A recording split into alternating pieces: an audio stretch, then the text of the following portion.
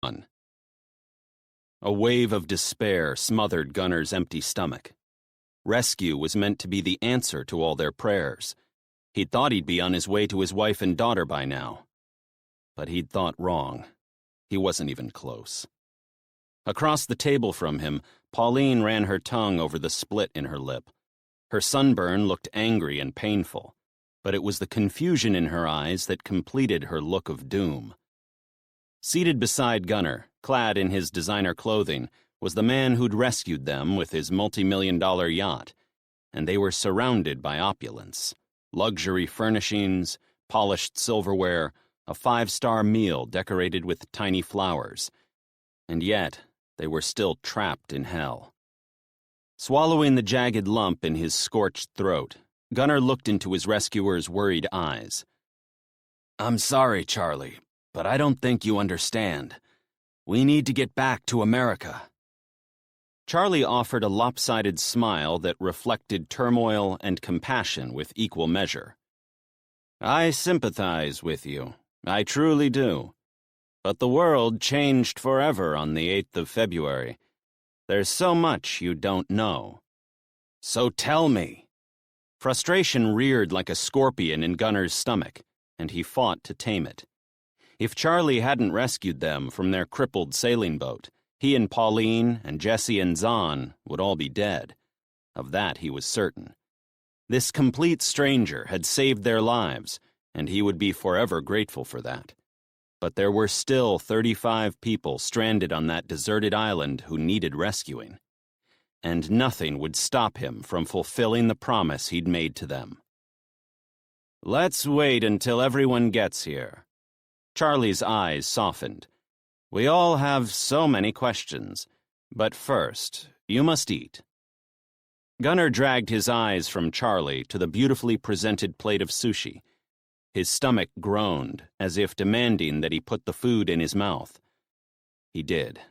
The rice was sweet, the fish was tender, and the taste, it was heaven. For weeks they'd had no choice but to eat raw fish.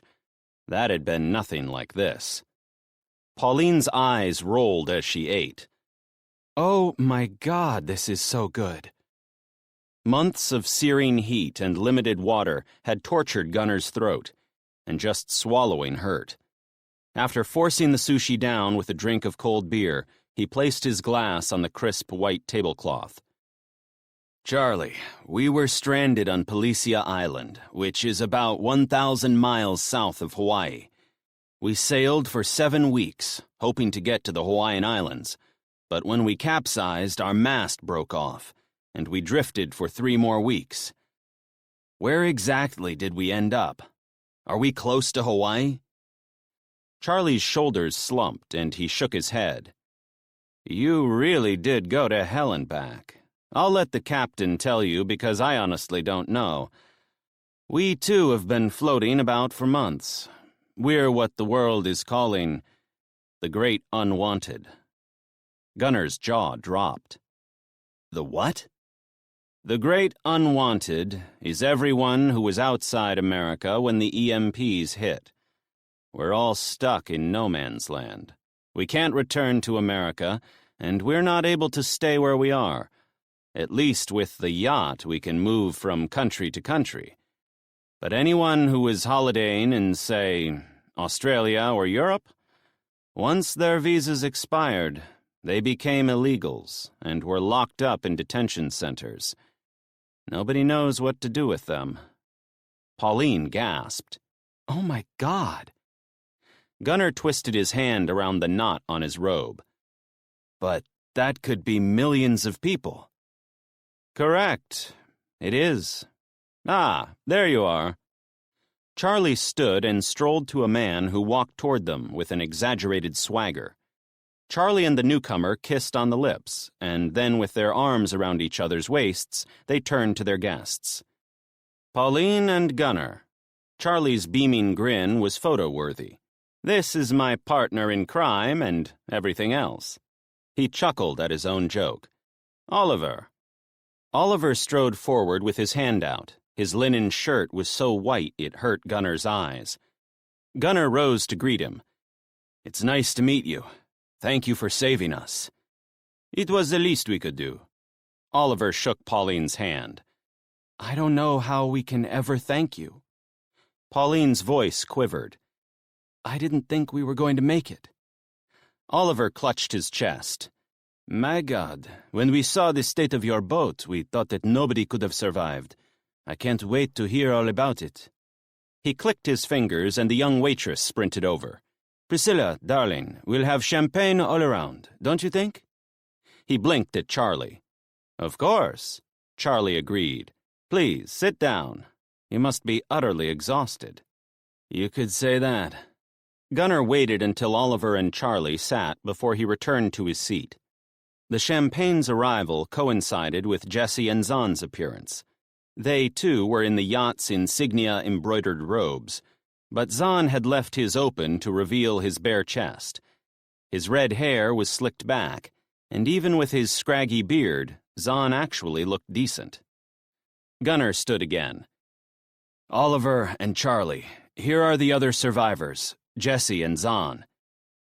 As the four of them shook hands, Oliver's eyes bulged, and he blatantly ran his gaze over Zahn's body. My, aren't you a handsome one? A cloud rolled over Zahn's face, and maybe Jessie sensed his obvious disapproval of Oliver's comment, because she stepped in front of Zahn and clutched Oliver's hand in both of hers. Thank you so much for rescuing us. I thought we were going to die out there for sure. Oliver nodded. By the state you are in, I'd say you're right. A waitress approached Jessie with a selection of drinks on a tray, and she chose champagne. Excuse me, Zahn, would you like a drink? The waitress shifted the tray toward him. Hell yeah, I'll have two. Zahn clutched a beer and downed it in one go. Then he grabbed another. Thanks. Now, please sit. I have a million questions for you all. Charlie pulled out a chair for Jessie, and she sat.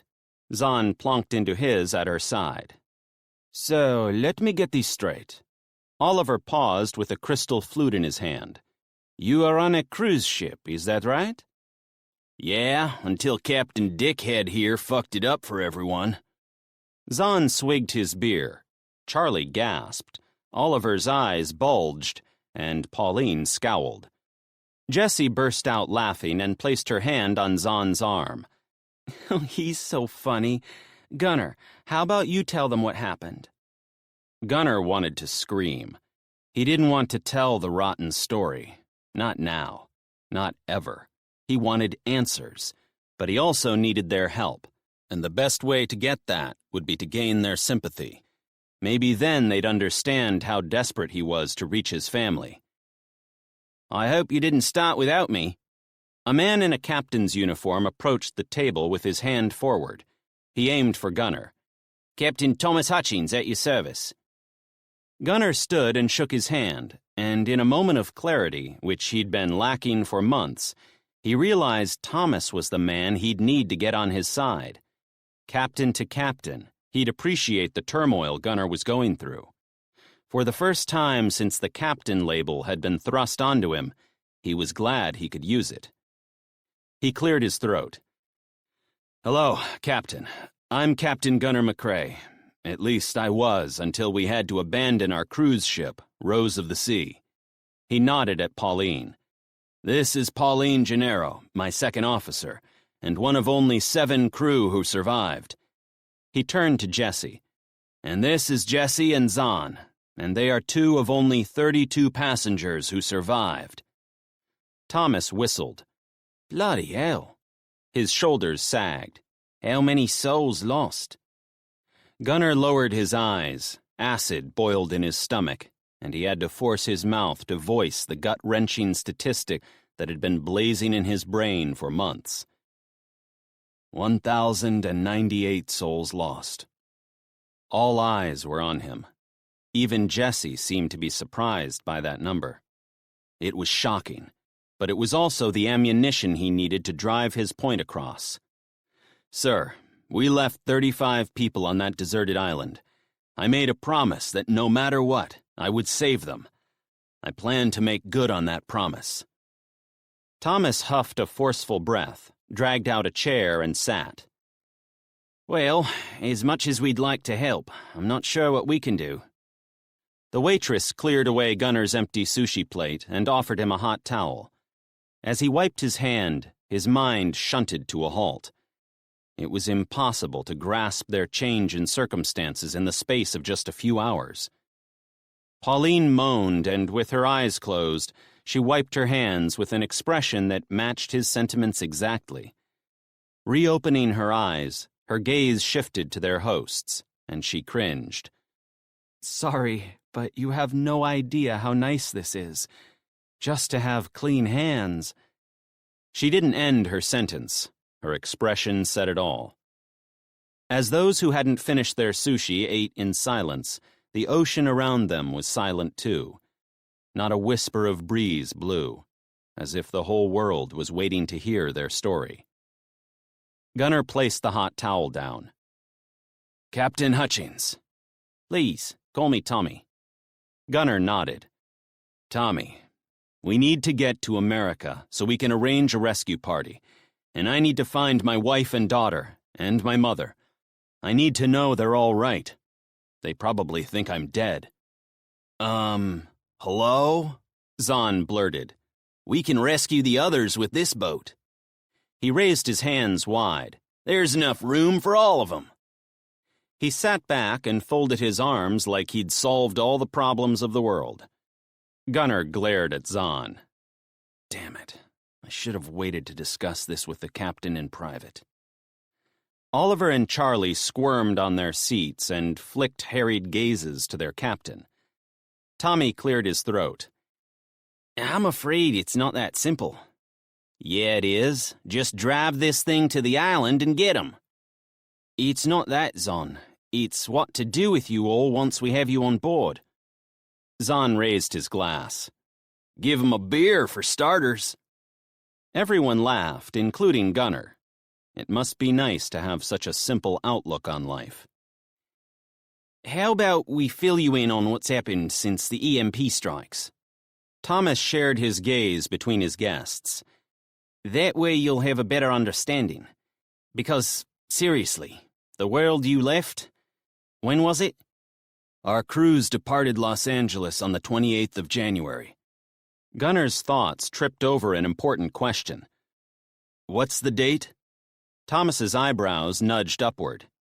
"It's the 5th of July. "Jesus," Jessie groaned. "That's over 5 months." "Correct," Charlie said. "America is nothing like it was when you left." 5 months. Gunner was lacerated with guilt. "I haven't seen my wife in 5 months. I need to contact her and—" Thomas halted him with a raised hand. "Hold up. Please, let me explain." He rolled his shoulders and his expression darkened like he was about to read a eulogy. "First, let me say that we haven't been back there ourselves, but we've heard enough stories that we know are true. You have to understand, without satellites there are no phones, and the World Wide Web, well, that hasn't worked since about a week after E-Day. That's what they're calling it, E-Day." Gunner hadn't even considered that the internet would be down. That would affect the entire world, not just America. "But how? I thought the internet was indestructible." 7 crew members strode to their table, and each placed a plate of food in front of the diners. "Fuck yeah!"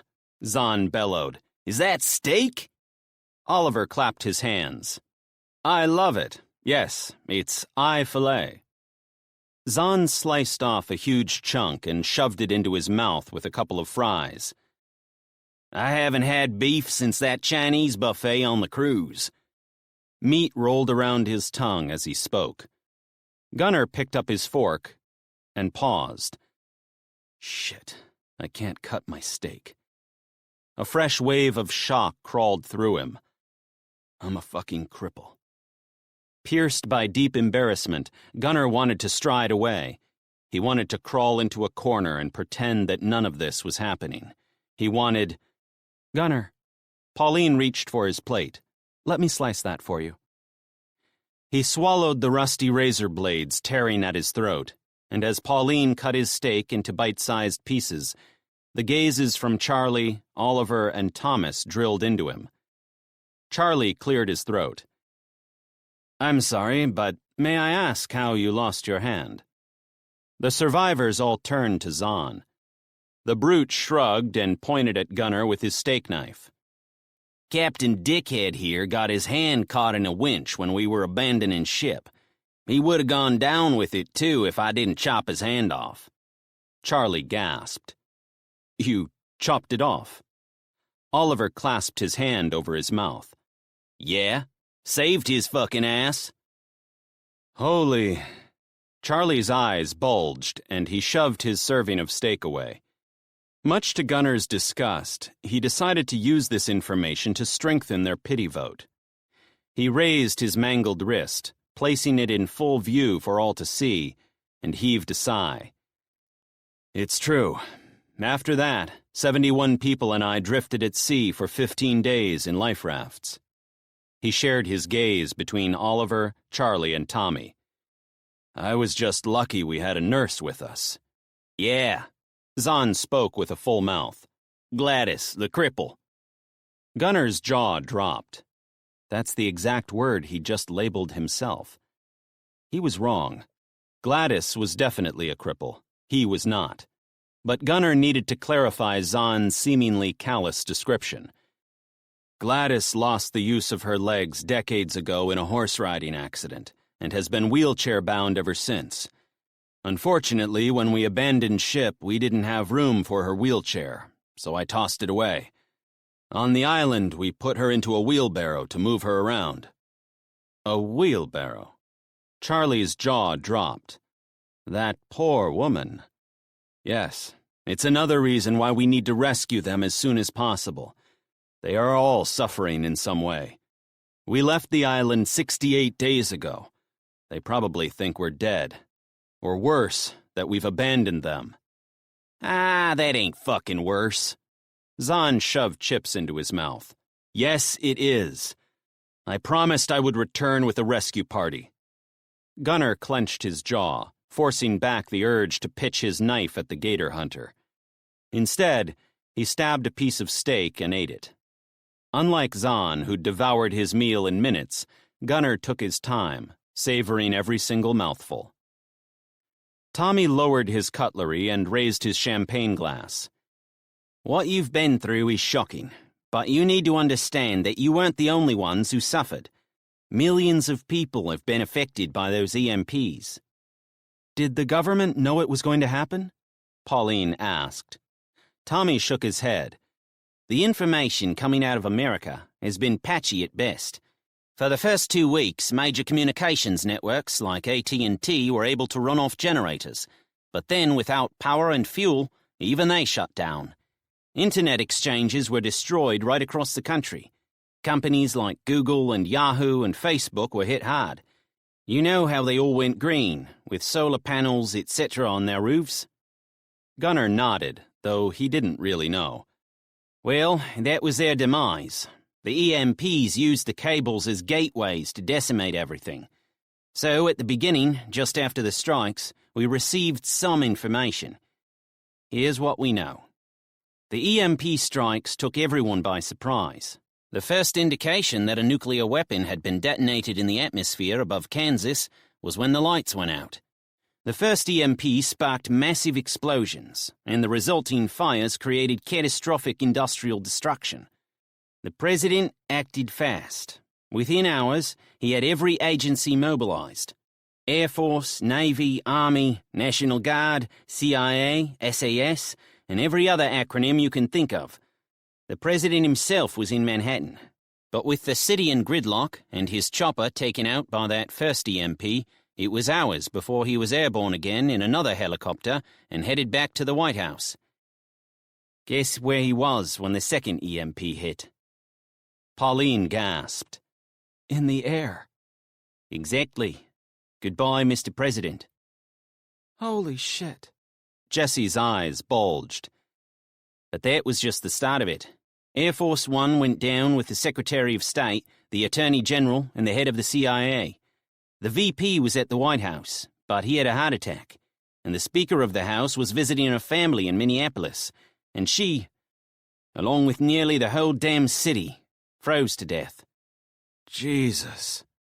Gunner's thoughts snapped to his own family, and fear blazed through him like molten lava. So, who's running the country? Tommy shook his head. In short, nobody. Chapter 2. The finality in Tommy's voice had Gunner's gut churning. He looked Tommy in the eye. But it's been 5 months. Surely. Yes. Tommy cut him off. But the devastation was complete and extensive. The EMPs took out all of America's power grid, along with half of Canada and half of Mexico. Gunner frowned. But why aren't other countries helping? Again, it's not that easy. Tommy drove his fingers through his thick hair. Without satellites, communication, and power at the airports, landing planes is near impossible. They tried to get supplies into ports via ships, but, again, no power means no cranes, etc. The ships that did dock were mobbed.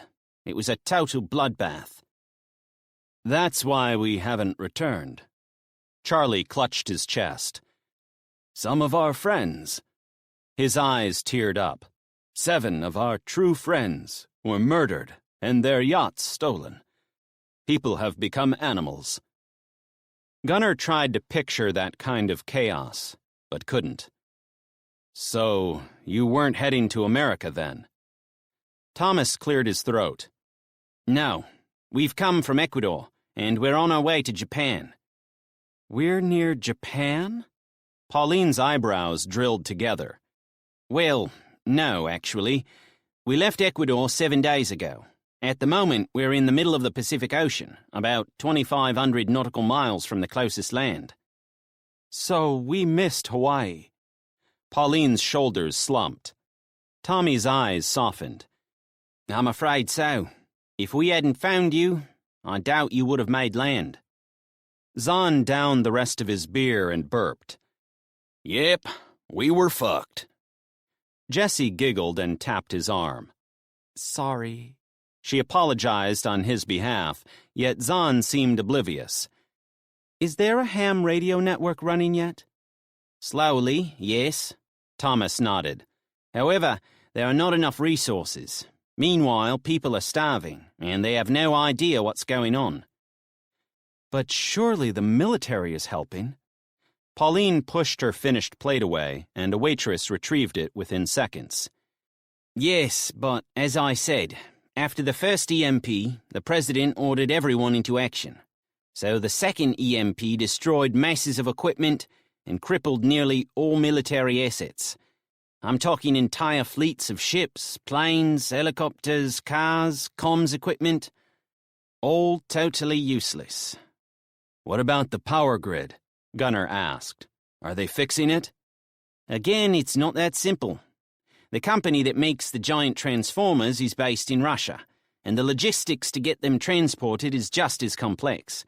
Not to mention the fight over which state will receive the first round of repairs. There are 49 states demanding to be fixed first. Gunner cocked his head. 49? Hawaii wasn't completely decimated by the EMP. Thomas put his fork aside. However, they have their own problems. They were taking refugees left, right, and center. Their population more than quadrupled in the space of weeks, and they had to shut their borders. Oliver cleared his throat. We heard that Hawaii ran out of food about 6 weeks ago. Pauline groaned. Had they actually made it to Hawaii, their prospects would have been grim anyway. Rioting killed so many, Thomas added. In America, we've seen some chaos over the years, but that was nothing compared to these latest riots. People are hungry, and desperate, and scared. And angry. Charlie's eyes bulged. Pauline sucked air through her teeth.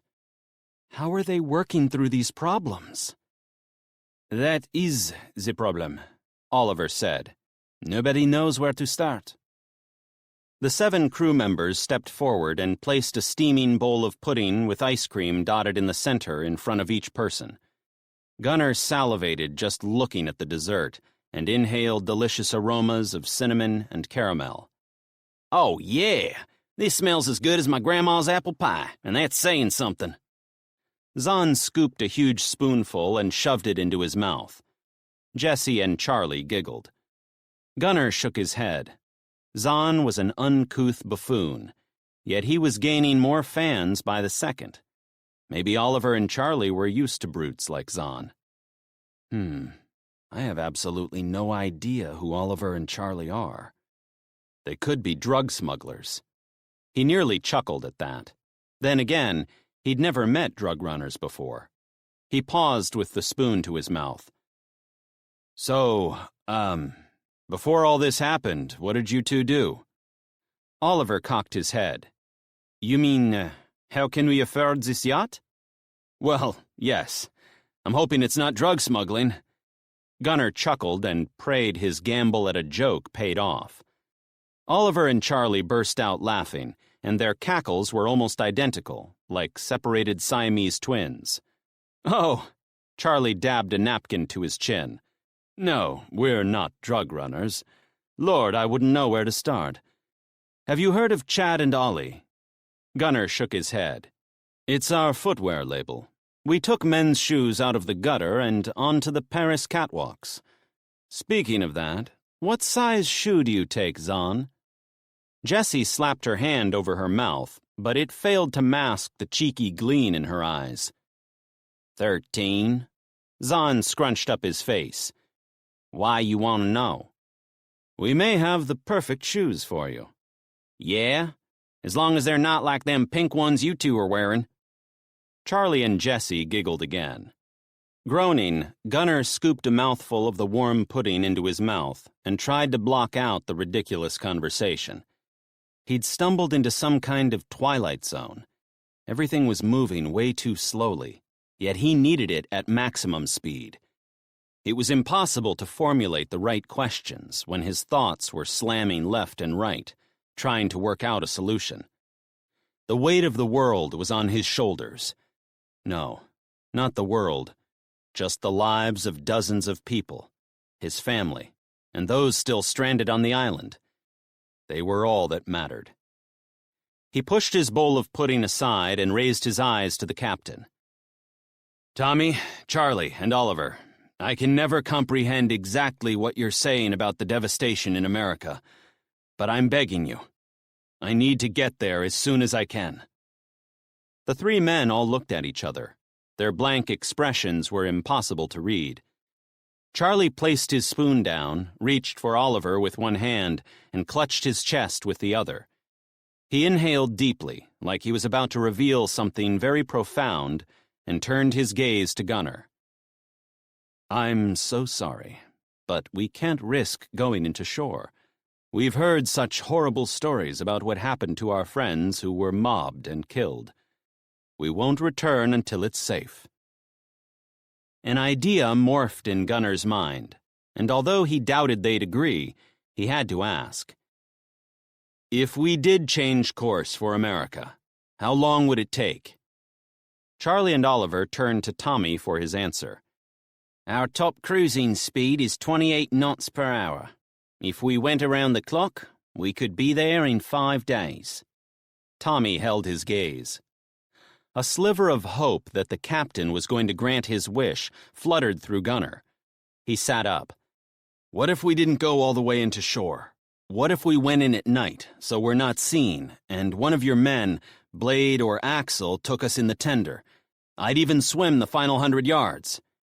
Sorry, Gunnar. Tommy glanced at Oliver and Charlie, maybe seeking support for what he was about to say. But we can't risk it. We'd be sitting ducks waiting for the tender to return. Zahn slammed his fist down, and Pauline jumped. You lot are all forgetting about the chopper. That's quicker than that motorboat. Tommy's expression shifted from gloom to something else. Intrigue, maybe. Hope and anticipation became one as Gunnar waited for the captain's response. Zahn grabbed his beer glass. You could fly some ways out, and we jump into the ocean, like on them action movies. Gunnar wanted to kiss Zahn. I'm desperate enough to jump out of a helicopter." Charlie and Oliver glanced at each other, and as if they possessed some kind of telepathy, they nodded and turned to Tommy. "I think that could be arranged, don't you, Captain?" Oliver asked. Tommy tilted his head, his brows drilled together. "Are you sure? We agreed not to go near America for a while." Charlie clasped his hands together and shared his gaze between Pauline and Gunnar. "I'm willing to take the risk, but only if you tell us all about your adventure." Fury inched up Gunnar's spine. Charlie made it sound like their months of hell had merely been a day at a theme park. Gunnar didn't know whether to laugh or cry. Chapter 3. Zahn ain't never been in no helicopter before, and even though he'd been the one who suggested it, he wasn't sure it was such a good idea neither, especially as it meant he was leaving the yacht. He'd just had 5 of the best days of his life. He and Jess had sat in the spa nearly all day every day, and all he had to do was click his fingers and one of them chicks would come running to take his order. They ate like kings, drank like 'em too. He and Jessie did nothing but swim and sleep. Every day they filled up their bellies with the best grub he'd had in his life, and every night he had sex with the hottest chick in the world. He ain't never gonna get that kind of treatment again. And Zahn had no fucking idea why Jessie was so keen to leave. But she was. She obviously liked her mama a fuckload more than he did his. It was all she'd been talking about since the 2 captains got their shit together and started driving the ship toward Los Angeles. Captain Dickhead was the same as her. He'd been like a bear in a trap since they got onto the yacht. He ain't even done no time in the spa. Pauline had, though. Zahn liked her. She treated him like an equal. Not many did that. Once the sun had gone and disappeared, Captain Thomas dropped the anchor, and everything got all quiet. In their room, Jessie had gone all quiet too. She didn't do quiet much either, and he didn't like to see her like that. It had his gut churning sideways. He hadn't wanted to leave the island, and he sure as shit didn't want to leave this yacht. And it was all because of a question that had been chewing up his mind since Jessie became his girl. When she gets back home, is Jessie gonna start wondering why the fuck she hooked up with me? He wouldn't blame her, on account of him having nothing to offer her and all.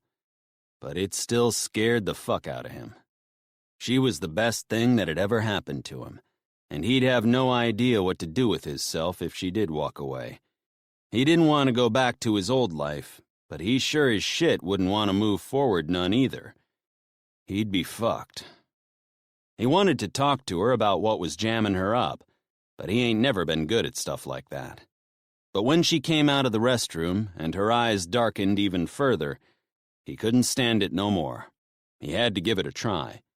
He sat on the bed and reached for her hand. "Hey, you okay?" Jessie turned to him with a frown that messed up her forehead. "Yes." She sat beside him. "And no." He put his arm over her shoulder and tugged her closer. "Is it me? Did I do something?" She blinked at him. "You? Why would you think that?" He huffed. "'Cause I always go fucking things up." She curled her hand over his leg and gave him a lopsided smile. "You haven't done anything wrong. You're the only thing that's right." Relief flooded through him like a tequila shot, and his heart did a flip. "What is it, then?" "I'm worried about Mom and Jack. What if... Tears flooded her eyes. Oh, man. He squeezed her tighter and ran his hand over her hair. "They're gonna be okay." You don't know that. If Charlie is correct, the whole country is messed up. What if they didn't make it to the compound? Or what if someone has broken into the bunker and killed them all? "They'll be fine. They planned for this, remember?" "Yeah." She flicked a tear from her cheek. "So would my dad. And now he's stuck on an island in the middle of nowhere, and God knows when I'll see him again." You'll see him again, I promise. She nudged her shoulder to his. You can't make promises like that. Hell yes, I can. A knock sounded on their door. Jesse squeezed his leg, then jumped up and opened it. Oh, hey, Pauline. Hey, guys. It's time to get moving. Are you two ready? Yeah. Give us 5 minutes to get changed. Okay. Meet us on the top deck, near the ladder to the helipad. Sure. Jesse shut the door. Time to go. Her face twisted, and worried that she was going to burst into tears, he strode to her. Zahn squeezed her to his chest. I promise you, I'll make things right. She wrapped her arms around him. Thank you. He hoped like hell he'd make good on that promise. Another knock sounded at the door, and he opened it. One of the crew was standing there with 2 bags. She handed one to each of them. It's not much. Just some snacks and water, and a few other things you might need. The way she was sniffling, it was like she thought they was heading for a war zone or something. Thank you so much. Jesse gave the woman a hug. Yeah, thanks. Zahn shook her hand. Would you mind if we took some soap? Jesse asked. And maybe a hand towel? Yes, of course. Take a full towel if you want. Jessie shook her head. Thank you, but the small towel will be easier to carry. Okay.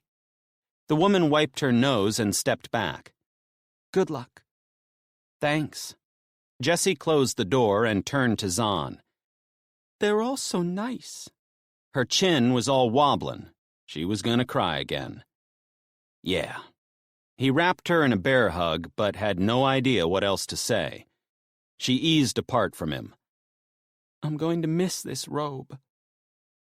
They'd been living in them nice bathrobes and slippers for days. He was going to miss them too. The crew had given them some clothes to wear for their swim, and as they dressed in the t-shirts and shorts, Zahn hoped it wasn't the last time he saw his chick naked. Once they got to land, they was going to change back into their old clothes. Jessie had insisted, saying they didn't want to stand out in new clothes. He had no idea how they was going to fit in looking like a bunch of homeless people, but he'd jump from the helicopter butt naked if Jessie said so. It didn't bother him none. Other than their crappy old clothes and shoes, they didn't have no belongings.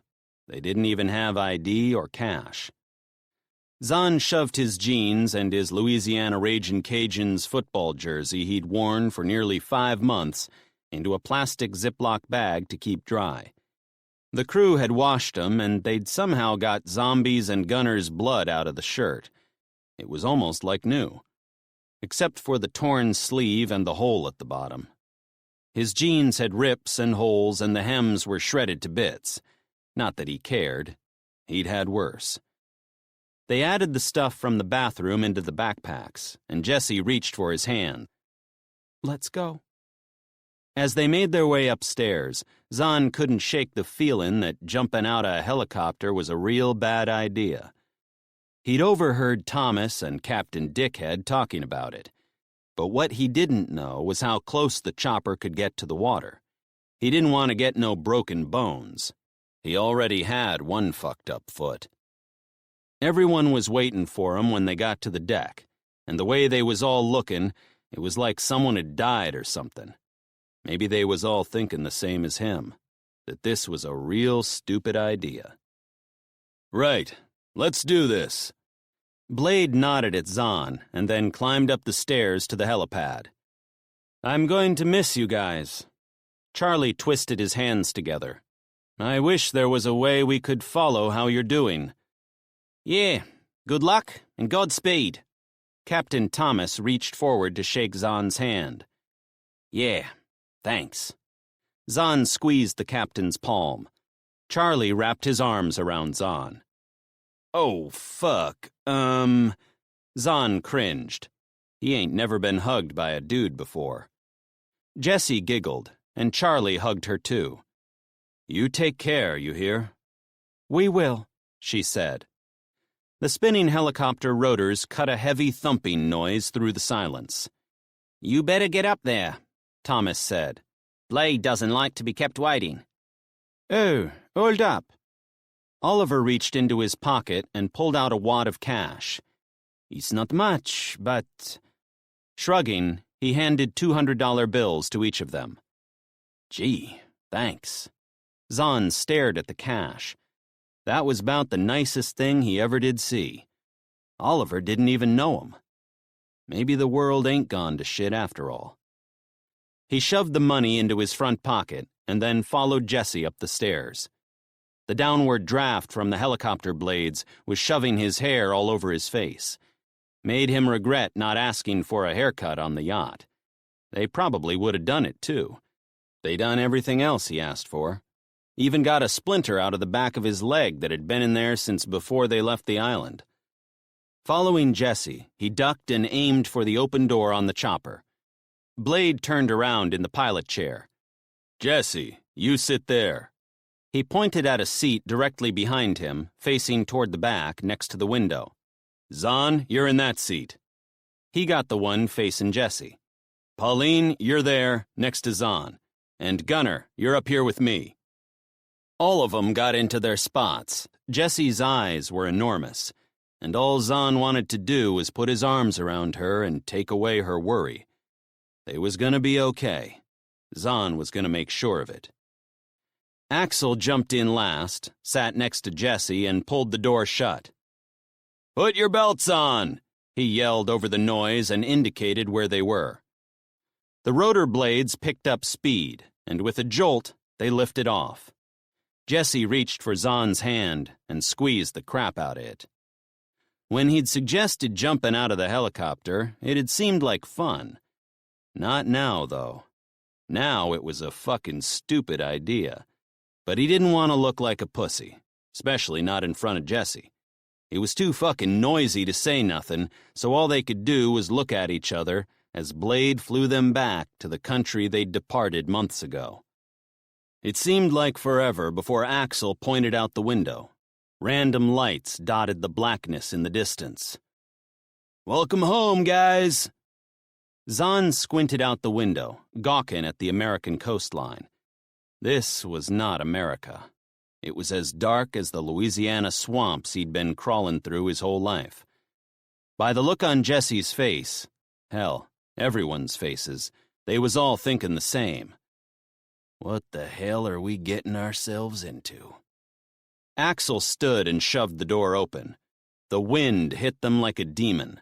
The noise was as loud as his final minutes on the fucking cruise ship had been. Jesse strangled his hand. The whites of her eyes were massive. Okay, just like I showed you. Axel thumped Zahn's arm. Don't forget, hands over your chest, and after you jump, cross your legs. Otherwise, your balls are gonna shoot right up your throat when you hit the water. Axel grinned at Zahn. You don't want that, do ya? Nope, he definitely didn't. How far is it? Jesse hollered. We're 100 yards offshore. No, I mean to the water. Not far. Come on, we've got to go. Let's get moving, people. Zahn, get over here. He palmed his chest. Me? Why me? Because I said so. Get up. Jesse squeezed Zahn's hand and let go. He shot his gaze from her to the black water below. It was a long way down. He ain't never done anything like this before. Hell, he ain't even been on a roller coaster. Hey, Zahn, Gunner yelled. Jumping off the cruise ship was much worse than this. Gunner looked at him like he knew Zahn was shitting his pants. It was the jolt he needed. Zahn weren't scared of nothing. He squeezed Jesse's leg. I'll be waiting for you. She nodded, but the fear in her eyes scared the crap out of him. What if she couldn't jump? Maybe she should go first. But before he had a chance to say anything, Axel clutched his wrist and dragged him forward. Sit here, put your feet on the skids, then stand and jump, just like we showed you this morning. He yanked Zahn's hand forward and wrapped his fingers around a handle. Zahn dangled his legs over the side and placed his bare feet on the skids.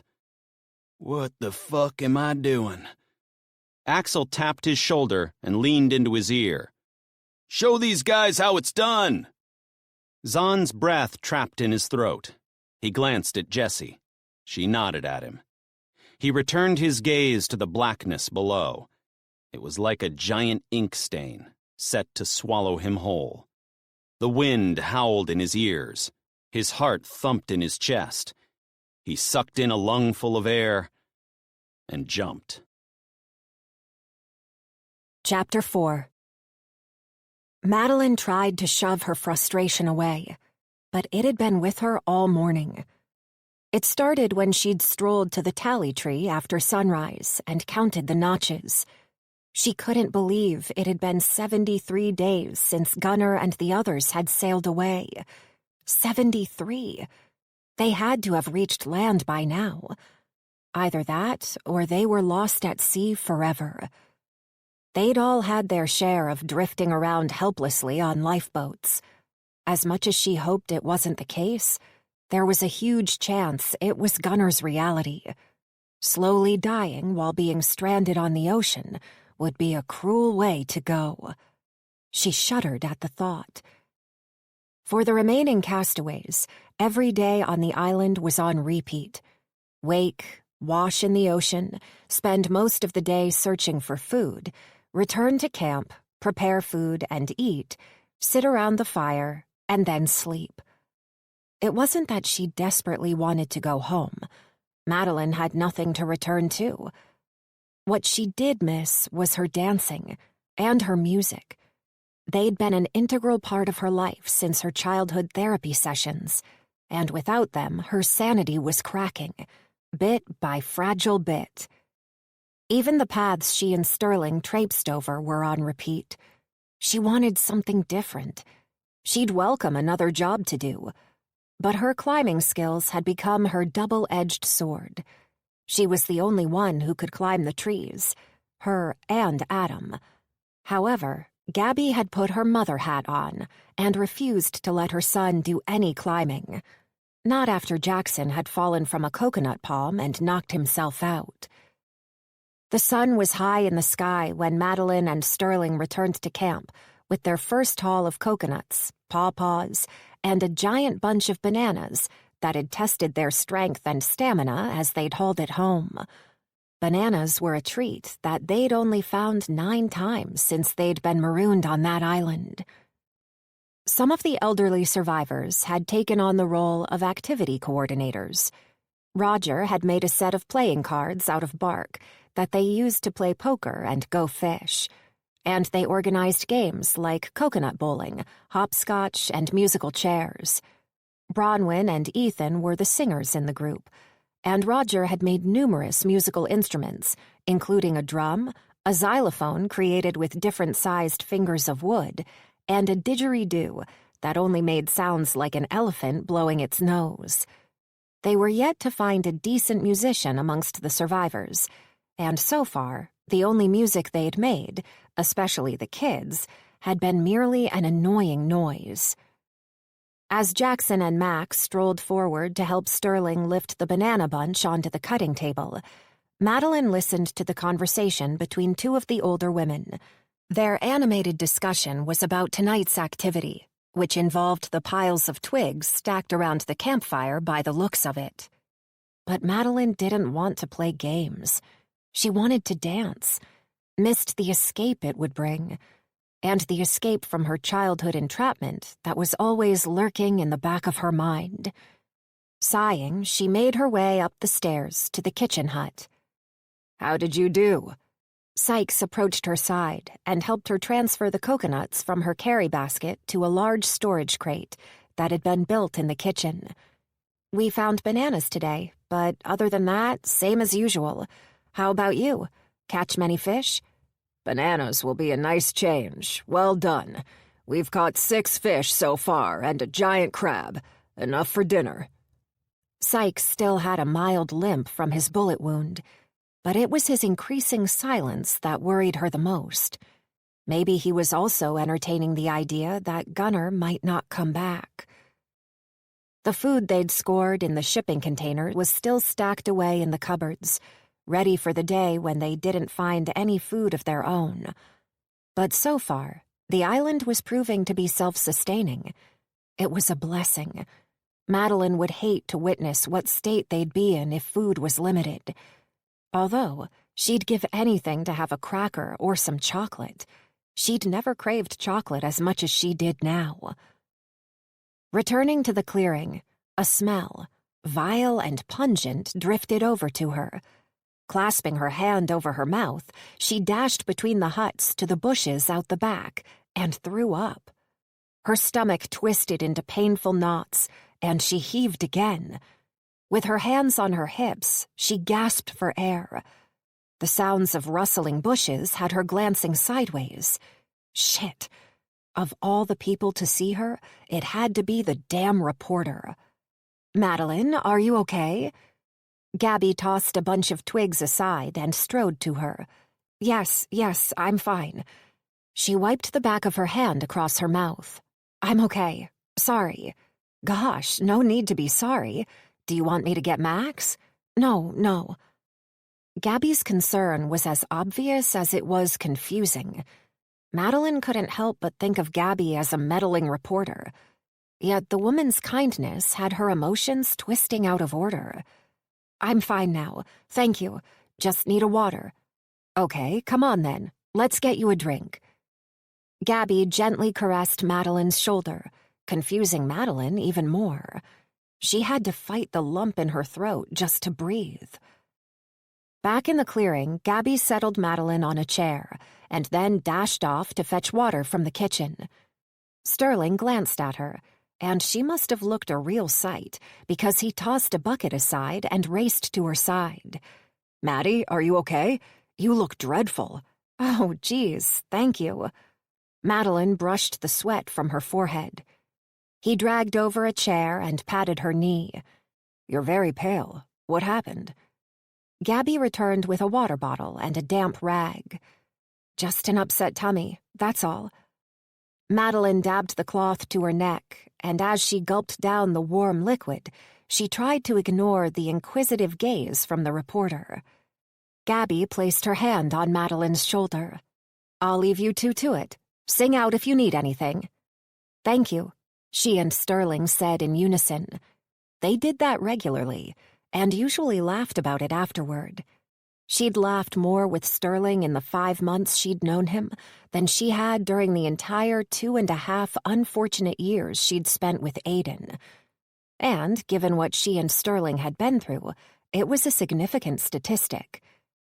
Madeline finished the water. "I'm okay, really." A frown drilled across his forehead. "Do you want to stay here and rest?" "No, I'm fine." "Okay." He leaned in and pecked her lips. "But promise you'll tell me if you're not well." She offered him what she hoped was a dazzling smile. "I promise." Sterling made her stay seated while he fetched her serving of lunch, one very ripe banana, a chunk of coconut, and a portion of cooked crab that had been wrapped in seaweed. It wasn't enough. Madeline could have eaten 4 times their allocated amount. It seemed she was constantly hungry lately. After lunch, they gathered their baskets to go in search of food again. "Anyone want to join us?" Sterling called out to no one in particular. "I will." Adam tossed the chunk of coconut he'd been gnawing on into the fire. "We will." Sally reached for Jennifer's hand. Gabby's gaze shot from the slices of pawpaw she was laying out on IKEA oven trays, ready to dry in the sun. "You kids be careful. Stick with Madeline and Sterling. Do you hear me?" "Yes, Mom," the 3 kids replied. Jennifer probably didn't remember her own family anymore. If she did, she certainly didn't mention them. Then again, Jennifer barely spoke much at all. After what she'd been through, she could be suffering childhood trauma. Madeline knew exactly how much that affected a life. It could be decades before Jennifer truly recovered, if ever. When they'd first landed on this island, Gabby had tried her hardest not to let the kids out of her sight. But as the days and weeks passed, she'd become more relaxed. Their freedom to move was probably a blessing in disguise. It kept their minds and bodies active. That had been her torture when she was kidnapped. She'd had nothing to entertain her mind or her body. Slapping the rotten recollection aside, she let Adam skip in front of her. He led the way along the path that had become their preferred exit out of camp, and the two girls followed him. For several months, Sykes, Quinn, and Call had made it their daily mission to strategically throw rocks onto the known areas of unexploded landmines. And for a while there, nearly every second day they'd triggered an explosion that had rattled everyone back at camp. They hadn't had an explosion for weeks, and yet most of the survivors still traveled only on the known paths. The alternative could be the difference between life and death. But Madeline was getting sick of the same trek day after day, and because they'd depleted the food supplies along those paths, they had to venture farther along. Adam led them to the one and only hill on this island, and they took a moment to sit and look across the ocean of nothingness. That's how she'd come to think of it. Every time she scanned the vista, there was nothing to see other than ocean and sky. Dark clouds were forming in the east, which meant they were likely to have rain tumbling in sometime during the night. The weather was as repetitive as her chores. It always rained in the late afternoon or night, and it usually rained every third day.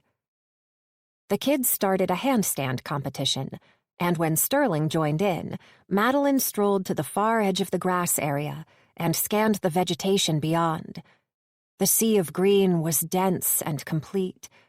An occasional giant tree protruded from the canopy, but other than that, nothing stood out. Normally on the hilltop there was at least some breeze. Not today.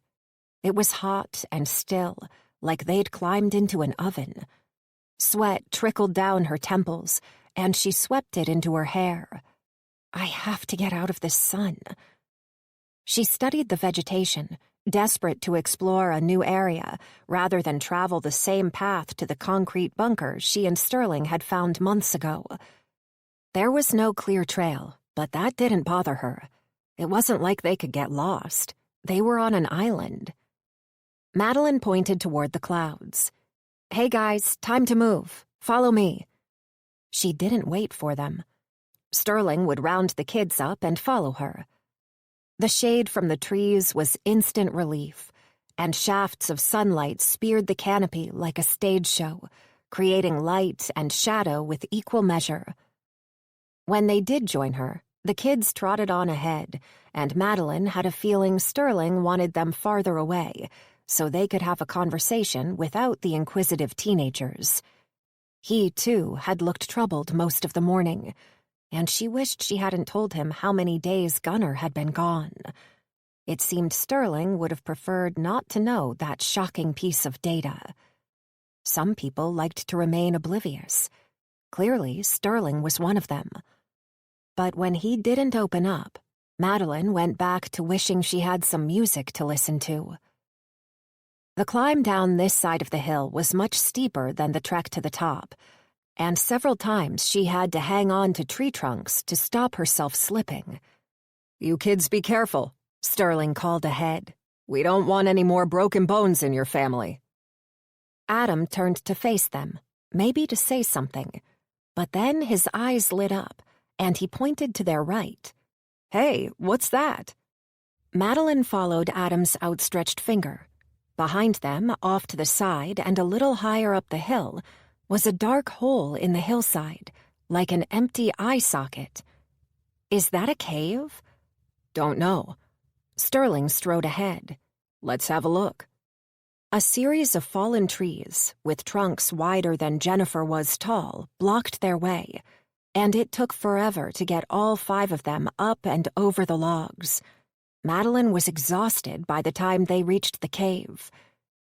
The entrance was about the size of her 12-year-old Minnie back home, but a few yards inside, what had appeared to be a tiny cave opened up to a massive chasm. Sunlight speared in from a couple of holes overhead, providing enough light for them to see where they were stepping. "This is so cool." Adam's words echoed back to them. He cupped his mouth. "Hello!" His voice bounced around the chasm, and Jennifer's lovely blue eyes lit up. Grinning, Madeline squatted beside her. "Go on, have a go." She flashed a stunning smile, then cupped her mouth. "Hello!"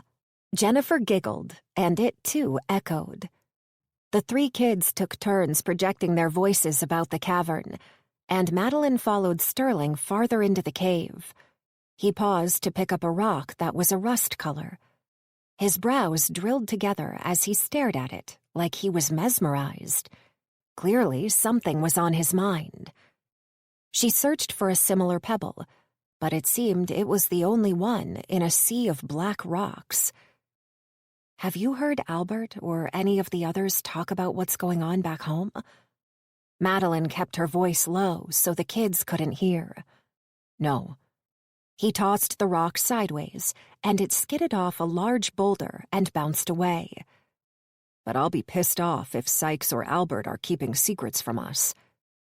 Huh. Perhaps he doesn't prefer to remain oblivious after all. Maybe they don't want to scare us. Maybe. He clenched his jaw. But we still have a right to know. I agree. But what if they haven't heard anything? That would be worse, don't you think? His gaze met hers. Of course. It would mean America is still in a mess, and the chances of being rescued are even slimmer than we thought. Madeline sighed. There was no perfect response to that. Sterling leaned in to kiss her, and just like every time he did this, delightful butterflies danced through her stomach. He kissed her often. It was sweet and usually unexpected. Public displays of romance had never been part of her life before, but with Sterling, it was easy and natural. The kids continued calling out, and their voices bounced around in stereo. Their delightful giggles were a lovely distraction. Gravel crunched beneath Madeline's feet as she stepped toward a glass-like pond in the middle of the cave. Around the pool, moss covered the rocks in a slimy green blanket, making them slippery. At the edge of the water, Sterling braced against a large boulder to squat. Madeline joined him. The setting was breathtaking, and the cooler air was refreshing after the stifling jungle outside. Leaning forward, Sterling scooped a handful of water and sniffed. "This is fresh water." He took a sip. It's good." Madeline reached toward the pond, and a creature shot out of the rocks near her hand. She shrieked, and as the crab darted across the shallow pond, she tumbled backward. An explosion of water had her scrambling back farther. A gasp burst from her throat as an eel, long, thick, and black as coal, latched onto the crab. Jesus! Madeline found her footing as the two creatures thrashed about, splashing water onto the surrounding rocks. The crystal-clear pool clouded with sand and dislodged moss as the eel twisted back and forth. The crab's claws clashed like scissors as it fought its attacker. Several other crabs popped out from nowhere and darted across the pond like they were walking on water. The eel curled itself over, twisting into muscular knots. The crab lost a claw, and the green pincers tumbled onto the rocks like discarded scrap. The creatures slammed onto the rocks, and liquid squirted from the crab, tarnishing their fresh water. The eel swam backward, entering a hole. The crab's struggle appeared to diminish as the eel's sleek body gradually slinked away. Silently, they vanished altogether. Holy cow! Madeline huffed out a trapped breath and chuckled. I think I'll skip sampling the water. Sterling bulged his eyes at her. That was... A high-pitched squeal raked fear up Madeline's back. She stumbled sideways, desperate to see where the scream was coming from. Sterling clawed himself upright.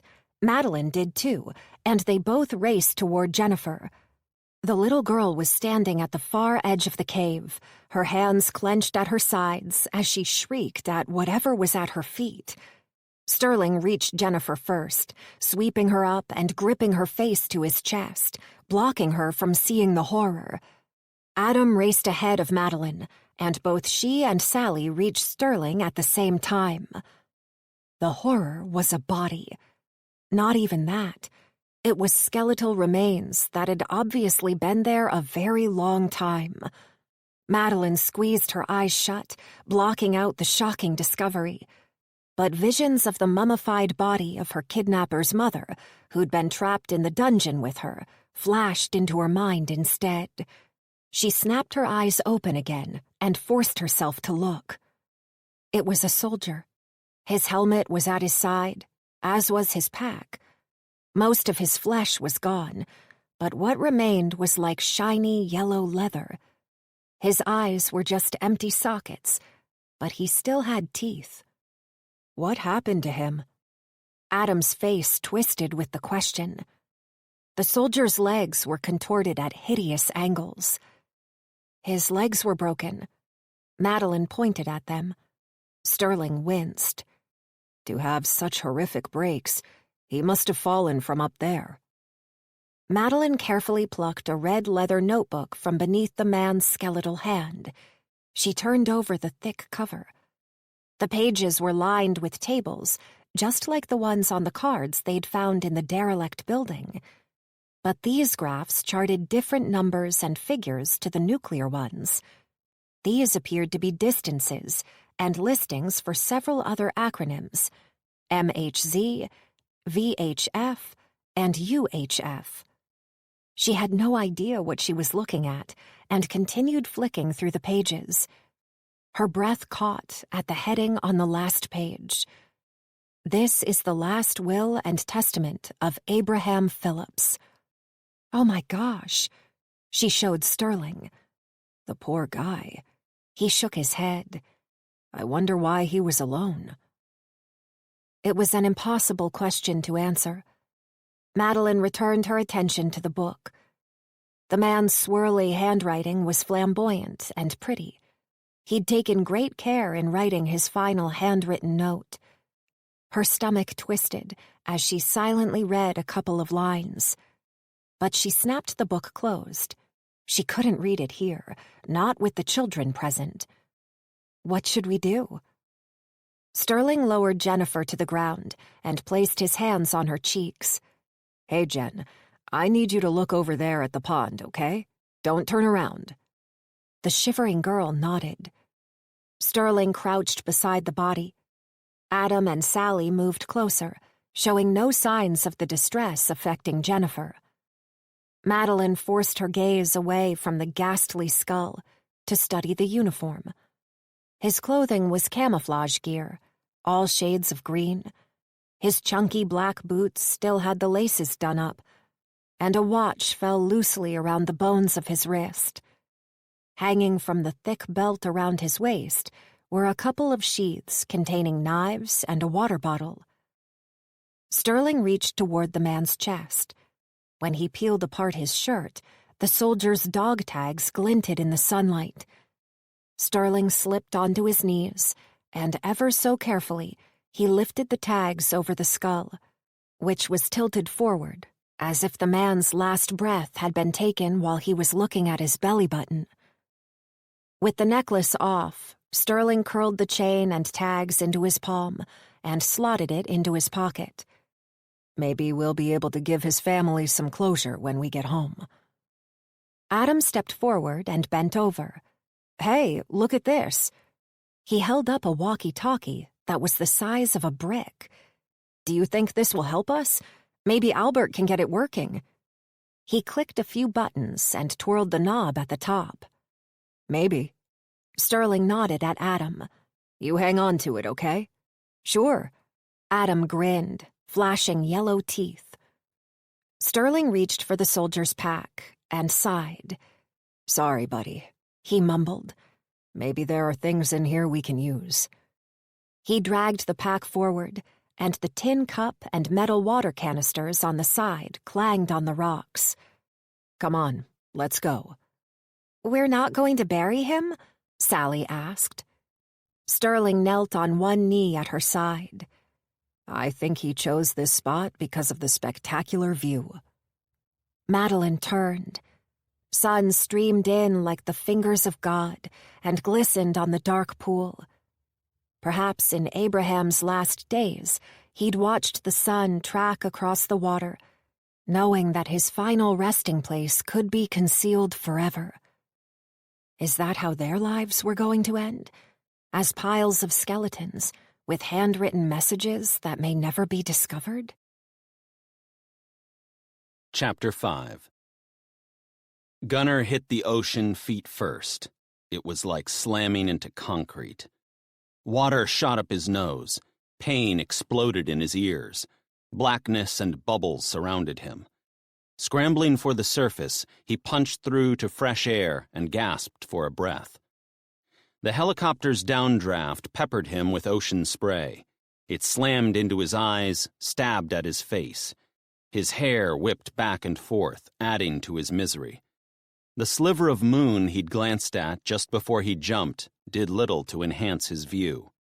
Squinting against the onslaught, he searched for Zahn and Pauline, who jumped before him. "Pauline! Zahn!" But there was nothing but inky darkness. "Pauline! Zahn!" A flash of movement caught his eyes. An arm. He put his face down, and riding the monsoon created by the chopper, he swam toward it. Pauline appeared before him. "You okay?" he blurted the second he reached her. "Yes!" she screamed over the deafening noise. "Just waiting for Jessie." "Where the fuck is she?" Zahn punched the waves. Treading water, Gunnar squinted into the piercing assault to study the hovering helicopter. Its only lights were a red spot on the tail and an obscure glow from the cockpit. The door was open, but he couldn't see anyone. Jessie should be there, ready to take her turn. "She's not fucking coming!" Zahn boomed, his voice strangled with emotion. "Yes, she is, Zahn!" Pauline yelled. "She's just scared!" Zahn's expression twisted to a scowl. "I should have gone after her. She needs me." "And she'll need you down here." A pair of legs appeared on the helicopter skids. Jessie.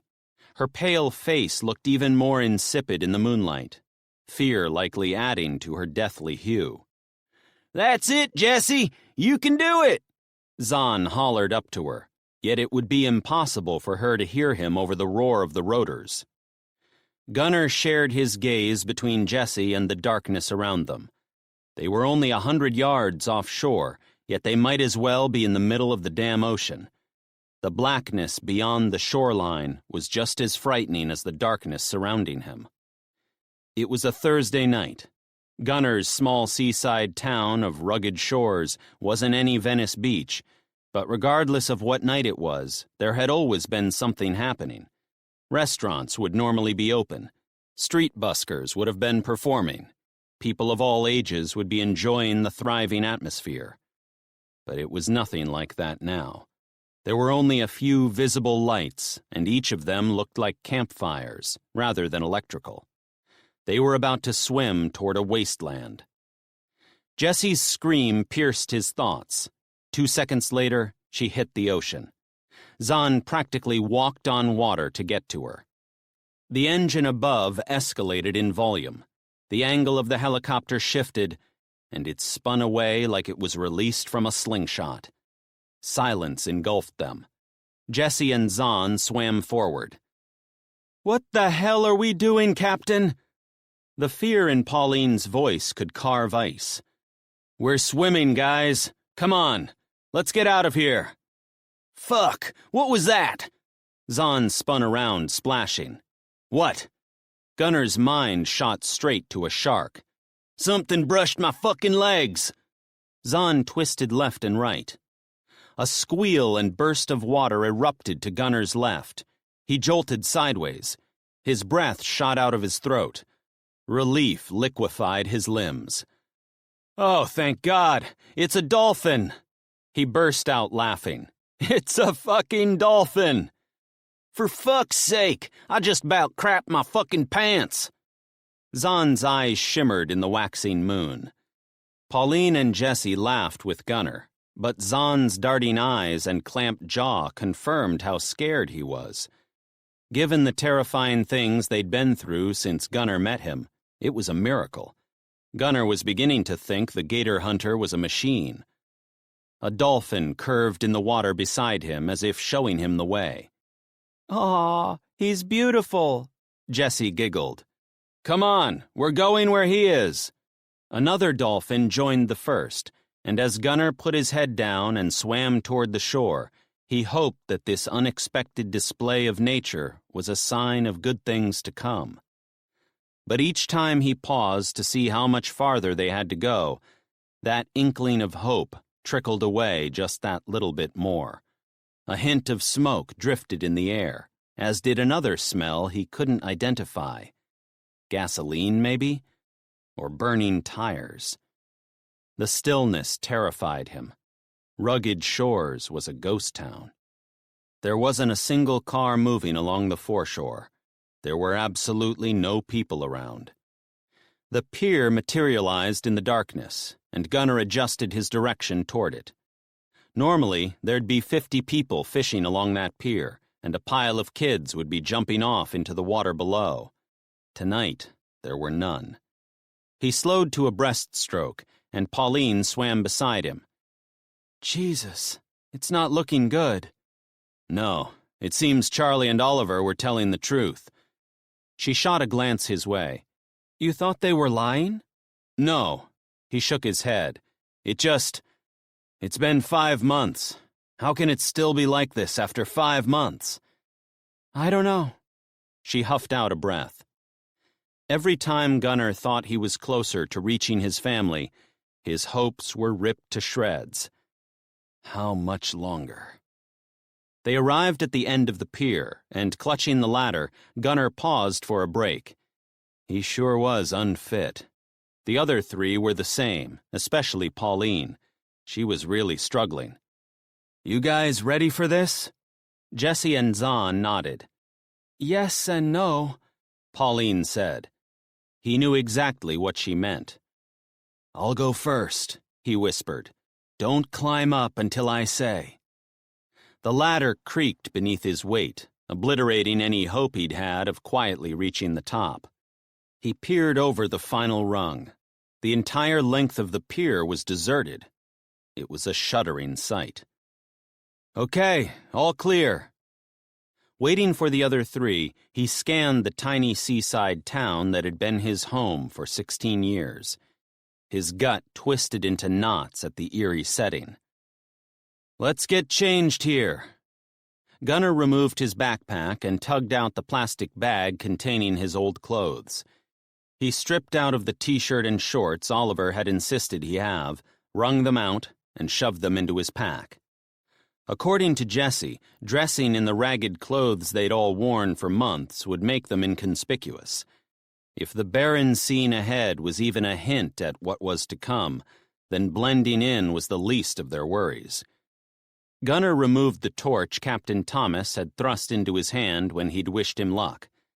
The acid churning in his stomach suggested they would need a whole lot more than that. They walked along the wooden pier in silence. Maybe they were all as shocked as he was. This was not the welcome home party he'd been envisaging for months. Far from it. Even before they'd reached the road that ran parallel to the beach, the extent of the desolation was evident. Many of the shops that had lined the street had been burned to the ground. Graffiti and rubbish were everywhere. There wasn't a single window still intact. They strode up the middle of the street, dodging abandoned cars that had either been smashed to pieces or burned out, or both. Gunnar's gut twisted as his gaze shot from one shocking wreck to the next. Rugged Shores was a sleepy seaside town. They didn't have gangs. He couldn't even remember a time when someone had been robbed. What the hell happened? This is what my dad was talking about. Jesse matched his strides. People get desperate when they run out of food, and they go crazy when help doesn't come. The matter-of-fact tone in her voice scared the hell out of him. This wasn't normal. Questions scraped through him like dirty fingernails. Who did this? Where is everyone gone? A weird guttural groan echoed somewhere behind them. What the hell was that? The hairs on Gunner's neck bristled. Don't know. Pauline's eyes flared. Quick, get in there. Gunner shone the torch toward his local pharmacy. It was a business he'd visited way too many times to count when his wife was going through breast cancer. But it was beyond recognition. He panned the light around the shop. Every single shelf was empty. Half of the shelving had toppled over. The back counter had been removed altogether, and a dark patch stained the floor. Is that blood? The question stung like a wasp. Oh, God, please don't let it be Hillary's. The elderly woman who'd served him every single time he'd come into the pharmacy had worked there since she was 15. She'd always joked that she'd die behind that counter. He hoped like hell she hadn't. The groaning noise got louder, and the four of them dashed into the back room that had always been locked. There wasn't even a door anymore. Nothing but empty cartons and scraps of paper dotted the medicine shelves. Their ragged breathing was louder in the tiny room than it had been outside, but not enough to block out the hideous noises on the street. Gunner fought rotten images blazing across his mind like they were a boa constrictor around his head. But hideous zombies crawling up the road still squeezed into his mental vision. Jesus Christ, calm down. A fierce growl carved through the silence. Gunner's heart thudded to a stop. That can't be human. It's dogs, Jesse whispered. He blinked at her. How do you know? They're starving too. The ones that have survived so far will be feral. A dog howled. It was both chilling and mournful, as if it had understood what she'd said. Jesus. Gunner tried to process this new information. A series of grunting noises echoed around them. Shit, they're here. Jesse backed up to the far wall. Pauline joined her. They were trapped. The grunting got louder. Claws scraped over the wooden floors. The dogs were sniffing. Gunner tried to work out how many there were. Is it 5? 10? 50? Fuck! Zahn's eyes darted about the storeroom. They smell us. He grabbed one of the metal shelves and pulled on it. Gunner clutched it with his hand too. They both yanked, trying to tug the impromptu weapon free. A hiss cut through their desperation. Clutching the flashlight like a weapon, his gaze shot to the open door. A cry burst from his throat. A black dog as big as his daughter blocked their exit. It snarled, baring yellow fangs. The hairs on its back were rigid. The red rim around its mouth could only be dried blood. Shit! Shit! Acid shot up Gunner's throat at the evil in its eyes. A scrawny Rottweiler with a bloody gash on its leg joined the black dog. Its savage growl revealed deadly fangs. Jesus Christ, what do we do? Pauline shrieked. A ragged mongrel joined the first two. Froth covered its lips as it barked and growled with equal ferocity. Zahn rattled the shelf. Fucking come on! But the metal wouldn't budge. 4 more dogs merged with the pack. One was missing a leg. The black dog's growl grew louder. Slobber dribbled from its lips as it stepped closer. Jesse shrieked. Zahn snatched Gunner's torch and charged out the door. Screaming like a banshee, he kicked the black dog with his boot, whacked the Rottweiler with the torch, then punched the mongrel. The dogs yelped and scurried away. Zahn chased after them, his boots stomping on the wooden floors like a bullock stampede. Gunner ran after him, but he was too late. Both Zahn and the wild dogs raced up the street. Zahn was still screaming like a wild man as he picked up something and tossed it at the pack. It bounced off the last dog's back, and the scrawny runt yelped, stumbled sideways, but kept on going. Once again, Zahn had saved them. Gunnar was pierced with deep admiration for the crazy gator hunter. His bravery knew no bounds. He stood at the pharmacy entrance, and Pauline and Jessie joined him. Their shocked expressions probably matched his own. Zahn's bouncing flashlight confirmed he was on his way back. Jessie ran to him and latched her arms around him. That was amazing. Zahn's chest heaved, and his breaths were ragged. Gunnar strode to him, offering to shake his hand. Jesus Christ, Zahn, you're a fucking legend. The big redhead smiled, and a flush raced up his cheeks. The brute was blushing. Thank you, Zahn. Pauline placed her hand on his arm. It weren't nothing. Pauline frowned. It was a lot of everything. You saved us. Zahn shrugged and looked at Gunnar. So, what are we gonna do now? A wave of utter exhaustion rolled through Gunnar, but they had to keep moving. Let's go back inside. He led them into the pharmacy and zipped open his pack to remove his water bottle. He only took a small sip. They had no idea where their next supplies were coming from. We have to get out of here. Jessie tugged on one of her earrings. Those dogs will come back. Nodding, Gunnar shoved his water bottle away and flicked the pack onto his back. He sighed. The weight of their trust was like a Mack truck on his shoulders. They needed him to have a plan. He didn't. At least not one involving all of them. As much as he didn't want to leave them, he had to. Gunnar cleared his throat. Look, it's obvious things are way worse than we thought. Charlie was right. If my town is an indication of what went on, then finding someone who can save the people on the island is going to be damn hard. They all nodded. But I need to find my family first. And Jessie, you need to get to yours. And you, Pauline, I assume you want to get to Matt? Pauline nodded. Sorry. Yes, I need to see him. Pauline and Matt had been engaged for 9 months, but she hadn't seen her fiancé in 5 of those. Gunnar touched her shoulder. I understand. Don't apologize. He turned to Zahn. What about you? Do you need to see your family? What? Zahn jerked back. Fuck no. Oh, okay then. So what are you... Zahn folded his arms. I don't care what you do. I'm sticking with Jessie. Good.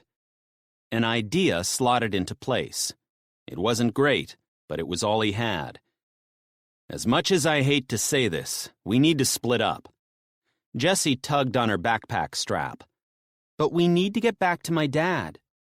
Gunnar nodded. And we will. Give me 3 days to find my wife and daughter, and then I'll meet up with you. No. Jessie clamped her jaw. We stick together. We are stronger that way. Gunnar inched backward. Jessie never raised her voice. The glow from the flashlight may have exacerbated the fire in her eyes, but it was unmissable. I need you to help me save my dad, and you need me because I've been listening to my dad's prepper talk for years, and you need Zahn because he's way braver than you are. So, bad luck. We're stuck together. Jessie. Gunnar softened his shoulders. It's not that I don't want us to be together, but we need to go in different directions, so it would be quicker if we split up. Maybe, but it will be dumber. For starters, we have no way to communicate with each other. By the look of this place, I doubt your family will still be at your house. You could take days to find them, maybe even weeks. Besides, how the hell do you plan on finding our bunker? She tugged harder on her earring. You got a working GPS you haven't told us about? Gunnar's world imploded. She was right. He was out of his depth. Again. Her big brown eyes penetrated him. A rumble split the silence outside. What's that? Pauline hissed. Shit! Jessie snatched the flashlight and turned it off as she shoved them backward into the shop. Someone's coming. Maybe they can help us. Gunnar stepped toward the door. No! Jessie clutched his arm, digging her nails in as she dragged him back. Wait till you see them, then make a decision. They huddled in the corner behind a row of felled shelving. The rumbling engine got louder. Its heavy beat indicated it wouldn't be a car, it was something much larger. A truck, maybe, or an armored tank. Voices drifted over the sound of the engine. Male voices. But they weren't in angry tones. They seemed normal, like they were having a chat. Gunnar's hope soared. This was it. They were saved. He readied to run out as soon as he saw the truck. A gritty crunch had the truck shunting down a gear. Headlights pierced the blackness outside. Voices got louder. 5, maybe 6 men. Was it the Army? Or the National Guard? It didn't matter who. Gunnar was just grateful to hear other humans. Pauline's breathing was short and sharp in his ear, matching his own racing heartbeat. The lights got brighter. A man appeared. He was dressed in normal clothes, not a uniform. He was holding a large rifle. He had it aimed forward, scanning the road ahead of the truck. 3 more men appeared, all carrying weapons. They were not the Army. They were not even close. Their swaggers were bold, commanding. Their expressions were menacing. They were not friendly. He held his breath as the truck inched past the pharmacy door.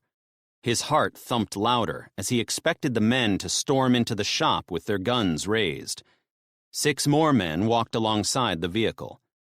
Through the open slats on the rear of the truck, even more men were visible. And then he saw something dangling off the back of the truck that had the hairs on his neck bristling and his stomach churning. Dead dogs. Chapter 6. Gabby forced her eyes open and squinted against the blazing sunshine. Groaning, she rolled her tongue around her mouth and spat out sand. She snapped her eyes shut again and winced at the tiny granules grating against her eyeballs. Fighting the sting and the glare, her blurry vision gradually ebbed away, and it took her a while to work out what she was seeing. I'm on the beach. Spitting more grit from her lips, she sat up. God damn it, I had another seizure. As her tongue prodded the gap in her teeth, she scanned the beach. Nobody was looking her way. It had gone unnoticed. Thank God. Anger blazed through her as she dusted off her hands and the rest of her body. The seizures were becoming more frequent, and according to Max, they were lasting longer each time. To her side was a jumble of plates that she must have been holding when she'd keeled over.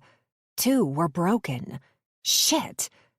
Scooping up the pieces, she glanced around again. Still nobody was watching.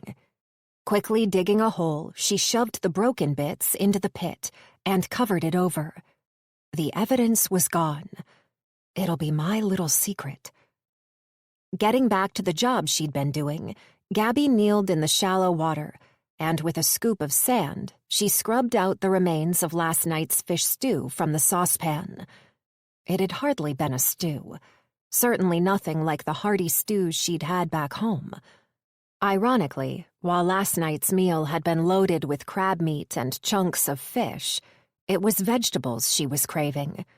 Maybe it was her diet that was intensifying her condition. She huffed. If it was, then there was nothing she could do about it anyway. The only meal items they had that could be considered vegetables were seaweed, and the leaves, flowers, and roots of a yucca plant that Bronwyn had identified as edible. Either way, she was getting mighty sick of coconut for breakfast, lunch, and dinner. On the odd occasion, Sykes would allow them to delve into the IKEA supply, and the older ladies would create an amazing fish curry. But Sykes only allowed those luxuries when morale was nearing rock bottom, or when someone severely hurt themselves, like the night before last when Ethan had fallen onto a sharp shell that had taken a decent chunk out of his shin. Thank God for Gladys. She had stitched him up, so he should be fine. Just like Max and Sykes. Sykes still had a limp, and Max carried on as if missing 2 fingers wasn't an impediment at all. She'd give anything to have her missing tooth back, though. Her tongue had taken to poking through that gap in her front teeth non-stop. It was a constant reminder that at any second she could have another seizure, fall over face first and knock herself out, and possibly lose more teeth. Gabby reached for a stack of plates, but turned toward a hideous sound behind her and searched the bushes. Someone was throwing up. Is that Madeline again? Wiping her hands on her skirt, Gabby strolled through the bushes toward the noise. A flash of red in the distance caught her eye. It was Madeline. "Hey, Maddie, are you okay?" Madeline shot Gabby a horrified glare. She clearly hadn't wanted to be seen. Gabby understood that. Nobody wanted to be caught when they were at their worst. It was an ironic admission, given that it had been one of her main objectives during her career. Regardless, she continued toward her. She'd known Madeline for about 5 months, and yet the younger woman still remained distant with her. Gabby had tried so hard to push through her stony facade, especially at the beginning, when she'd wanted to show her appreciation for saving Sally. But it was like cracking cement with a toothpick. Maybe our paths have crossed before, and maybe I did something that Madeline can't forgive.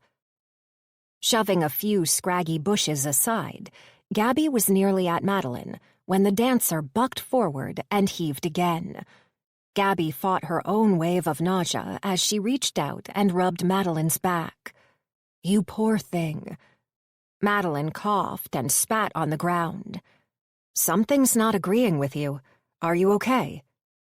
Given that they had no means for refrigeration, it was a wonder more of them didn't have upset stomachs. "I think so." Madeline met Gabby's eyes. Her mouth fell ajar like she wanted to say something, but whatever it was, she resisted. Gabby wanted to tell the younger woman that whatever was bothering her, it was going to be okay. But the moment evaporated when the blood drained from Madeline's face, and she vomited again. "Oh, you poor love." Gabby rubbed Madeline's back, certain it wasn't helping, yet unable to offer anything else. Recalling how much she'd hated it when Max had done it to her, Gabby stopped as a memory flashed through her mind. It was of a time when she'd been throwing up. A time when she'd hated absolutely everything about herself. A time when she'd first discovered she was pregnant. When Madeline finally stood upright again, Gabby cupped Madeline's arm, hoping that she conveyed the concern she genuinely felt. "Do you want to talk about it?" Madeline squinted. "About what?" "You being sick." Gabby offered a smile. "Is it possible you're pregnant?" Madeline's shoulders slumped, and Gabby reached for her, fearful that the dancer was about to collapse. "Come, let's sit over here." Gabby led her to a felled log, and when they sat, a circle of sunlight fell upon them, as if they'd stepped into nature's confessional booth. Sitting side by side, staring off to the distant ocean, neither of them spoke. Yet Gabby had the impression Madeline wanted to. Rather than go back to her original query, Gabby chose a different tactic. She picked up a twig and peeled off a strip of bark. "May I ask you a question?" Madeline shot her a wide-eyed glare, almost as if she was terrified. Jesus, what's going on? Gabby cleared her throat. "Have I done something to upset you? I mean, in the past, before we actually met in the life raft?" Madeline frowned. "Why do you think that?" "Because you hate me, and I have no idea why." Madeline unclenched her jaw and swallowed, as if torn over how to respond. Gabby could almost feel the younger woman's inner debate, yet Gabby remained silent, hoping for a response to a question that had been niggling her for months. Finally, Madeline shifted on the log to look more squarely at Gabby. "Do you know who I am?" Gabby frowned and searched for Madeline's surname. She couldn't recall ever learning it. Finally, she shook her head. "Should I?" "I'm Madeline Jewell." She didn't elaborate, but she didn't need to. It was one of those names that were as memorable as Marilyn Monroe or Charles Manson. Gabby nodded. "You were kidnapped as a child." "Yes, that's me." Gabby recalled some of the headlines. "Dear Jewel snatched on her way home from school. Will our precious Jewel ever come home?" "I remember your story." Gabby sighed. "What you went through was absolutely horrible. No words can ever make up for it. But did I do something to upset you, back then? Because if I did, I have no memory of it." Madeline turned to face the ocean again, and the sun caught on the beads of sweat on her nose. "I was kidnapped and held captive for months. It was pure hell. But my nightmare didn't end when I was released. You know why?" Gabby shook her head. "No." "Reporters, people like you who never let me move on. I was a freak in my own show." Gabby snapped the twig in two and tossed it aside. "I'm so sorry. You're right. We are monsters. She palmed her chest, hoping to portray genuine meaning in every word she was saying. "I was a monster. I would have done anything for a story. But I've changed." Gabby met Madeline's gaze, and she yearned for the younger woman to believe her. "It wasn't until all this happened that I realized how heartless I was. I made a living out of other people's misery. I'm sorry that you were hounded like that. After what you'd been through, you deserved your privacy." She looked right into her eyes and hoped beyond all hope that Madeline accepted her apology. She wanted a friend out here on this wretched island. But it was more than that. She wanted that friend to be Madeline, the woman who'd saved her daughter. The air between them bristled as Gabby waited out the silence. She wanted to say more, but words were meaningless if they weren't believed. It was an eternity before Madeline cleared her throat and nodded. "Thank you. I appreciate you saying that." Gabby sighed, and relief washed through her like an autumn breeze. "I hope the reporters didn't hound you for too long." "It was years." Gabby groaned. "I'm so sorry." Madeline looked calm, in control, yet her eyes said otherwise. "My mother made it worse. She chased the reporters, begging them to do another feature on me. She had a little black book with the names of every reporter she could find. You were probably in there." Gabby's gut twisted, and she must have scowled or something, because Madeline cocked her head. "She did, didn't she?" "Now that you mention it, yes." An ugly wave of guilt washed through Gabby. "It was a few years after you were rescued. We were planning on doing an entire segment on you, but..." Gabby squirmed. "Would you believe you were trumped by Michael Jackson's arrest for child molestation charges?" Madeline rolled her eyes. "That's ironic." "Yeah. Your mother didn't give up, though. She was a bitch. I hope I'm never like her." Madeline scrunched her nose. "You're going to be an amazing mom." Madeline shifted sideways and frowned as if considering Gabby's statement. Is she pregnant? She is yet to answer that question. But Gabby didn't want to push it. This conversation was the most the two of them had spoken to each other since they'd met. A small smile curled across Madeline's lips, and when she tilted her head sideways, a spear of sunlight filtered onto her face, giving her caramel eyes a coppery shimmer. "Thank you. I want to be an amazing mother. Like you." Gabby jerked back, blinking at Madeline. "What?" Madeline frowned. You don't think so? No, I don't. I've been a terrible mother. I didn't even want children. Jesus, I can't believe I said that. Madeline's eyes widened. Why? Gabby's mind twisted into knots, and she flicked her hand, trying to act aloof. It's a long story. Well, Madeline spread her arms wide. We've got nothing else to do. Oh, geez. Closing her eyes, Gabby breathed in deeply, hardly able to believe she was tempted to reveal a part of her history that she'd never told anyone.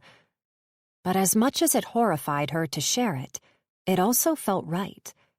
The two of them were building a bridge to mend their friendship, and finally they had several bricks in place. It was progress, but it was more than that. Madeline was the right one to share it with. If revealing a secret that she'd never told anyone was what she had to do to convince Madeline that she'd changed, then she was ready. Gabby dug her feet into the sand, grinding the coarse grains between her toes. Unlike you, I had an amazing childhood. My mother was the epitome of homely bliss. She baked and sewed. She helped with my homework and volunteered at my school. I couldn't have asked for a better mother. Okay, and your dad? He was a state senator. Mom was so proud of him. He was away a lot and always came home with a toy and a massive hug for me. In other words, you had a perfect life. Madeline rolled her eyes. So it seemed, but it was all a lie. Madeline's eyes narrowed, maybe searching to see if Gabby was telling the truth. My mother was on her deathbed when she told me who my real father was. Oh dear. Gabby pictured her mother as she'd uttered that secret.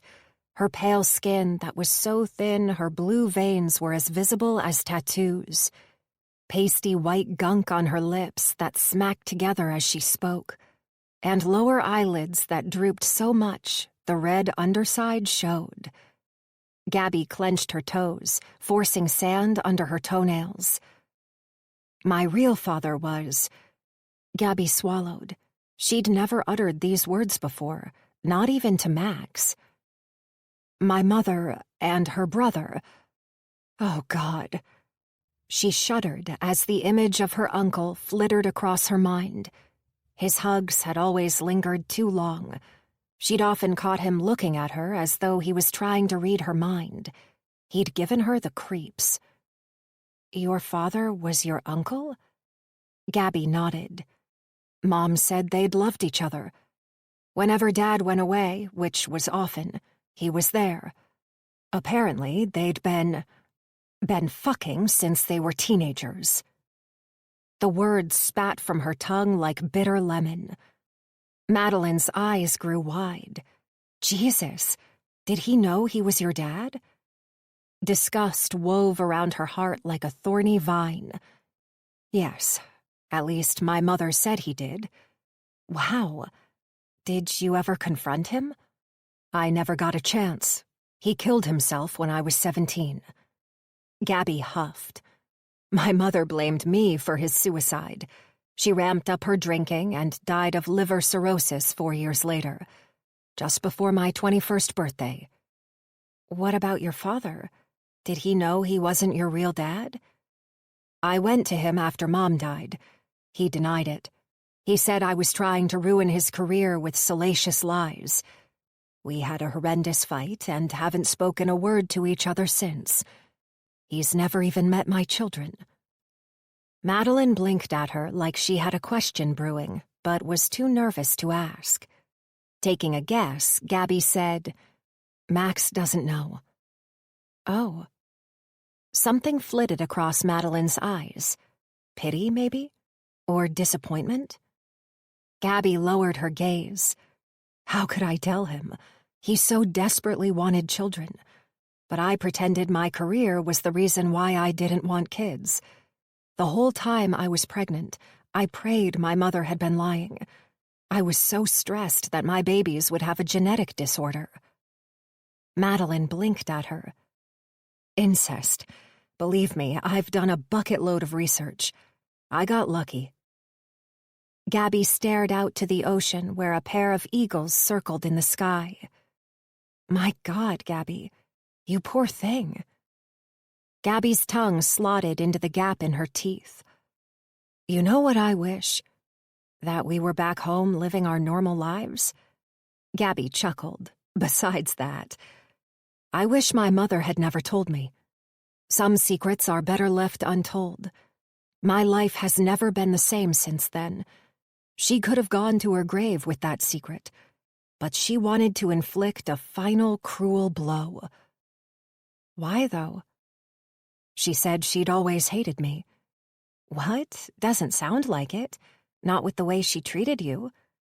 It was all about appearances. Dad was a state senator. He was voted into office on the back of his family values. Once she fell pregnant with me, her brother stopped.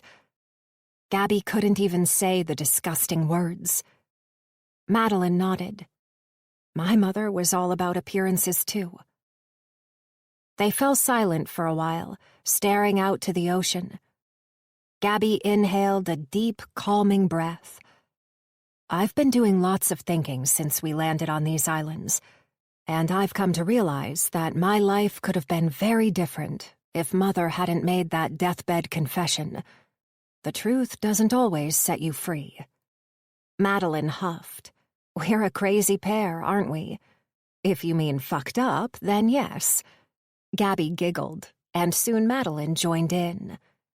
Tears formed in Gabby's eyes as she reached over and wrapped her arms around Madeline. It was the first time she'd ever truly hugged a woman, and Gabby's heart swelled so big she could hardly breathe. It was a very long while before they eased apart. Madeline cocked her head and smiled. Your secret is safe with me. I'd like to say your secret is safe with me. Gabby nodded at Madeline's stomach. But you're not going to be able to hide it for too much longer. Madeline rested her hands on her midriff, and her expression twisted. I know. I need to tell Sterling, but I'm just so nervous. What if he doesn't love... A racket erupted behind them, and Sterling came crashing through the bushes like a three-legged bull. Both Gabby and Madeline stood. Jesus, I've been looking everywhere for you. Are you okay? He reached for Madeline and tucked a lock of her hair around her ear. Madeline smiled, and it appeared to wipe away the turmoil that had been eating her up moments ago. I'm fine, just a bit of an upset tummy, that's all.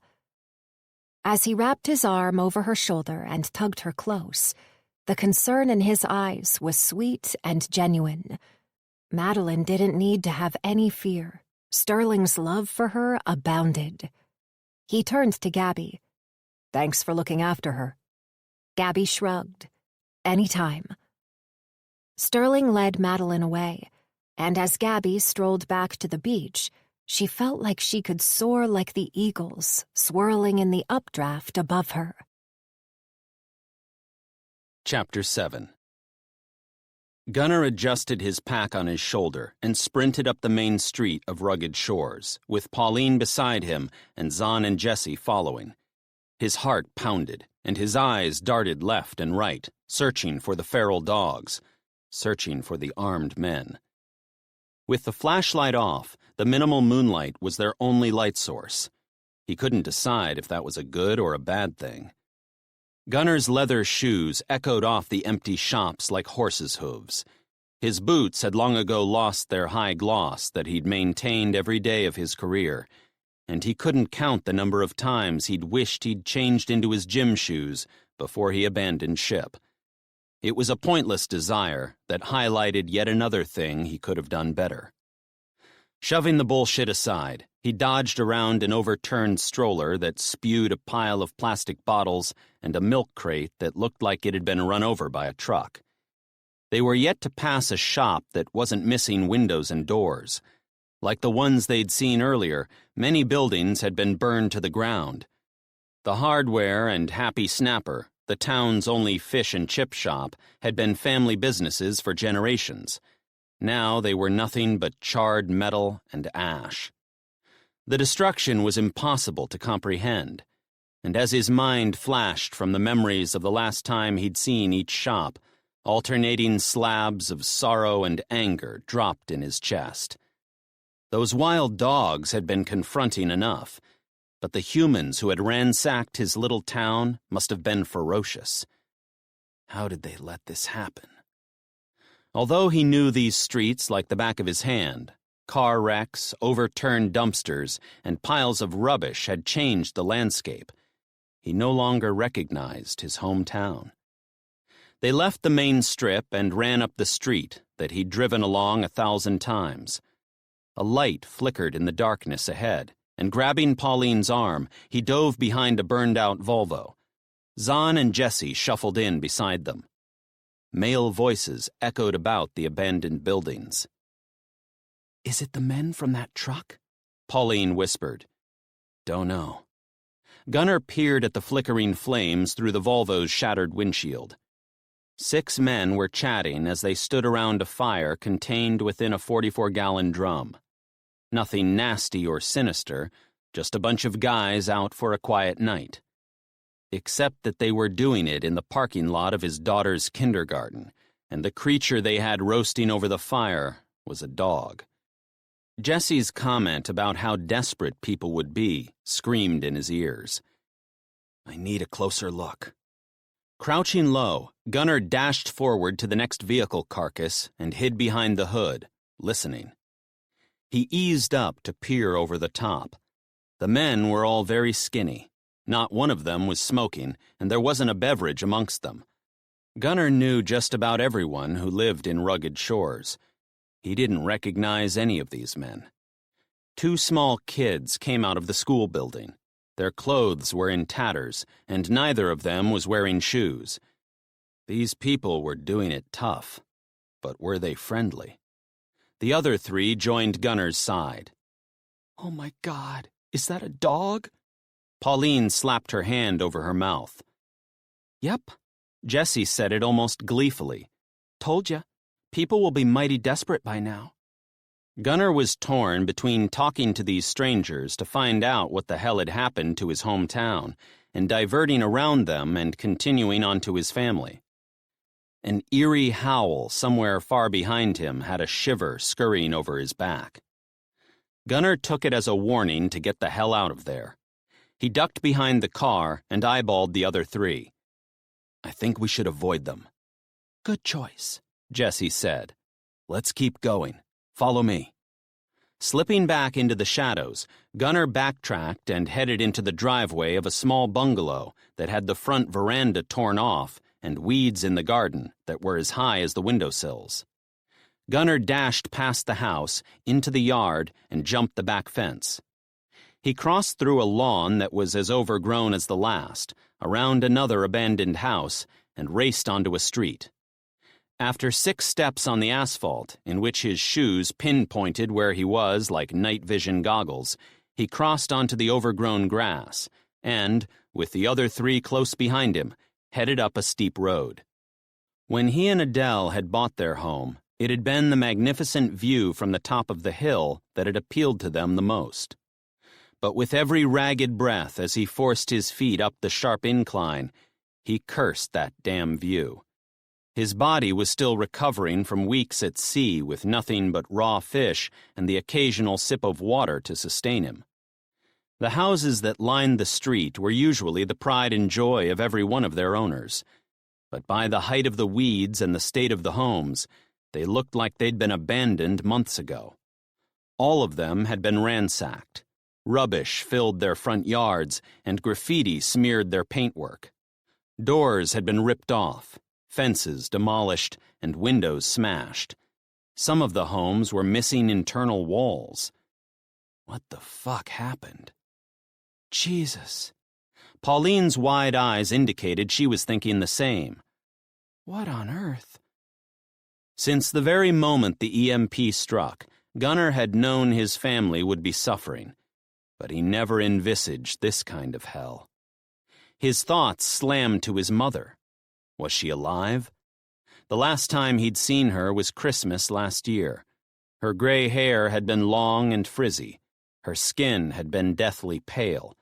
She'd been a shadow of the woman who was convicted 20 years ago. But she'd also had a glimmer of hope in her eyes. She'd only had 5 months left on her life sentence. That had ended 9 weeks ago. Impossible questions dripped like battery acid. Did they set her free?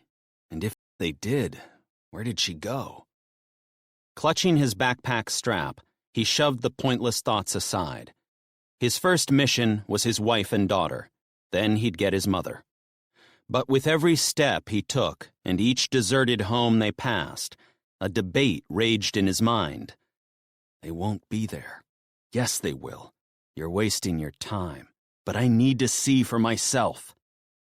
Using his arms for momentum, he clenched his fist and powered up the hill. Finally, he turned onto Panorama Vista, and his gut clenched. Every single person who lived in this street had been his friend. They took pride in their homes and gardens. Their little slice of rugged shores was normally teeming with life. Kids riding bikes in the street, neighbors having barbecues. The whole street was deserted. Acid churned in his stomach. Bile shot up his throat. No, no, no, no! This can't be happening. Gunnar sprinted along the middle of the road, dodging car wrecks and rubbish. Where is everybody? It was an absolute ghost town. Albert, Jesse's dad, had said millions of people would die, but Gunnar never thought it would affect his hometown. Not like this. His house emerged from the darkness, but replicating every other house in rugged shores, not a single light was on. The weeds in his front yard nearly hid an overturned shopping cart filled with soiled newspapers and rubbish. Adele! Fear poisoned the final threads of hope he'd clung to. Bella! His mind shredded to pieces. Gunnar jumped over his toppled letterbox and dashed through his open front door. Adele! Bella! I'm home! Shoving caution aside, he turned on his flashlight. His gut twisted. His legs threatened to buckle. His home, the beautiful place where they'd raised their daughter and had perfect home-cooked meals, was unrecognizable. The furniture was either gone or ripped apart. Graffiti and crap covered the walls and floor. Holes had been punched into plasterboard. Glass and mud soiled the carpet that Adele had taken months to choose. Every door on the kitchen cabinets was gone. Every cupboard was empty. He raced upstairs, striding 2 at a time. Adele! Adele! With each step, the tiny flickers of hope were obliterated. He ran into Bella's room. A breath died in his throat. No. Bella's beautifully decorated bedroom was completely trashed. Her bed had been reduced to a bare bed frame, and her cute pink dressing table that she'd decorated with fairy stickers had been smashed to pieces. All her clothes were gone. Clenching his jaw, he followed a line of spray paint on the wall as he dashed to his bedroom. His heart skidded to a halt. It was a total shambles, and a huge brown stain on the carpet looked like something had died there a very long time ago. Fuck! Gunnar screamed until his lungs burned. He fell to his knees. A sob burst from his throat. Dragging his hand down his face, he scanned the room. The bed was gone. Adele's favorite matching side tables and chest of drawers were nothing but pieces. Not a single personal item remained. Even their wedding photo that had been on the wall was missing. Finding his family had been the only thing that had kept him going. Tears blurred his vision. Adele, where the hell are you? An iron fist crushed his heart. He feasted on the agony. It was his punishment. I'm too late. I should have been here months ago. His gaze drifted to the ensuite. A flash of pink on the mirror caught his attention. Launching to his feet, he ran into the bathroom. On the glass was a kiss in bright pink lipstick. His heart lurched. It was Adele's favorite shade. He ran his fingers over it. "Adele, where are you, sweetheart?" As he stared into the shattered mirror, handwriting appeared in the reflection. He turned around. On the wall behind the door, written in Nico pen, was the word attic. Gunnar scrambled around to their walk-in closet and looked up. The cover over the attic was intact. "Adele! Adele!" Resting the torch so it shone upward, he climbed the empty shelves and pushed on the attic access door. It popped up, and he shuffled it over. "Adele!" The silence sliced a new hole in his heart. Grabbing the torch, he dragged his body into their tiny storeroom that had only ever been used to hide Christmas presents from their inquisitive daughter. "Adele! Bella! I'm home!" He played the torch left and right, carving a circle of light through the blackness. With his heart in his throat, he scoured the corners, petrified by what he might find. They weren't there. But the usually empty area was crammed with items. The mattress from Bella's room was at one side with a pile of clothes heaped on top, empty packets and bottles, and Bella's favorite reading books and coloring pencils were scattered about. A milk crate with plates, cups, and cutlery was at the side of the mattress, along with 2 empty buckets. Bella's miniature table and chairs were up there too. Upon the table were 2 bowls and spoons. Whatever had been in the bowls had gone moldy a long time ago. They were living up here? Gunnar scanned the area again, trying to picture Adele and Bella hiding in the attic. Dozens of questions blazed through his mind. How long were they here? Were they alone? Were they scared? Gunnar knelt on the end of the mattress, and a lump beneath the foam jabbed into his knee. Easing back, he lifted it. A hole had been dug into the foam to conceal his toolbox. He lifted the lid, and his breath caught. A note was on top. Adele's left-handed cursive was unmistakable. His fingers trembled as he read through blurry vision. "Dearest Gunnar, if you're reading this, then you finally made it home. About time." Gunnar huffed. He could picture her smiling as she wrote that. "As you probably realize, the whole world has gone to shit. Bella and I are so desperate to see you. We had to abandon the house, and we are going with my father to his work. I hope the items we left you are still there. Now hurry up and get your ass to us. We can't wait to wrap our arms around you. We love you. Adele and Bella." Adele had planted a lipstick kiss over her name. Gunnar's chest heaved as he reread the note 3 more times. Oh, thank God. Thank God. He placed the note aside and opened the lid on his toolbox.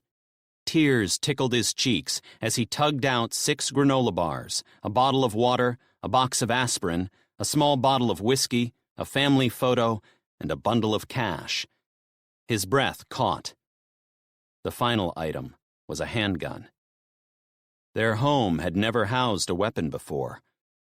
Where the hell did she get that from? Beneath the gun was a folded sheet of paper. He flipped it over, and a sob caught in his throat. Bella had drawn a love heart filled with butterflies and had written, "I love you, Daddy," across the top. Clutching the note to his chest, he peered at the final items in the toolbox. Bullets. Gunnar shook his head. Questions swirled around his mind like a soup of doom. It was impossible to answer any of them. But one thing was for sure. His search for Adele and Bella was far from over. Clutching 4 granola bars to his chest with his mangled wrist, he climbed down from the attic. He found the other 3 sitting on his front porch. Their somber expressions matched his heartbreak. Gunnar handed out the food. "They're not here. Adela's left me some stuff and told me where she is." He drove his hand through his hair. Looks like they were living in the attic. Pauline scrambled to her feet with a groan. Oh, geez, Gunnar, I'm so sorry. She placed her hand on his arm. Swallowing the lump in his throat, he tore open the granola bar and devoured it in 3 bites. Look, I don't know about you guys, but I'm completely shattered. Maybe we could spend the night in the attic and get moving at first light tomorrow. Thoughts? He turned to Jessie. She huffed out a breath and shrugged. Sounds like a plan. Jessie looked to Zahn and he nodded too. There's a chance I'll sleep for a week. Pauline offered a lopsided smile. I hear you. Gunnar led them inside. I don't understand. Why are all the houses trashed? Pauline asked. People are angry, Jessie replied. Doesn't mean they need to destroy property. It's better than them taking their anger out on each other, Gunnar said. Sorry to be the downer, Jessie said, but they would have also taken their anger out on each other. It would have been anarchy. From what we've seen so far, maybe it still is. It's survival of the fittest now. Well, my wife and daughter are still alive. Gunnar hadn't meant to sound so forceful, but he refused to believe anything else. They were alive. They had to be.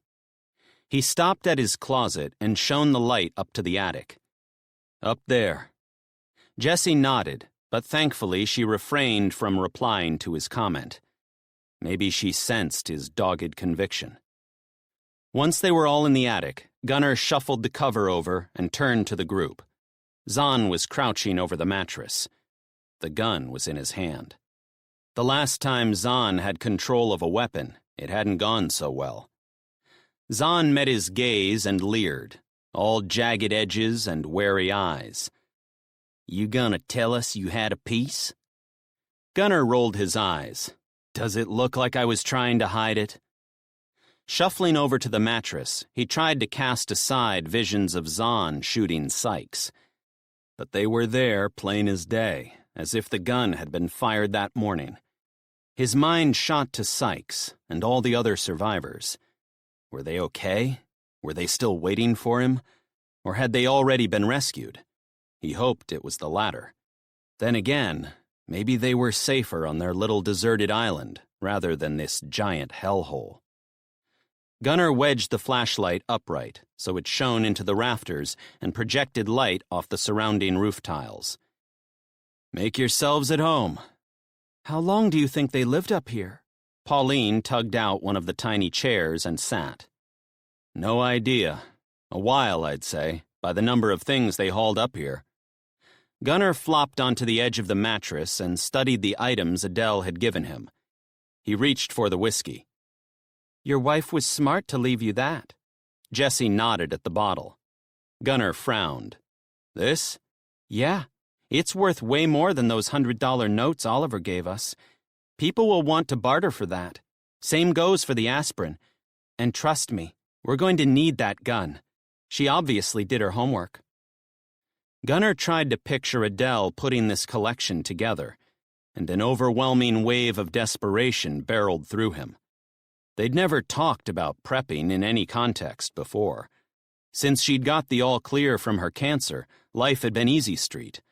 Especially after Bella was born and their family had been complete. He earned good money working on the cruise ship, and they'd never missed out on anything. Pauline yawned, and it triggered a yawn from him too. He flicked his hand to the mattress. Pauline and Jessie, you two take the bed. He shrugged at Zahn. Sorry, buddy, but you and I have the floor. Zahn snapped his neck left and right, and it made 2 sickening cracks. Don't mind me none. I've had worse. Gunnar plucked the items off the mattress and placed them onto the table. There you go. Pauline shifted onto the bed, but she sat cross-legged rather than laying down. She glanced at Gunnar. A silent beat crossed between them. Something was truly bothering her. Gunnar waited, hoping she'd say it. Then again, from the worry in her eyes, whatever it was, he most likely wouldn't have an answer to it anyway. She swallowed. You said Adele left a note for you. Did she say where she went? Gunnar just about crumbled. He did have an answer. Yes, she and Bella have gone with Adele's father to his work. It makes sense because he works at Walmart. It's a great idea. They'd have everything they need there to survive. Yeah, as long as they could protect it from being ransacked. Jessie rolled her eyes as she sat beside Pauline. Pauline turned to the 20-year-old. You don't seem surprised about everything that's going on.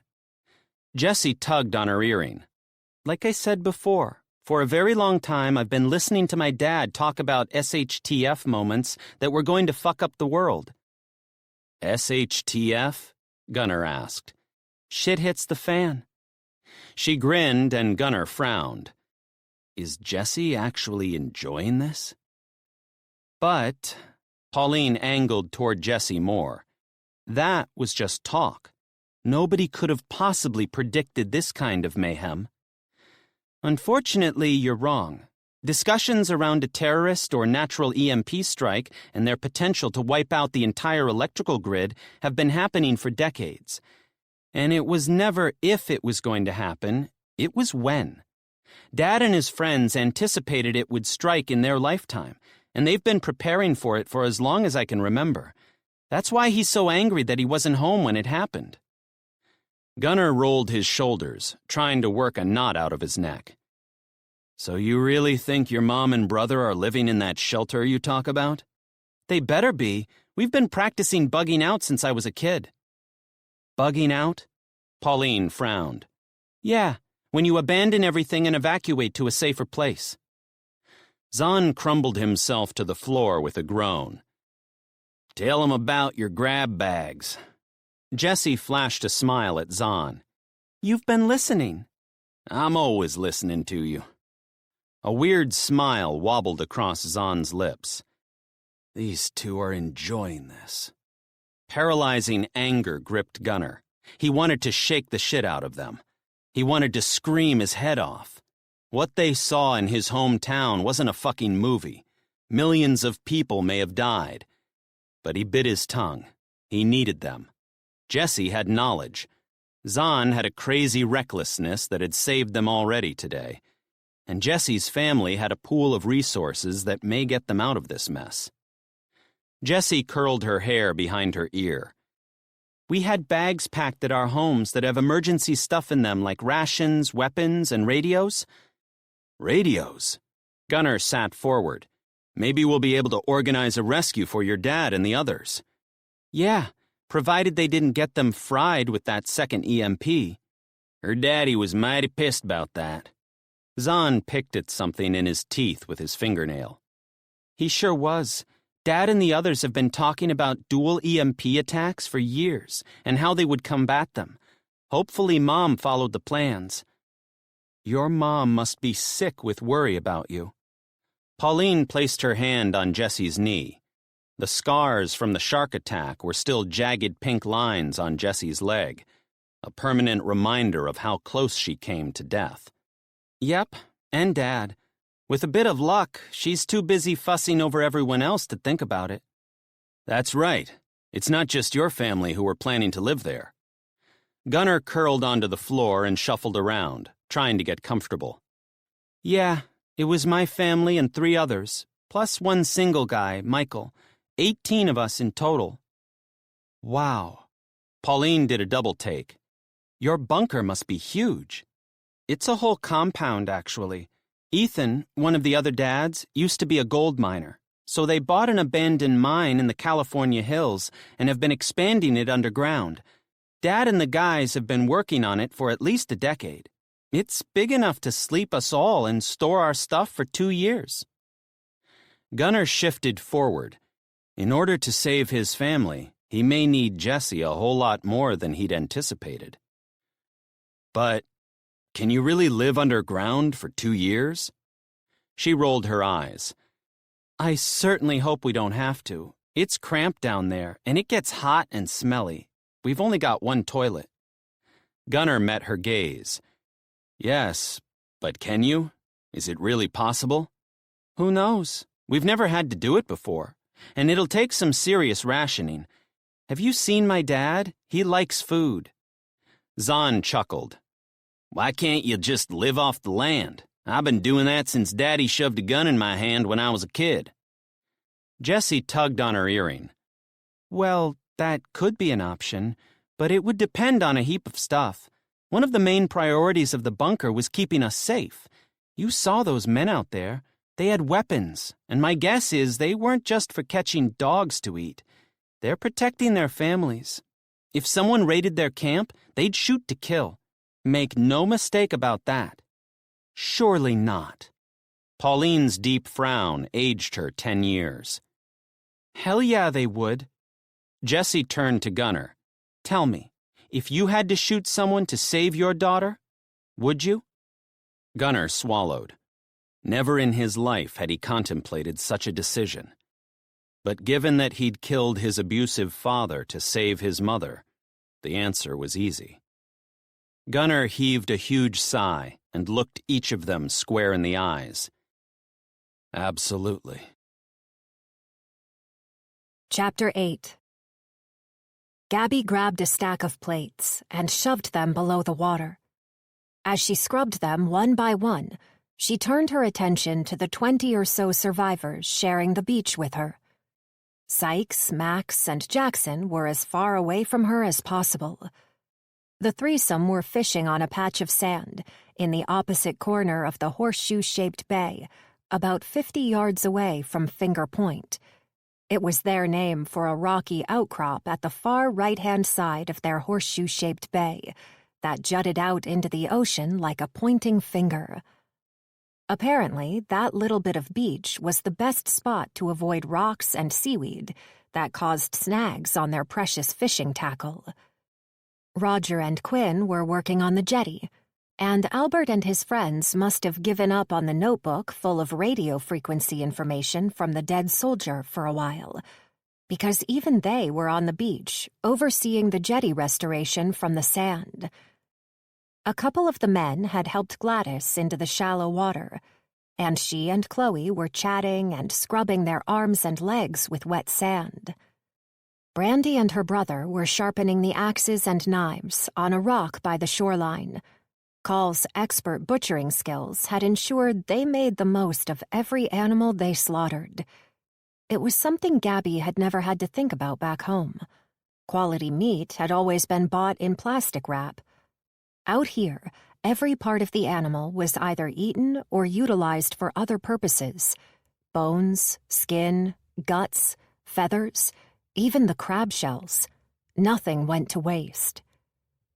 Sally, Adam, and Jennifer had spent the morning scooping out the plastic bottles that had come in with the overnight tide and carting them up to the village. The village. That's what they'd started to call their huts. The label was vastly overstated. However, the men were halfway through building a community hall, and apparently the bottles would be utilized in the construction of the walls.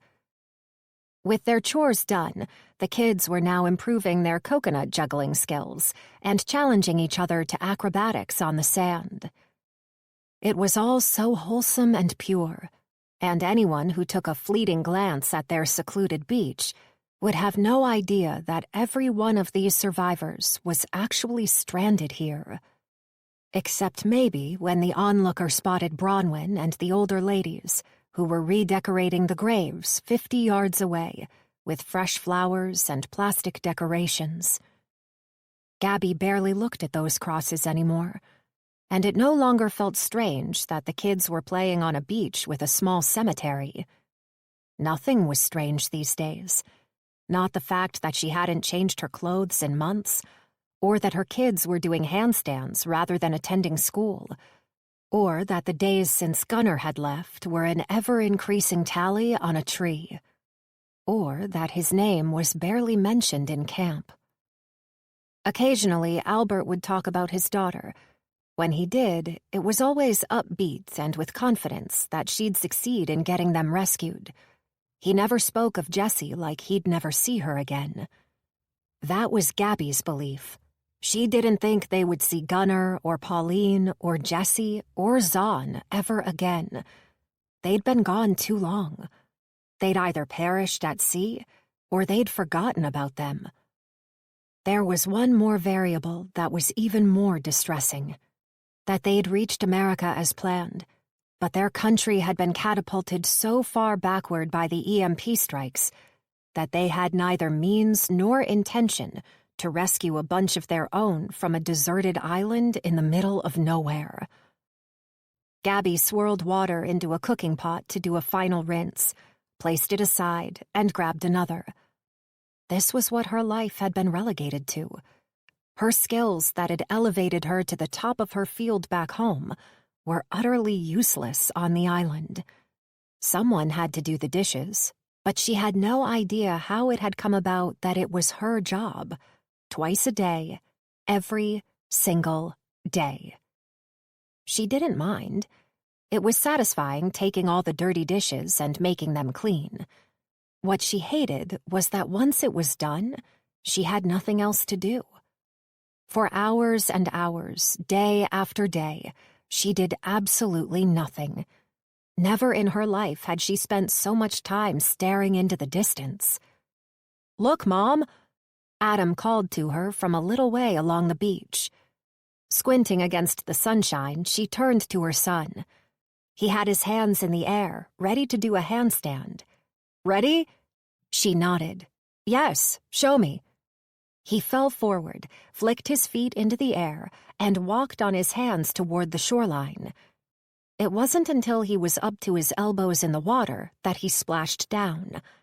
Jennifer clapped and squealed, then attempted to do the same. Each time, she tumbled onto the sand. Then, giggling, she'd dust her hands off and do it again. Sally tried hard to keep up with Adam. She tried damn hard. But ever since she'd sustained her injuries on the cruise ship, she was either off balance or had lost her core strength. Probably both. Not that it seemed to bother her. She smiled all the time and appeared so happy. Her near-death experience was apparently a distant memory. A sigh tumbled from Gabby's throat. It was lovely to see the kids playing such innocent games. But Gabby couldn't help the nagging feeling that a decent education wouldn't return to their daily lives for a very long time. She huffed. Maybe this is exactly the education all children should have. Dragging her gaze back to the dishes, a spot on the distant horizon caught her eye. Climbing to her feet, she shielded the sun with her hand and stared out between the gap in the horseshoe bay to the ocean beyond. Her heart skipped a beat. Tossing the plate aside, she ran up the beach to the shipping container, climbed the ladder, and searched for the anomaly again. There it is! A boat! Jesus, there's a boat! Nobody glanced in her direction. She cupped her hands around her mouth. "Adam! Adam!" He turned, looking for her. "Up here!" She waved for his attention. "Quick, run to Sykes and Dad, and tell them there's a boat! Quick!" Adam shot his gaze from her to where she pointed, then took off, flicking sand behind him as he sprinted along the beach. "There's a boat! A boat's out there!" As he passed each person along the way, his squeals drifted to her. This was their first sign in months that there was another world beyond their island. Could it finally be Gunner and the others? But the boat was small. Too small. If this was Captain McCrae, why hadn't he sent an entire Navy fleet? Gabby split her gaze between the dot in the distance and Adam's dash along the beach. He hadn't quite reached Sykes when their leader leaned over to collect the binoculars that were ever present at his side. As Sykes turned his attention out to sea, Adam and Max did the same. Sykes spun around. Adam, Max, Jackson, and Sykes shot away from their fishing spot like the devil was on their tail. Gabby expected to see smiles on their faces and a skip in their step. But it was the opposite. Their expressions were twisted with horror. They waved their arms like crazy. Their legs moved like Gallipoli runners with a bullseye on their back. Dread as thick as crude oil slithered into her stomach. She dashed for the ladder.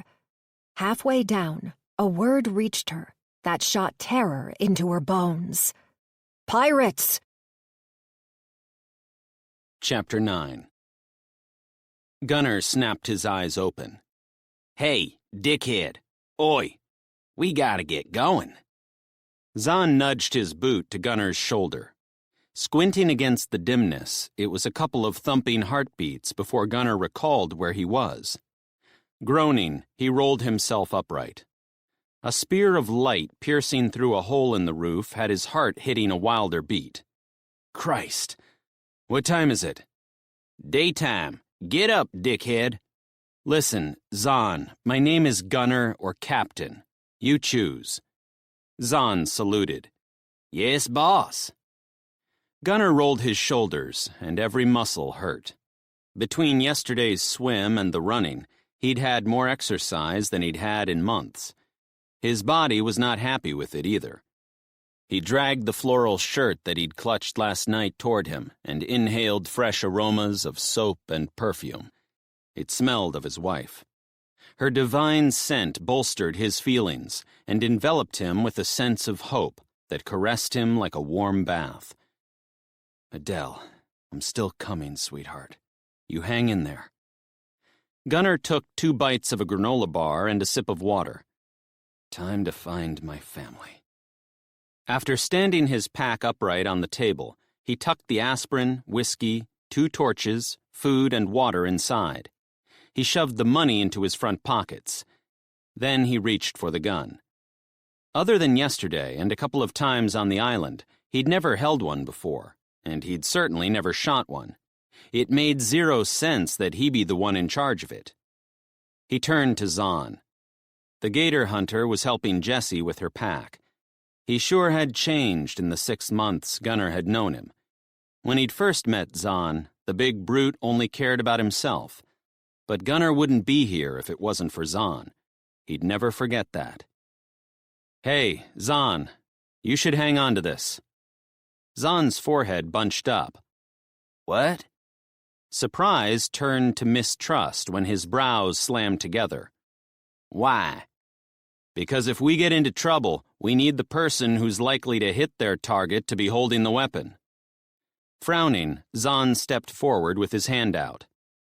Just don't go shooting any of us. Gunnar had said it as a joke, but when Zahn's face crumbled, he instantly regretted it. He touched Zahn's shoulder. Sorry, that was uncalled for. I know what happened to Sykes was an accident. It was. Zahn clamped his jaw. I know. Sorry. Gunnar nodded.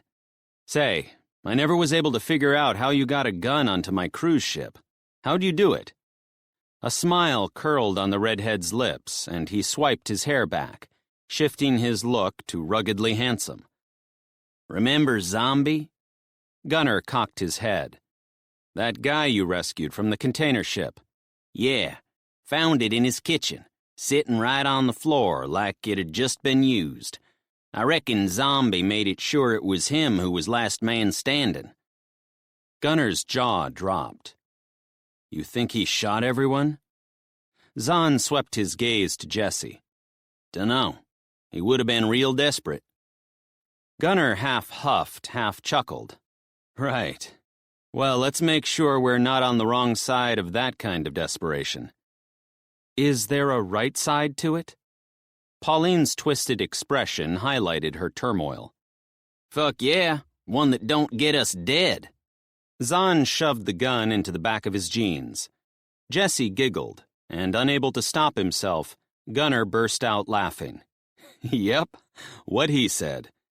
He curled his arm over Pauline's shoulder and tugged her to his chest. Gunnar had barely known Pauline when they'd abandoned ship months ago. Now, though, he'd do absolutely anything for her. He just hoped it didn't include ending someone's life. Shoving that rotten thought aside, he let go of Pauline and grabbed his pack. We've been through enough shit. It's time something decent went our way, right? Sure is. Although Pauline smiled, it was a long way from the spectacular grin she'd had way back at the start of the cruise. As Zahn scooped the bullets out of the toolbox, Gunnar placed the notes from his wife and daughter into his back pocket. Making the most of the filtering light streaming in through tiny holes in the roof tiles, he scanned the attic again. Behind the milk crate was a neat pile of clothes. His heart nearly wept at the sight. Adele had left him shirts, pants, underwear, and his favorite running shoes. Oh my God, thank you, thank you. He stripped off his ragged shirt, but stopped. Jessie had stressed that it was imperative that they look haggard. Last thing you want to do is stand out. Gunnar froze with indecision. He so badly wanted to put on fresh clothes. But after seeing those kids in the tattered clothes last night, maybe she was right. After all, she was their expert now.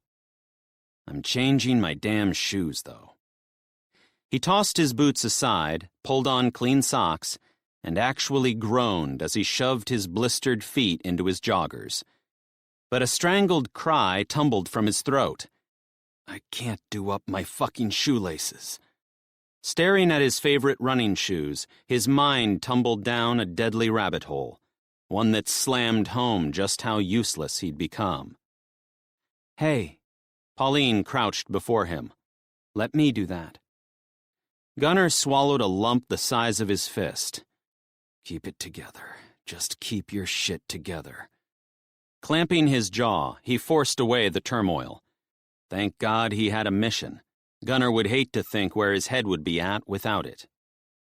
Dressed again, he shoved the fresh clothes into his pack, and after a quick scan around the room to see if there was anything else worth taking, he tossed a knife, fork, and tin cup into his backpack, and one by one, they left the attic.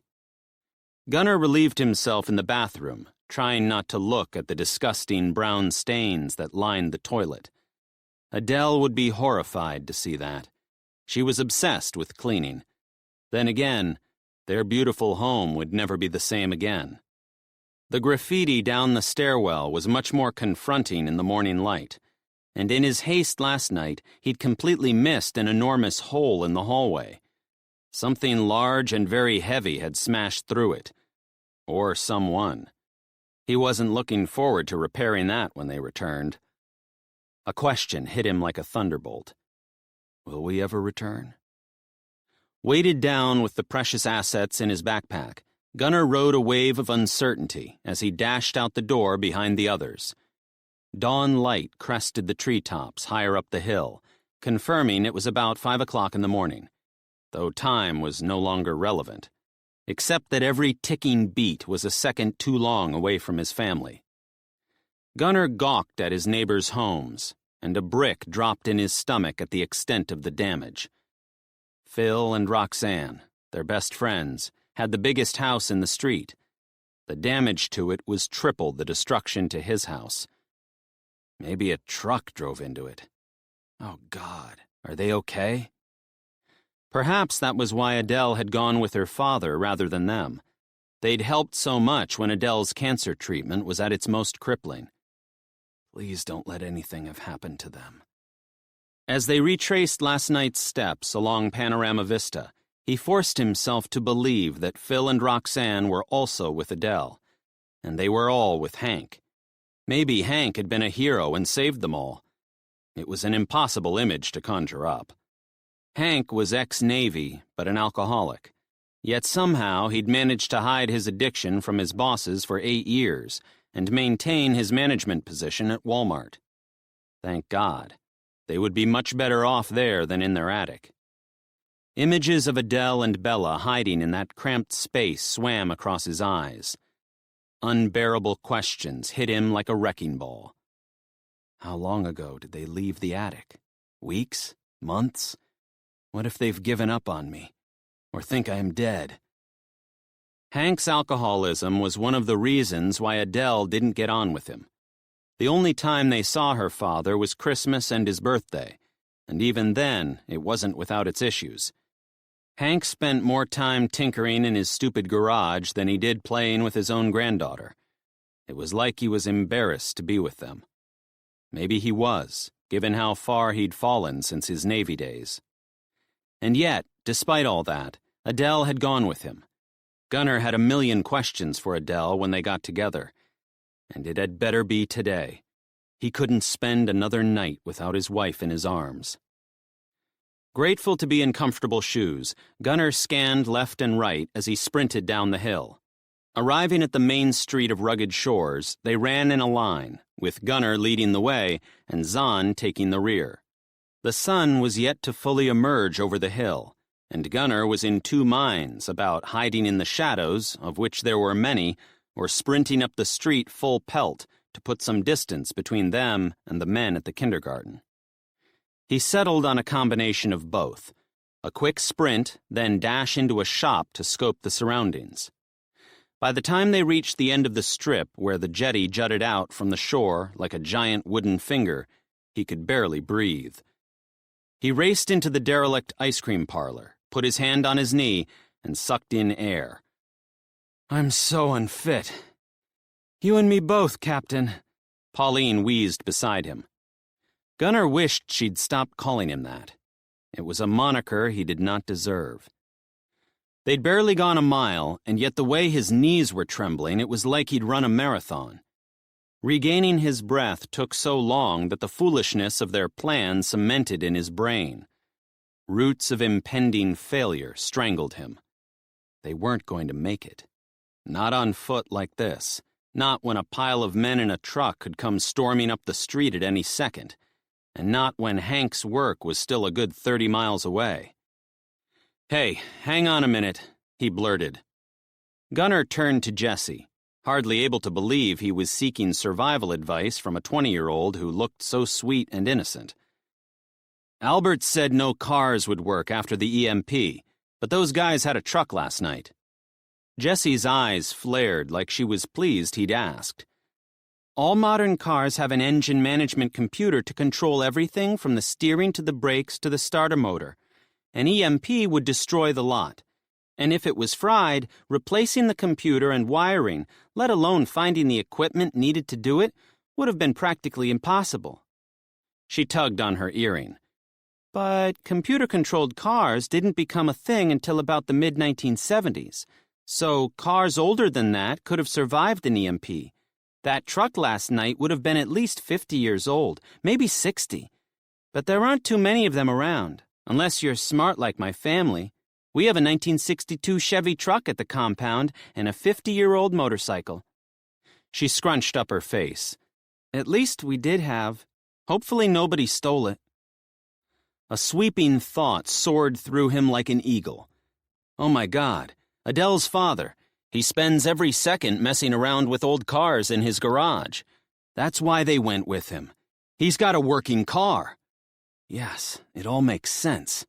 Come on, let's go." Gunnar glanced left and right, hooked his thumb into his backpack, and after peering around the side of the ice cream shop, he ran onto the only road that led out of town. Slotting that piece of the puzzle into place had him settling into a steady pace. Hank's vehicle would help them get to Jessie's bunker, too. Images of the old rust buckets in Hank's garage flashed across his mind. His damn hobby, on which he'd spent a fortune on ancient car parts, was about to save their lives. Thank you, Hank. Gunnar tried to ignore the stabs of pain shooting up his ankles and the ache in his lower back as they ran past abandoned homes, crippled cars, overgrown weeds, and piles of crap that were impossible to comprehend. It was like they'd been dropped into an apocalyptic movie set. It was both surreal and heartbreaking. The air was heavy with smoke and another rancid odor that he didn't want to discern. Gray clouds rolling in from the east nudged toward the sun, yet it was still, like even nature was shocked by what had happened.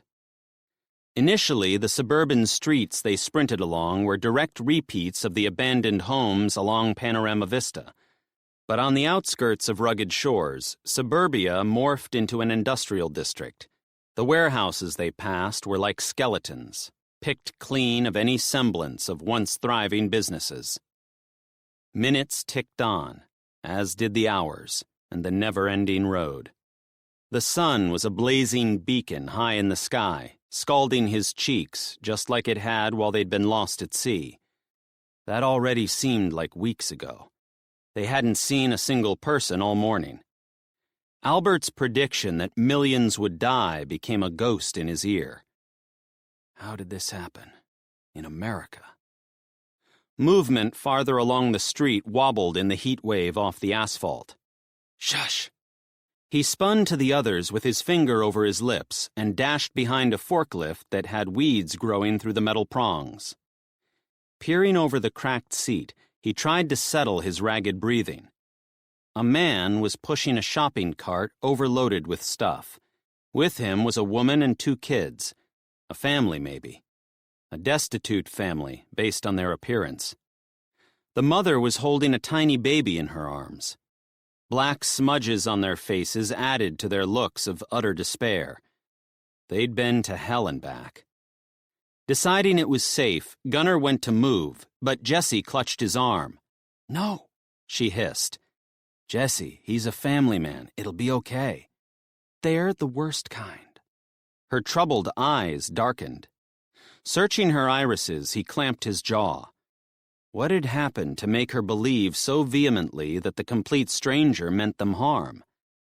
Let him go past. Her steely gaze drilled into him. Trust me. But he couldn't. He had to prove to her, and himself, that the world hadn't gone completely mad. He rested his hand on her shoulder. "It'll be okay. Just stay here." He stepped out from the forklift, and with his hand and mangled wrist raised in a peace gesture, he slowly strolled onto the middle of the road, hoping he portrayed a look of absolute calm. His beating heart was the opposite. The family stopped. The father barked in order, and the children and the mother dodged in behind the man in an obviously practiced move. In the blink of an eye, the man snatched a rifle from the trolley and aimed it at Gunnar. Gunnar lifted his arms higher. "Don't shoot! Don't shoot! I mean no harm!" "Carry on walking, mister." The man indicated with his rifle for him to walk around them.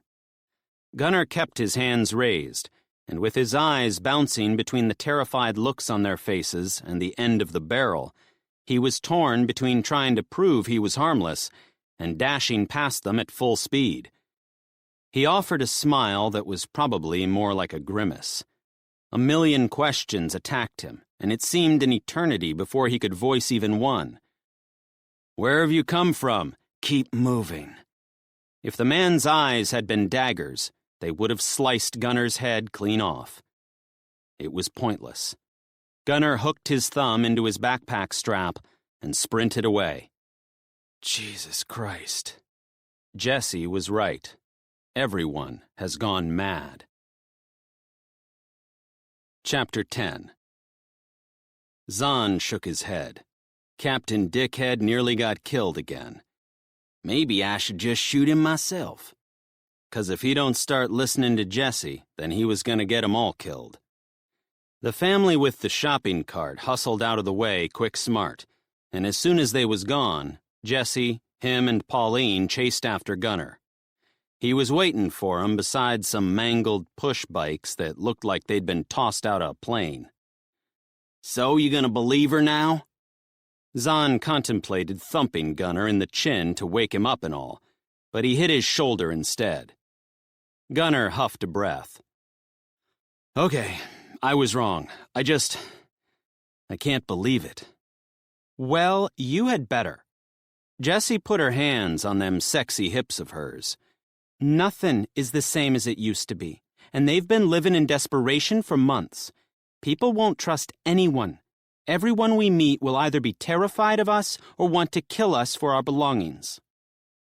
Gunnar shoved his hand through his hair. His eyes were wide, like he'd snorted something nasty. "Okay, I'm sorry. Come on, we need to keep going before I pass out from this heat." Gunnar and Pauline sprinted away.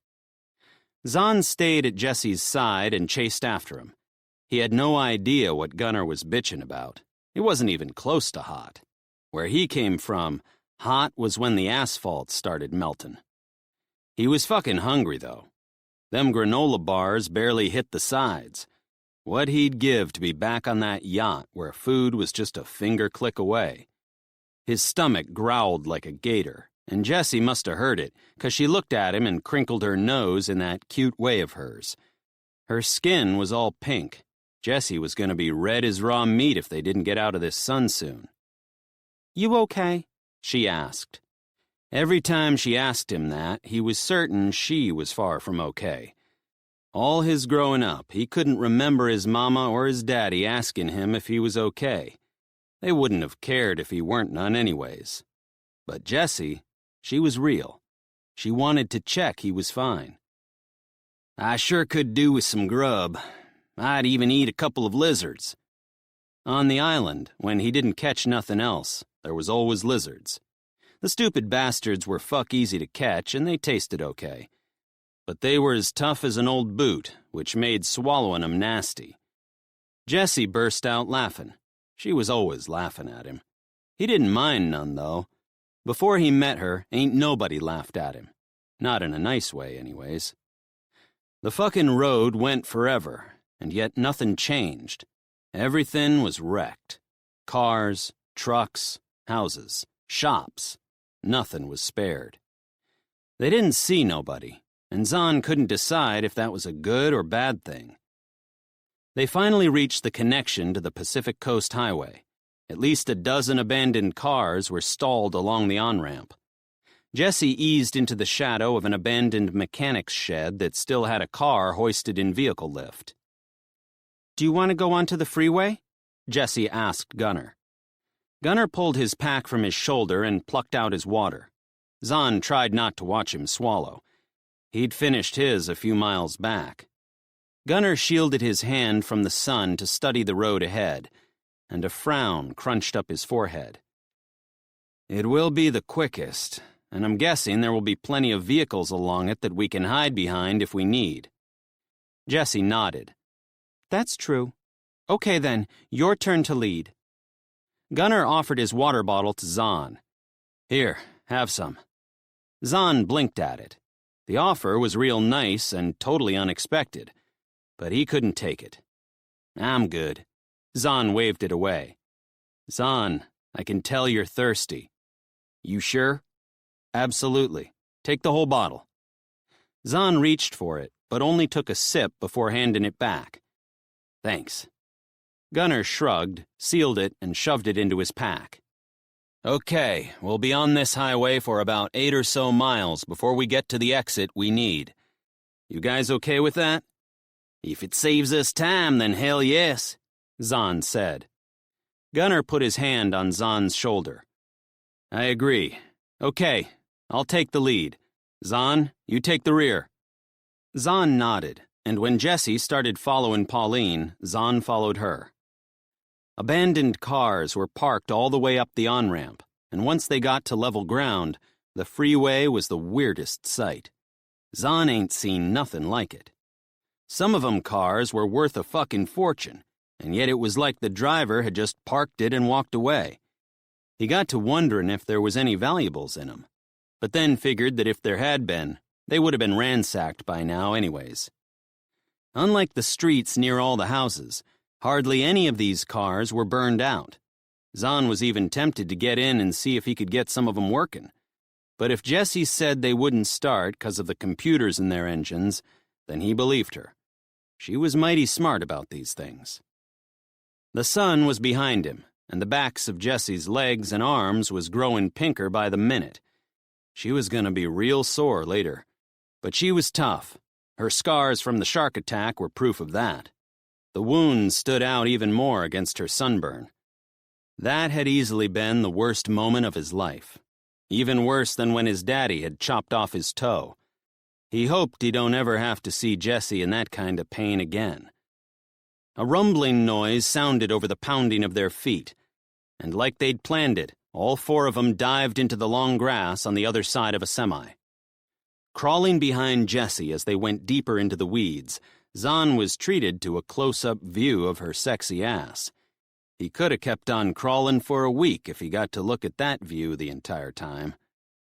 The 4 of them stopped, ducked behind a mangled bush, and Zahn yanked off his pack and pulled the gun from the back of his jeans. The Smith & Wesson Model 60 was the smallest gun he'd ever held. It nearly got lost in his palm. Zahn flipped out the barrel and double-checked it was loaded. It was, with 5 bullets. Not enough. He couldn't remember the last time he'd used a handgun, other than when he'd shot Sykes, that is, which he still don't remember doing. Double-barrel shotguns were more his thing, especially when gator hunting. The snub nose in his hand would barely scratch some of the beasts he'd caught. The rumbling noise got louder. Whatever it was bigger than a car, maybe a truck like the one last night. His stomach grumbled, and it was so fucking loud everyone must have heard it, 'cause they all turned to him. Zahn shrugged. Ain't much he could do about that. Voices from the people on the truck filtered over to him. There seemed to be a whole heap, and Zahn tried to count the voices as he waited for it to come into view. 4? Nope, sounded way more than 4. 7? 20? He only had 5 bullets. The ones in his pocket would take too long to load. If they did have a gunfight, and there were more than 5 men, then they was all fucked. Using the long grass for cover, he inched higher. The truck was coming from the direction they was headed. It was an army truck, an old one, like the ones his granddaddy had shown him at the air show he took him to. A troop holder or something like that. According to his granddaddy, during the war, Zahn's daddy used to fly planes that were so big they drove those trucks right up into him. Telling that story was about the only time his granddaddy had seemed proud of his own son. But the camouflage paint on the truck coming toward him was the only thing that made it look military. Men hung off the sides and sat on the roof of the cabin. Every single one of them was carrying a weapon. They didn't look like they was gonna offer him no help. Zahn ducked back into the weeds and hoped like hell they was gonna keep on going. Jessie was staring at him like she was doing that mind-reading trick. He shook his head, hoping she understood that they had to stay the fuck down, especially Captain Dickhead. He sure was dumb sometimes. The truck got louder, as did the voices. Jessie's breathing did too. She was scared, and that shot a load of dread deep into his gut. Zahn strangled the butt of his weapon, ready to kill any of the fuckers that messed with him. The voices were loud, probably so they could hear each other over the roar of the engine. Every one of them seemed to be talking, so he couldn't understand what the hell they was saying. They were all mashed together. The pig won't be... Is it gonna... No, she didn't. Don't be so... How would you know? Shit, I don't believe... Nothing made sense, but at least they wasn't yelling none. Jessie's breath shot in and out. Zahn's pulse thumped in his ears. Gunner's eyes were wide, the kind of wide he'd seen on raccoons caught in a snare. Zahn flattened his body to the grass and held his breath as the truck rolled past. He counted the beats. 1, 2, 5, 11. They were gone. He huffed out his breath and released his grip on the gun, happy he didn't have to use it. That was a first. Normally, he couldn't wait to shoot something. Jesus, Pauline whispered. That was too close for comfort. You're not kidding. Gunner rolled onto his back and groaned. The sooner we get off this road, the better. We should wait until dark, Jessie said. No, Gunner barked. Sorry. His shoulders slumped. I'm sorry. I didn't mean to yell. He squeezed his eyes shut as if forcing something from his brain, then opened them to look at Jessie. I can't wait another night to find my wife. You can go another... Stop. Jessie halted him with her hand. Zahn grinned. This bossy side of Jessie was totally unexpected, but fucking hot. We are not splitting up. We already talked about it. But we've got to be careful. We just got lucky. We can't afford to test that luck again. Okay. Captain Dickhead nodded. What do you suggest we do? We can keep going, but we've got to be quiet so we can hear everything. We run in a line so we are less visible, and at even the slightest noise, we dive for cover. Yes? Yes, Gunnar and Pauline agreed. "You want to lead the way?" Gunnar asked. Jesse looked at Zahn. "You okay with this plan?" His chest swelled. Nobody cared what he thought. "You're the boss." She slapped his shoulder, grinning. "Hell yes I am, and don't you forget it." Zahn would have given anything to kiss her right then. She was cheeky and sexy and everything else. But the moment was over when Jessie tugged on her backpack and eased up to look through the weeds in both directions. Zahn pulled on his pack, but kept the gun in his hand. Following her sexy ass, they scrambled out of the ditch, and with Jessie leading the way, they sprinted in a line up the road. Back when they was on the island, Zahn had liked how quiet it was. None of them bugs constantly clicking like they did in the swamps, or gators roaring, or his mama mouthing off. But the quiet on this road and the abandoned cars around them was all weird. Like the whole world had curled up and died like toads on the asphalt. Something wasn't right. And as the sun shunted overhead and their pounding feet got heavier with heat and exhaustion, a rotten feeling settled in his gut, telling him they was heading into a whole lot of wrong. Chapter 11. Run! Sykes's terrified scream blazed in Gabby's ears. Get off the beach! Gabby jumped from the shipping container onto the sand and ran for Sally and Jennifer. But the two of them were ahead of her and were quickly swallowed up by the wave of people. Roger scrambled along the jetty. Sykes and Quinn lifted Gladys from the water into her homemade wheelchair. Max hustled the older ladies along the beach. Run! Hurry! Sykes's screams got louder, as did the sounds of everyone's pounding feet. Gabby drove her toes into the sand, desperate to reach the girls. Run! Run! The terror in Sykes's voice was as sharp as an ice pick. The mob raced toward the path that connected the beach to the huts. It was a bottleneck they didn't need. The kids were hidden amongst the sea of bodies. As they huddled together, waiting their turns, people barked questions. What do they want? Where did they come from? Do they have guns? Gabby scanned for Sykes. He was at the back of the group, driving Gladys's wheelchair through the sand. She met his terrified gaze. How do you know they're pirates? The blood drained from his face. Trust me, I know. Whatever he'd seen through his binoculars had scared the hell out of him. That was enough for her. Gabby, Max called out to her. Searching for him in the crowd, Gabby tripped over something and tumbled forward. Her head slammed into Albert's back, and he turned to her with his arms out. Keep moving, she barked. Come on, hurry. Albert had lost a massive amount of weight, but it hadn't improved his mobility. Gabby! Max raised his hand. He was behind her, about 6 people back. Sweat had slicked his hair to his forehead. His eyes bulged wide, revealing his terror. You take the kids. What? She glared at him. What about you? I need to help the others. Bile oozed up her throat, cloying and nasty. No, Max, you need to help us. Go to the log, he commanded. You know the one. Damn it.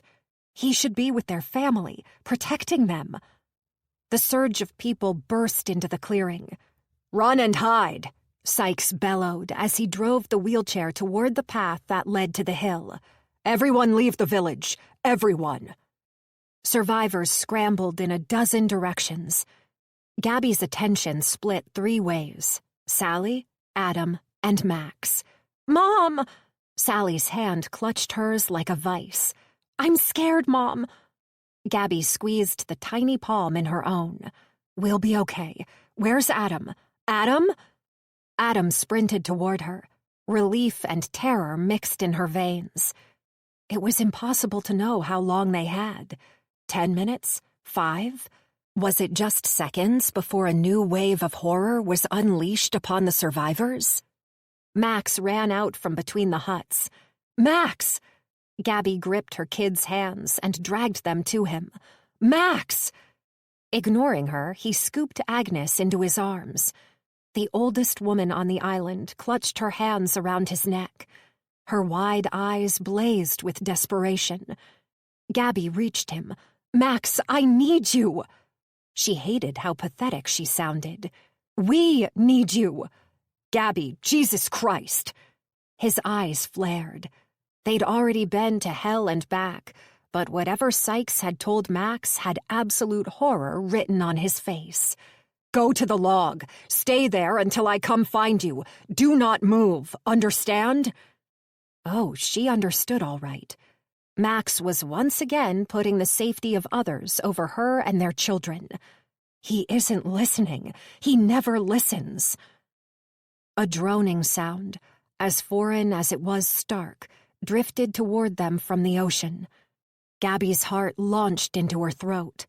Run! She screamed, and lurched forward with the kid's fingers strangled in her own. She raced along the track she'd walked every single day since Gunnar left. It seemed narrower, rougher. The trees closed in. The branches grabbed at her. She had to let go of the kid's hands. Stay with me. Pumping her arms at her sides, she forged energy into her legs. Spindly branches whipped her shoulders and face. Jagged rocks tested her ankles. Every step was a battle between balance and speed. Sweat trickled down her temples, her lower back. Warm air, thick with sea salt, lacerated her throat. She reached the 3 trees with the tally markers and skidded to a halt. The kids were right there with her. Other than their ragged breathing, the silence was deafening. Even the ocean seemed to have stopped its relentless commotion. Over here. She crouched beneath a massive branch and led the kids farther into the bushes. For months she'd been scouring this area, searching for something, searching for nothing. She arrived at a log that was as tall as her shoulders. The giant hollowed-out end was perfect for hiding in. Get in, quick! She shoved Adam forward. Placing his hands on the sides, he crouched and shuffled into the dark space. You too, Sally. Sally took 2 steps, but turned. Her face was ghostly pale. Where's Jennifer? Gabby stiffened. Her mind and body were useless against the torrential questions racing through her. Acid shot from her churning stomach to her throat. Did Max get Jennifer? A million spiders scurried through her brain. Is our little girl safe? She had to know. Jennifer needed her. Gabby squatted, eye level with her daughter. Stay here and don't move until I return to get you. Do not say a thing. Sally's eyes bulged. Where are you going? I have to find Jennifer, but I'll be straight back, I promise. Just stay here. Shoving her anxiety aside, Gabby pushed to stand. No, Mommy, don't go! Sally's words choked on her tongue. Gabby squatted again. Sally's chin quivered. Tears spilled from her lashes. With all the calm she could muster, she clutched her daughter's cheeks. Hey, sweetheart, Jennifer is our family now. We look out for each other. She kissed Sally's forehead. Now be a good girl and keep quiet. I'll be straight back, okay? Gabby met Sally's gaze, hardly able to believe she was leaving her. Okay. Sally sucked in a shaky breath. Good girl. You too, Adam. You stay right here and keep very, very quiet. I'll be back in no time. Yes, Mom. Good boy. I love you. I love you both. I love you too, Mom, they said together. With her heart in her throat, Gabby pushed off the log. She dashed back through the bushes, shoving branches and leaves away as she forced her legs to move. Panic blazed through her, hot and painful. Every step was like running in a swamp. But as she neared the village, she urged herself to slow down. Shoving her sweat-soaked hair from her eyes, she crouched in a useless attempt to be invisible and inched forward, one tiny step at a time. She halted just before the path met with the clearing. But she was too late. Jennifer wasn't there. Nobody was there. Deathly silence smothered the area. Even the drone of the engine had gone. And that could mean only one thing. The pirates had already landed. Her mind slammed from one question to the next. Will they just take stuff and go? Is there only one? Or two pirates? More? She hadn't thought to ask. The stillness was shocking. Nearly every waking moment, the village was a hive of activity. Maybe the pirates were still on the beach, stealing her pots and pans, or the fishing gear. Jennifer appeared at the far hut, and her yellow dress glowed in the sunshine as she skipped out and sat on the top step. Oh, God! Nausea ratcheted up her throat. Her pulse was set to explode. Clenching her jaw, Gabby frantically waved her arms.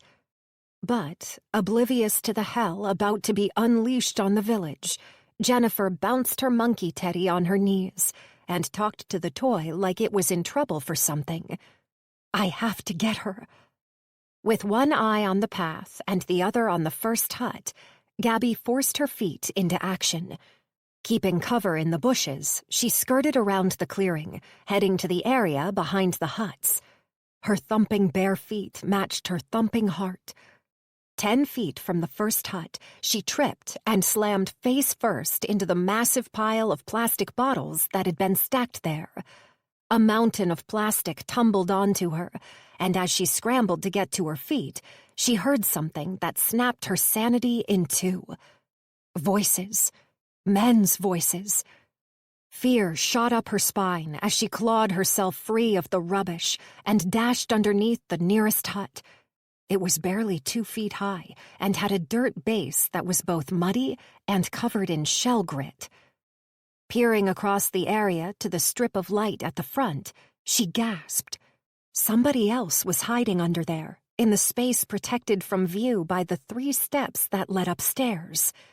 The couple was silhouetted by the glare, making it impossible to see who they were. Chloe and Quinn, maybe? She hoped so. She needed their help. Slithering in the darkness, Gabby inched her way toward them. Her nails dug into the mud. Her knees and elbows scraped across the jagged shells. Her breaths sharp and short. A tangled spiderweb caught on her fringe and eyelashes. Gasping, she scraped it away. A face turned toward her. It was Madeline. Shh! She placed her finger over her lips.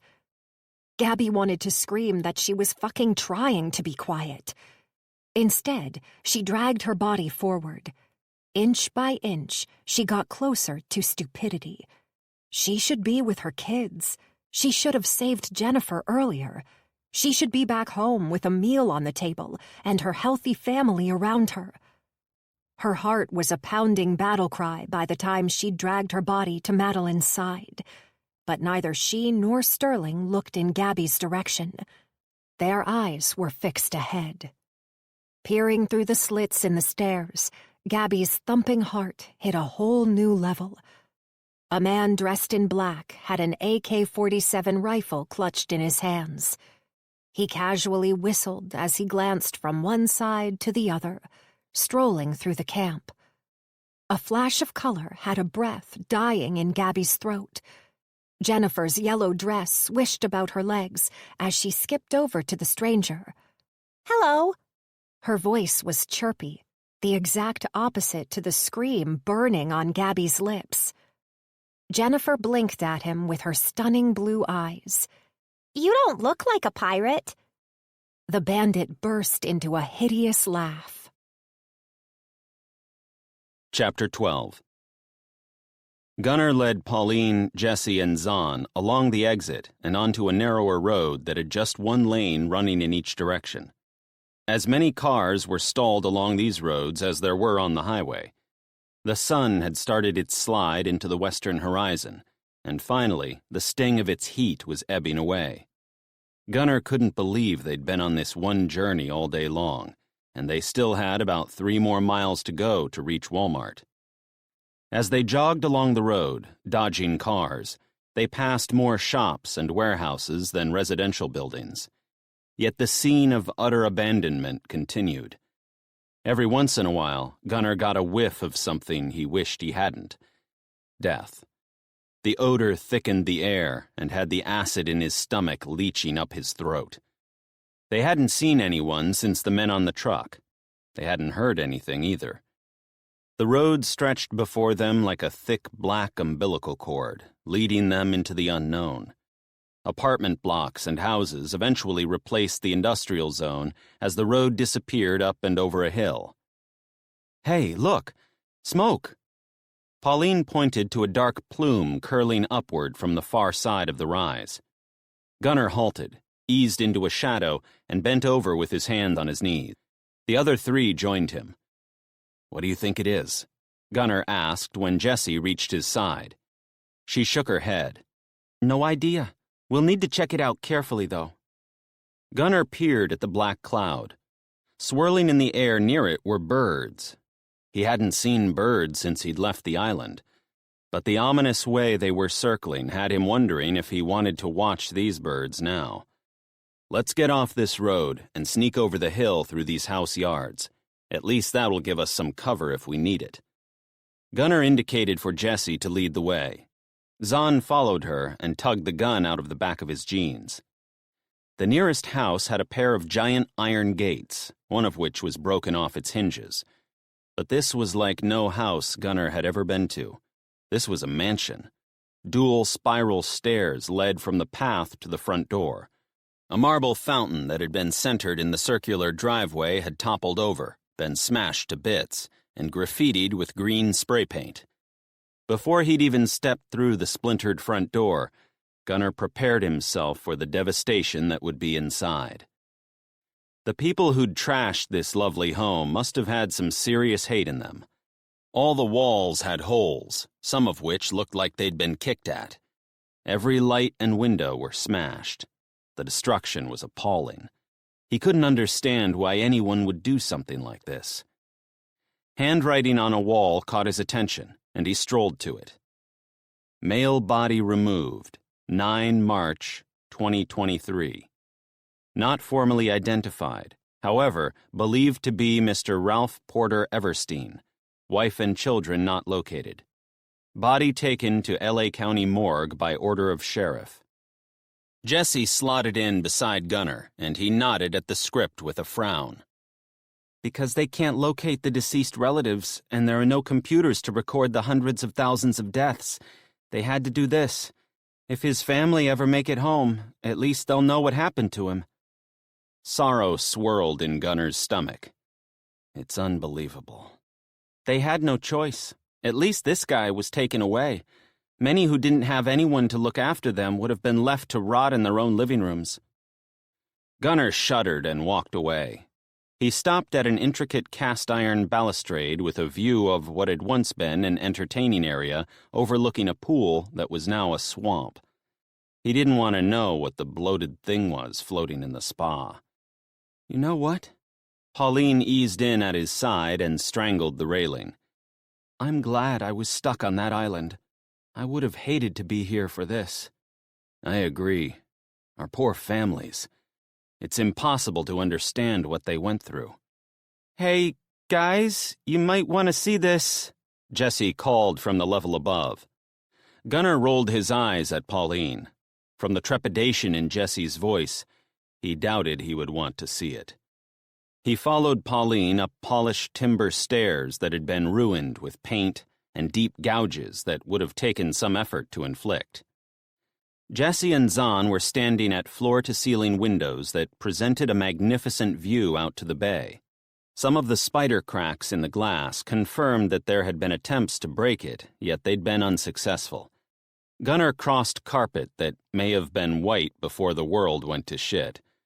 Hideous brown stains dotted the floor like a herd of cattle had been trapped inside for months. "Look," Jessie pointed out to the left. The view beyond the window encompassed both the magnificent blue ocean that stretched right to the horizon and also overlooked a large green expanse. A golf course.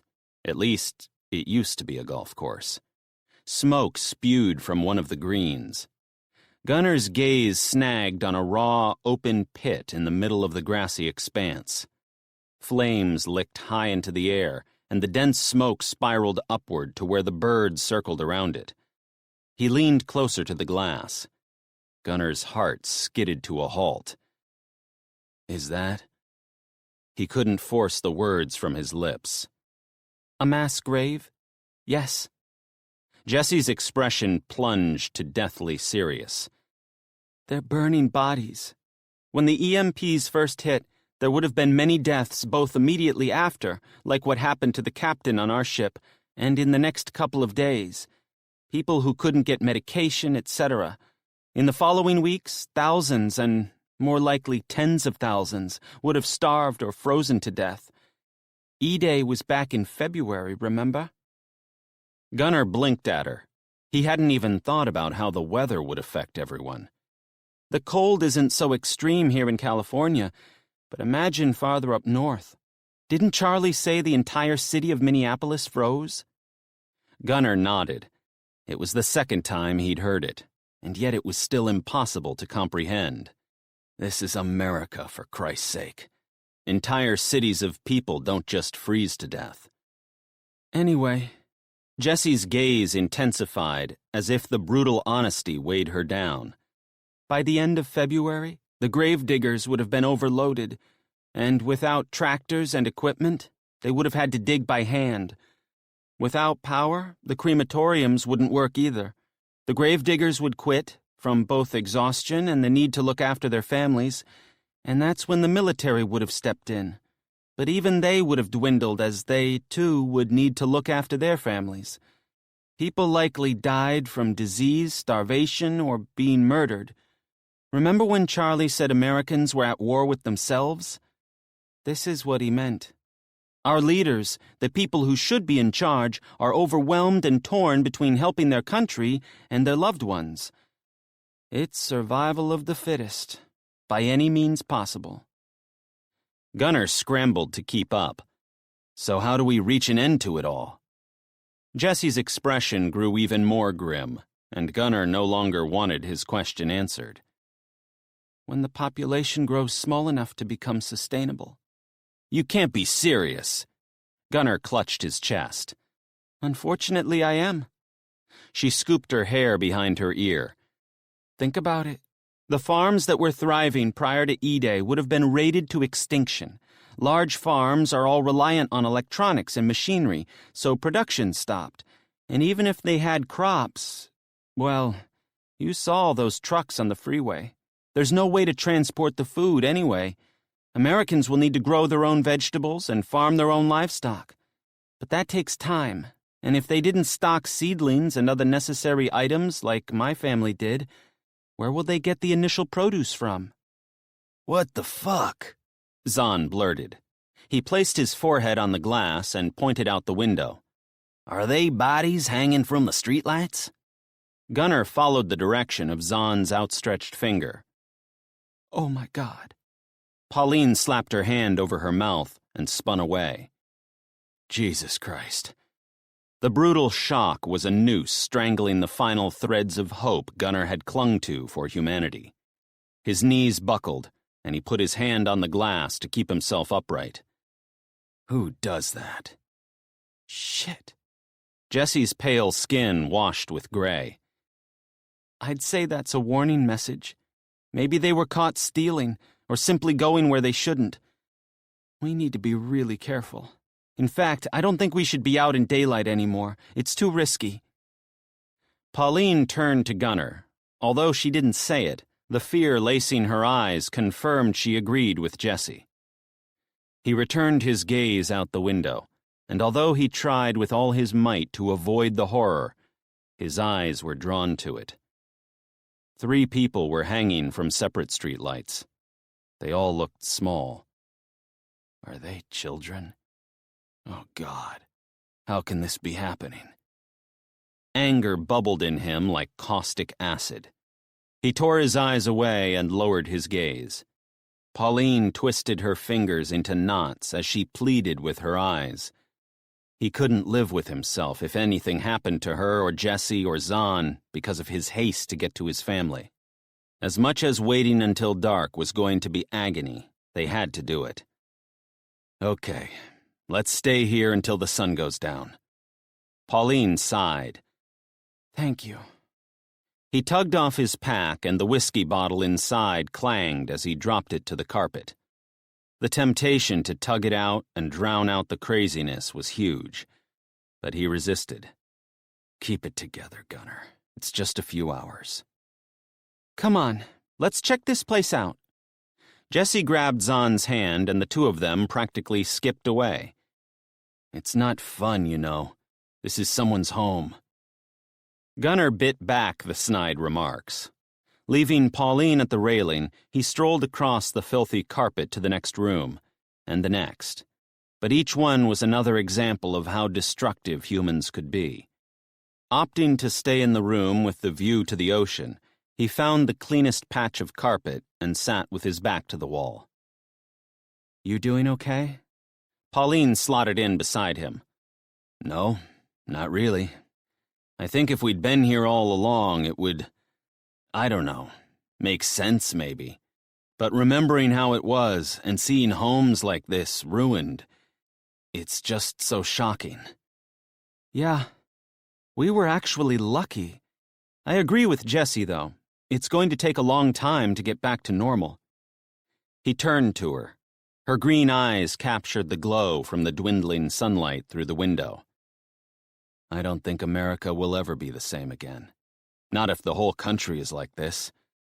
They've had 5 months without power, and look what they're doing. Albert said it could take 2 years. She nodded, as if she carried an anchor on her shoulders. Her chin dimpled. She sucked her lip into her mouth. Oh, Pauline, come here. He tugged her to his chest. I'm sorry, she blurted between sobs. It's okay. No need to be sorry. I just can't stop thinking about Matt. He's a diabetic. He's... Hey, he'll be fine. I'm sure of it. She pulled back, wiping her eyes and shaking her head. I don't know. I have this rotten feeling in my stomach that he's not. Did I ever tell you how we met?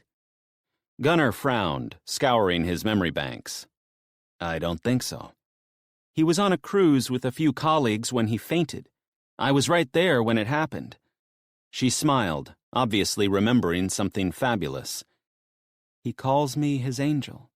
Says I saved him. She looked right into Gunnar's eyes. His medication. He always waited until the last minute to restock. He wouldn't have had any surplus.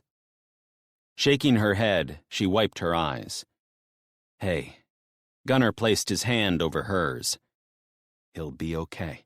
I promise. But even as he said it, he wished he hadn't. It was a promise he may not be able to keep. If the chaos outside was replicated over all of America, then Jesse was right. Only the fittest would survive. Someone like Matt may not have any chance. Gunnar rested his head back and stared out to the ocean. That vast blue expanse had been his second home for decades. Now, he didn't have any home at all. Chapter 13. Madeline drove her fingers into the warm mud and clamped her jaw until her teeth ached. Her focus split in two. One half was on Jennifer, the little orphan who'd just skipped up to a complete stranger with a weapon in his hands. The other lurched her back to her 8-year-old self when her kidnapper had snatched her from her own street. Jennifer twirled her dress in the beaming sunshine, twisting side to side as she stared up at the pirate with gorgeous innocence in her eyes. The bandit laughed, bold and evil, and it tore Madeline's sanity to shreds. Pausing his grating cackle, he knelt on one knee, resting his gun across his lap. "What's your name?" "I'm Jennifer Cheekybottom." The pirate howled with laughter again. Fear clawed at Madeline's throat. If he touches her, I'll tear his eyeballs out. On either side of Madeline were Gabby and Sterling. Both were as stiff as coffins. The rest of the village looked deserted. A million questions whizzed through her mind. Where is Max? And Sykes and Quinn? Are any of the other survivors seeing this? If he snatches Jennifer, who will stop him? What's your name? Jennifer spoke in a sing-song manner, so adorable, so naive. I'm Pedro. Pedro's gaze darted from one hut to the next, and a loose flap on his bandana flicked from side to side. His eyes paused on the hut Madeline was hiding under, and for one bracing beat, she was certain he'd seen them. But he turned back to Jennifer. Where's your family? Jennifer huffed out a sigh. They all died on the boat. She pulled a sad face. Pedro brushed his hand over Jennifer's arm. Oh, poor baby. Gabby released a small gasp. Madeline followed Gabby's gaze to rustling branches along the path. Someone else was coming. Their shoes crunched over the crushed shells with a boldness that screamed confidence. A second bandit strode into the clearing. He was a near twin of the first man, short in height, scraggy beard, dark skin, orange bandana on his head, and a long rifle clutched in his hands. His eyes were wide and wild as he swung his weapon and his gaze about the village. Jesus, where is everyone? We have to do something. Madeline shook her head at Gabby, willing her to read her mind. But Gabby looked like she was about to throw up. Apa yang kamu punya? The other man's clipped voice cut through the silence. It was Indonesian.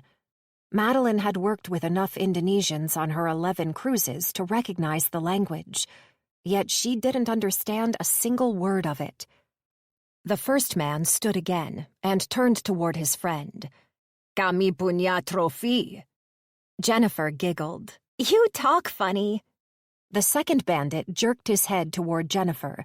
His eyes bulged, and his sickening expression told Madeline everything she needed to know. They'll take Jennifer. Rage scraped through her body. Want to come see our pirate ship? Pedro held his hand toward Jennifer. Her eyes lit up. A pirate ship? She stepped forward. No, no, no, no, no. Whistling pierced the air.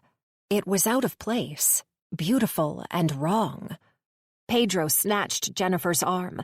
His accomplice swung toward the noise. Quinn stepped into the clearing. Madeline's breath caught. Don't move. The second man swung his rifle. Quinn shot his hands up, and if he was acting surprised to see them, then he made a damn good show of it.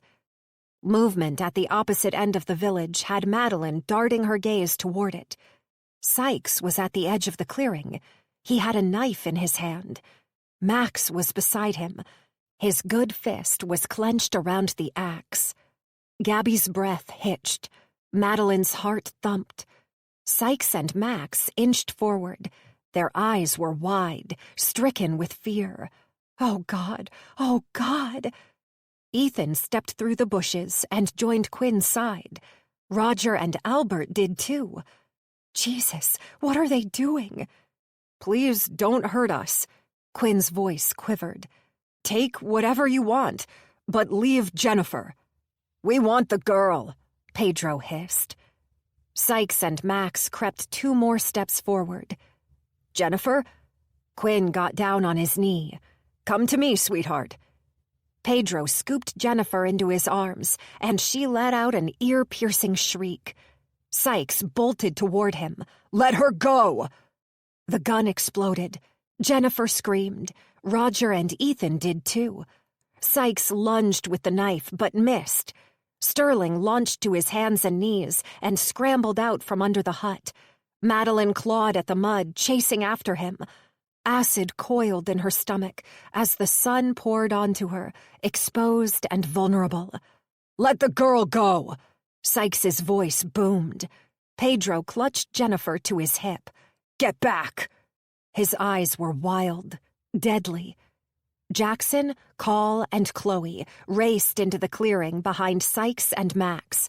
The three of them held thick branches, futile weapons against the guns. Gabby slotted in beside Madeline. The bandits were surrounded. Terror was written on everyone's faces. "Let her go!" Sykes lunged again, aiming his knife low. The pirate dodged sideways, and a gunshot boomed. Ethan careened backward with a sickening cry. A spray of blood flew through the air. Madeline ducked and screamed. Jennifer squealed. Swinging his gun wildly, the pirate dashed toward his friend. "No!" Sykes slashed again. But with Jennifer trapped in the kidnapper's arms, it was a feeble attack. "Let her go!" Max lashed out and grabbed Jennifer's ankle. Her beautiful eyes were huge as another scream tore from her throat. Sykes swung the knife again, aiming low. The bandit hollered and fell sideways. And another deafening boom cut through the mayhem. Chapter 14. Gunnar nudged Pauline's leg. "Hey, it's time to get moving again." Pauline jolted upright. She'd fallen asleep with her head on his shoulder, and he hadn't moved in about 2 hours. But it was nearly completely dark outside. Time to go. Gunnar stood and stretched. He rolled his head, trying to wrestle the knot between his shoulder blades free.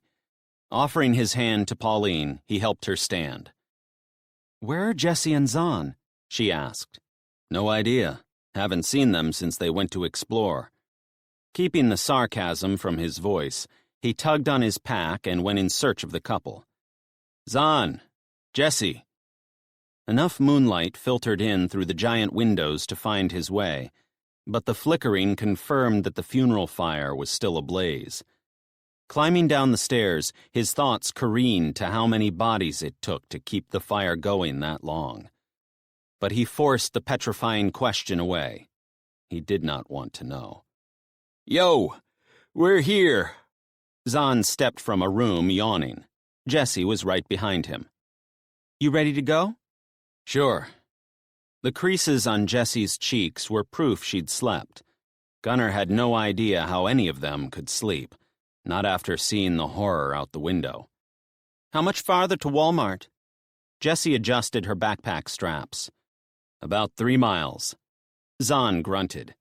"I hope they got some grub they're willing to share. I'm fucking starving." "Me too, Zahn. Me too." Gunnar's stomach spasmed as if it comprehended their discussion. Adele had a habit of making nearly every meal into a feast, especially when they had visitors. Gunnar had a rotten feeling they may never live like that again. He tugged his flashlight from his pack, not that he intended to use it, other than as a weapon if he needed. He hated that he was thinking like that. But after seeing those tiny bodies hanging from light poles, he wasn't taking any chances. "I'll take the lead." Without waiting for a response, he clutched the flashlight and jogged down the front stairs. After checking that the street was deserted, he sprinted out the gate. The stench from the smoke invading his nostrils was so caustic he breathed through his mouth, but the taste was just as nauseating. Gunnar alternated between the two, unsure which was better. The moon, high in the sky, shifted in and out of web-like clouds, creating both light and shadows that added another creepy dimension to their battered landscape.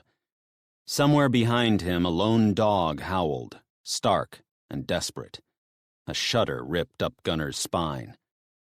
I'm living in a nightmare. Running at a steady jog, Gunnar kept to the back streets, but every step was a test in willpower. He was equally torn between sprinting as fast as his weary body would go toward Adele and slowing right down to check the road ahead was safe. Every shadow looked ominous. Every smell was foreign. The silence was surreal.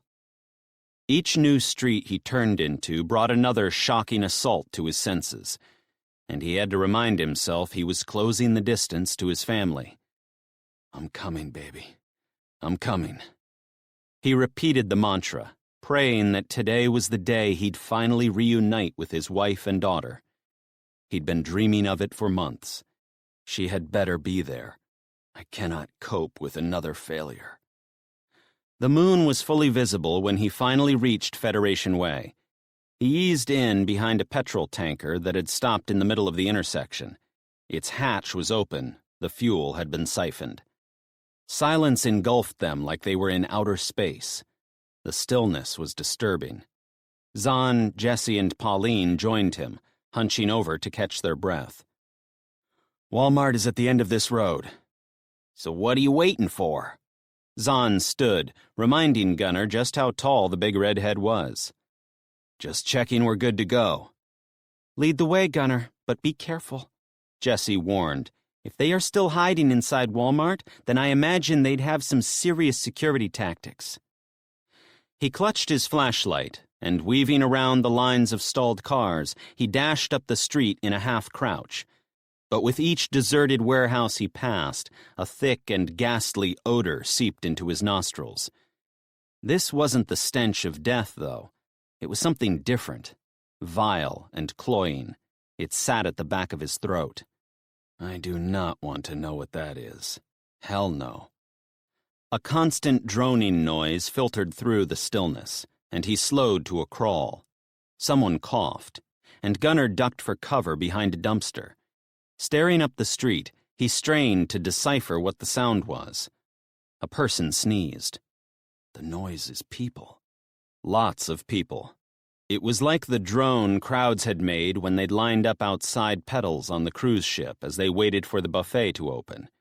Except these people didn't sound excited like the diners had. This was the murmur of people in despair. No one voice was distinguishable. Coughs were frequent, as were the cries of babies. Gunnar left the safety of the dumpster, and as he inched closer, the din got louder, and the stench intensified. Rancid and potent. He expected someone to shout at him with each step, and his fear escalated to a whole new level. Flickering lights pierced the darkness ahead, and he crouched behind an overturned trailer. As his eyes adjusted, he spotted several fires with people around them. Jesus, are they camping outside Walmart? Looks like it, Jesse said. Gunnar searched for Adele, searched for Hank. Scanning face after face, he hoped to see someone he knew. No one was familiar. Then again, everyone had scraggly hair and grubby faces, and the men had bushy beards. There was a chance he wouldn't recognize anyone, even if they were right in front of him. Thank God I didn't cut my hair or beard while I was on the mega yacht. I'd stand out like I was wearing a pink tutu. Fuck me. Zahn thumped the gun that was firmly wedged in his hand onto the rusted trailer. There's gotta be 50 of them fuckers out there. They're just people, Zahn, Gunnar urged. Don't get too excited. Yeah? Tell that to those kids hanging from them ropes. Gunnar willed that nightmare image not to appear, but it did. Behind the groups of people was a sea of tents. Gunnar couldn't understand why they'd sleep in tents when there were plenty of empty houses and other buildings around. Beyond the tents was the front facade of Walmart. Usually, the blazing sign could be seen from the freeway. It was only just visible in the moonlight. Okay, so we're here. Now what? Zahn looked from Gunnar to Jesse. Do you see them, Gunnar? Jesse asked. He shook his head. No, I don't recognize anyone. You still think they're in Walmart? Yes. He forced conviction into his voice. If they moved, she would have left me a note about that too. How are we going to get in there? Pauline asked. Gunnar studied the slum ahead. Tents and tarps were positioned at random. Clothing hung on ropes stretched between light poles. Overturned cars provided some sort of perimeter. People were everywhere, staring into the flaming barrels, sitting on cars, strolling around, doing something, doing nothing. He counted 11 rifles slung over shoulders, but they were just the ones he could see. Nobody seemed to be in charge. I'm going to walk right up to it. It was both desperate and insane. You're a fucking idiot. Zahn's grin was a crazy contrast to the turmoil stewing in Gunner's gut. Just hear me out. Horror crawled through Gunner at the prospect of what he was planning to do. But he had to do it. For Adele. For the 3 people in front of him. And for himself. My appearance is just like every one of those men. We all look like we've been homeless for years. I'll exaggerate a limp, slouch over and try not to draw attention, and I'll come in from the side. If I blend in, no one will notice me. He swallowed so loud he was certain they heard it.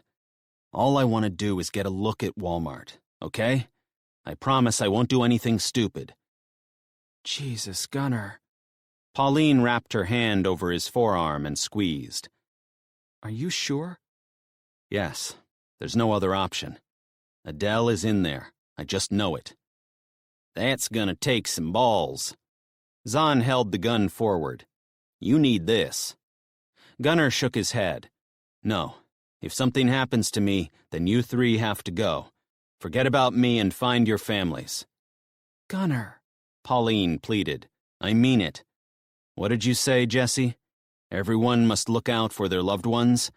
That includes you guys.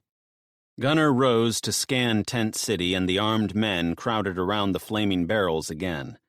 They were all staring into the flames, barely moving, as if mesmerized, or perhaps horrified by what their lives had spiraled into. I promise I'll be back as soon as I can. If I take too long, or you hear something wrong, then go. Okay? Pauline's eyes drilled into him. Her jaw remained clamped. Zahn nodded. Are you sure you don't want me going with you? I'm getting good at saving your ass. Gunner chuckled. Thank you, Zahn. But I need to do this on my own. I won't look so conspicuous that way. You look after these 2, okay? The redhead smiled and nodded at the gun. You betcha. As much as he loathed doing it, Gunner slipped off his precious shoes and socks and shoved them into his pack. They were the only thing that ruined his homeless man facade. His mind lurched. It's not a facade at all. Even once he'd found his family, they still wouldn't have a home to go to. Gunner hated goodbyes. He'd had his share of them with his family each time he'd gone to work on the cruise ship, roughly 16 times each year. He and Adele had a system. They never said goodbye. They never said good luck. But what he did do was make a promise about what he'd do when he returned. He handed the flashlight to Jesse and gave Pauline his pack.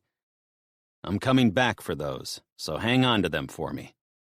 Gunner clutched Zahn's shoulder. Don't do anything silly, and don't drink that whiskey. We may need it. Not waiting for a response, he spun on his heel and darted toward the next abandoned car.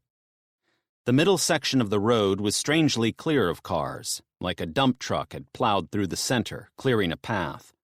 But Gunner kept to the edges, dodging from one vehicle to the next, popping his head up each time to scan the crowd, looking for a familiar face, looking for warning signs.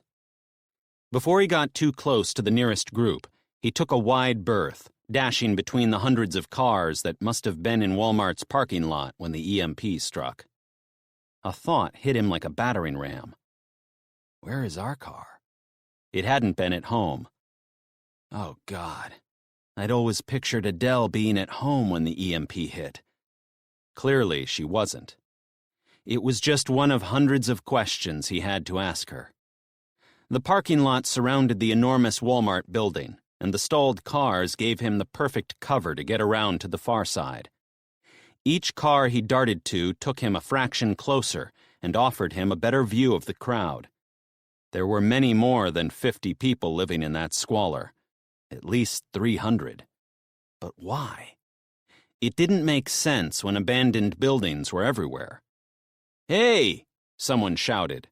Gunner dove for cover, smacking his head on a car's side mirror. Wincing, he rubbed his temple, and with his breath trapped in his throat, he strained to listen. He expected to hear boots storming toward him. "What are you doing?" a man cried out, his tone lacerated with fury. Gunner's heart thundered in his chest. He clamped his fist and prepared to fight like a demon. "Son of a bitch!" The shout echoed off Walmart's immense brick wall. More men yelled. A woman screamed. Clenching his teeth, Gunner peered over the hood of a battered Corolla. A tall, scrawny man shoved another guy in the chest. They shouted at each other, but Gunner couldn't decipher what they were saying.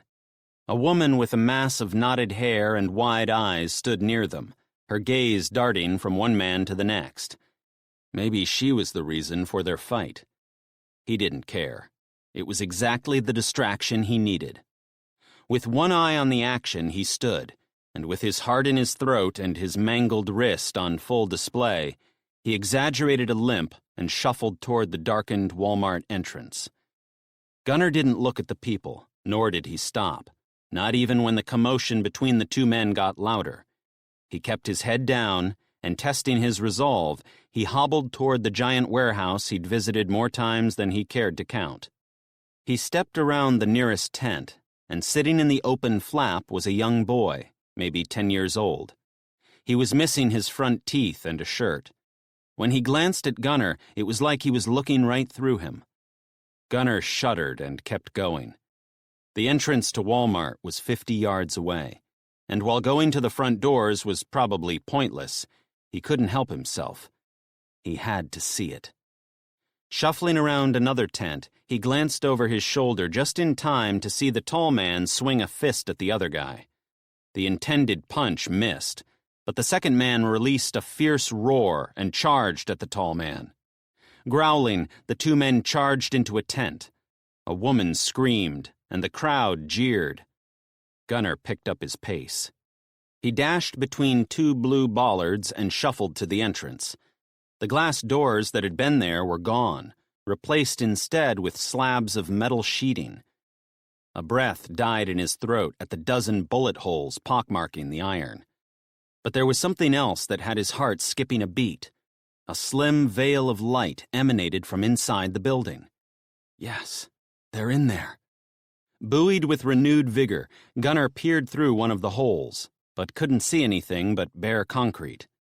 When the shouts behind him hit fever pitch and the crowd cheered, Gunner cupped his fingers around his mouth, put his hand to the hole, and yelled, "Adele!"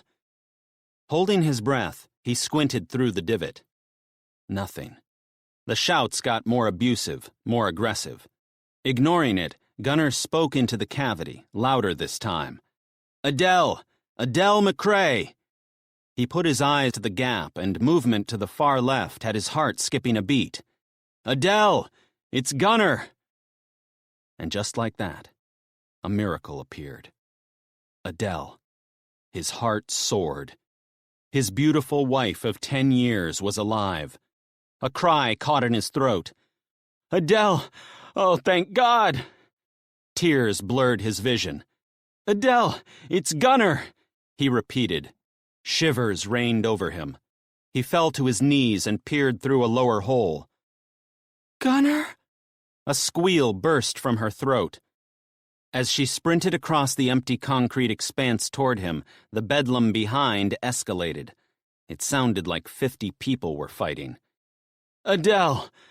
A sob burst from his throat as he pushed his finger through another hole. "Oh my God, Gunner!" Her hand wrapped around his finger. An enormous lump wedged in his throat. He couldn't breathe. "I'm home, baby. I finally made it." "Oh my God." Adele squeezed. "Thank you. Thank you." They both spoke over the top of each other. "Are you okay?" "Where's Bella?" "Oh God, I've missed you." "I thought you were dead." A shadow appeared over Gunner's shoulder. "What's she doing, mister?" It was the kid with the missing teeth. Flicking his tears away, Gunner ignored the boy and pulled his finger out. He leaned toward the hole. "Adele, how do I get to you?" She eased forward, and Gunner put his ear to the metal. "Come around the back." "But, Gunner..." Her shrill voice was like nothing he'd heard from her before. "Make sure no one sees you." Peering into the warehouse, she ran away. but he waited until she completely disappeared before he pushed back from the barricade and stood. The kid was right there. Did he hear our conversation? The boy was covered head to toe in dirt and nasty red spots. His vacant eyes had a creepy dullness to them, highlighting his suffering. Walk away, Gunnar. Forcing his attention from the poor child, Gunnar scanned Tent City. A dozen or so men were fighting, swinging punches, prancing about with fists raised like amateur boxers, wrestling each other to the ground. A crowd had amassed around them, cheering them on like it was the only entertainment they'd had in months. It probably was. Utilizing the distraction, Gunnar abandoned his fake limp and, hugging the brick wall, he raced along the front of Walmart. At the corner, he halted and peered around, scanning for movement. In the limited moonlight, it was as still as a graveyard. But the damn child was still with him. Gunnar knelt on one knee, meeting him at eye level. Hey, kiddo, you have to go back to your mom now. Mom's dead, he said in deadpan, devoid of emotion. Shit. Your dad, then? He's dead, too. Oh, Jesus. Okay, can you go to whoever's looking after you, please? The boy picked at a scab on his cheek with a dirty fingernail. I ain't got no one. It's just me. Damn it. Forget the boy. Keep moving. Gunnar did a quick scan of the area again and took off, running as fast as he could along the side wall of the building, careful not to trip over cardboard or milk crates or any of the other crap that was piled up. He gagged at the stench. Obviously, the wall was the men's urinal. Breathing through his mouth, he prayed he didn't run into the real sewage area. He'd experienced enough of it in the last 5 months to last a lifetime. Panting like a rabid dog by the time he reached the rear of the building, he paused to catch his breath and peer around to the back. The kid lobbed in beside him. Shit, what are you doing? Following you. The boy grinned like he'd won a race. Why? Gunnar scowled. Why not? The boy shuffled in front of Gunnar, blocking his way. Look, I'm busy. Gunnar pushed past him, searching for a door. Ahead was a large ramp. Gunnar raced to it, and at the top he banged on an enormous roller door that was also pierced with bullet holes. The kid smacked it too, and Gunnar glared at him. Go away. No. Grinning, the runt thumped on the door again. Gunnar! He jerked around, seeking the source of the voice. Gunnar, look up! He ran down the ramp and stepped back from the building, crunching over broken glass and sheets of metal.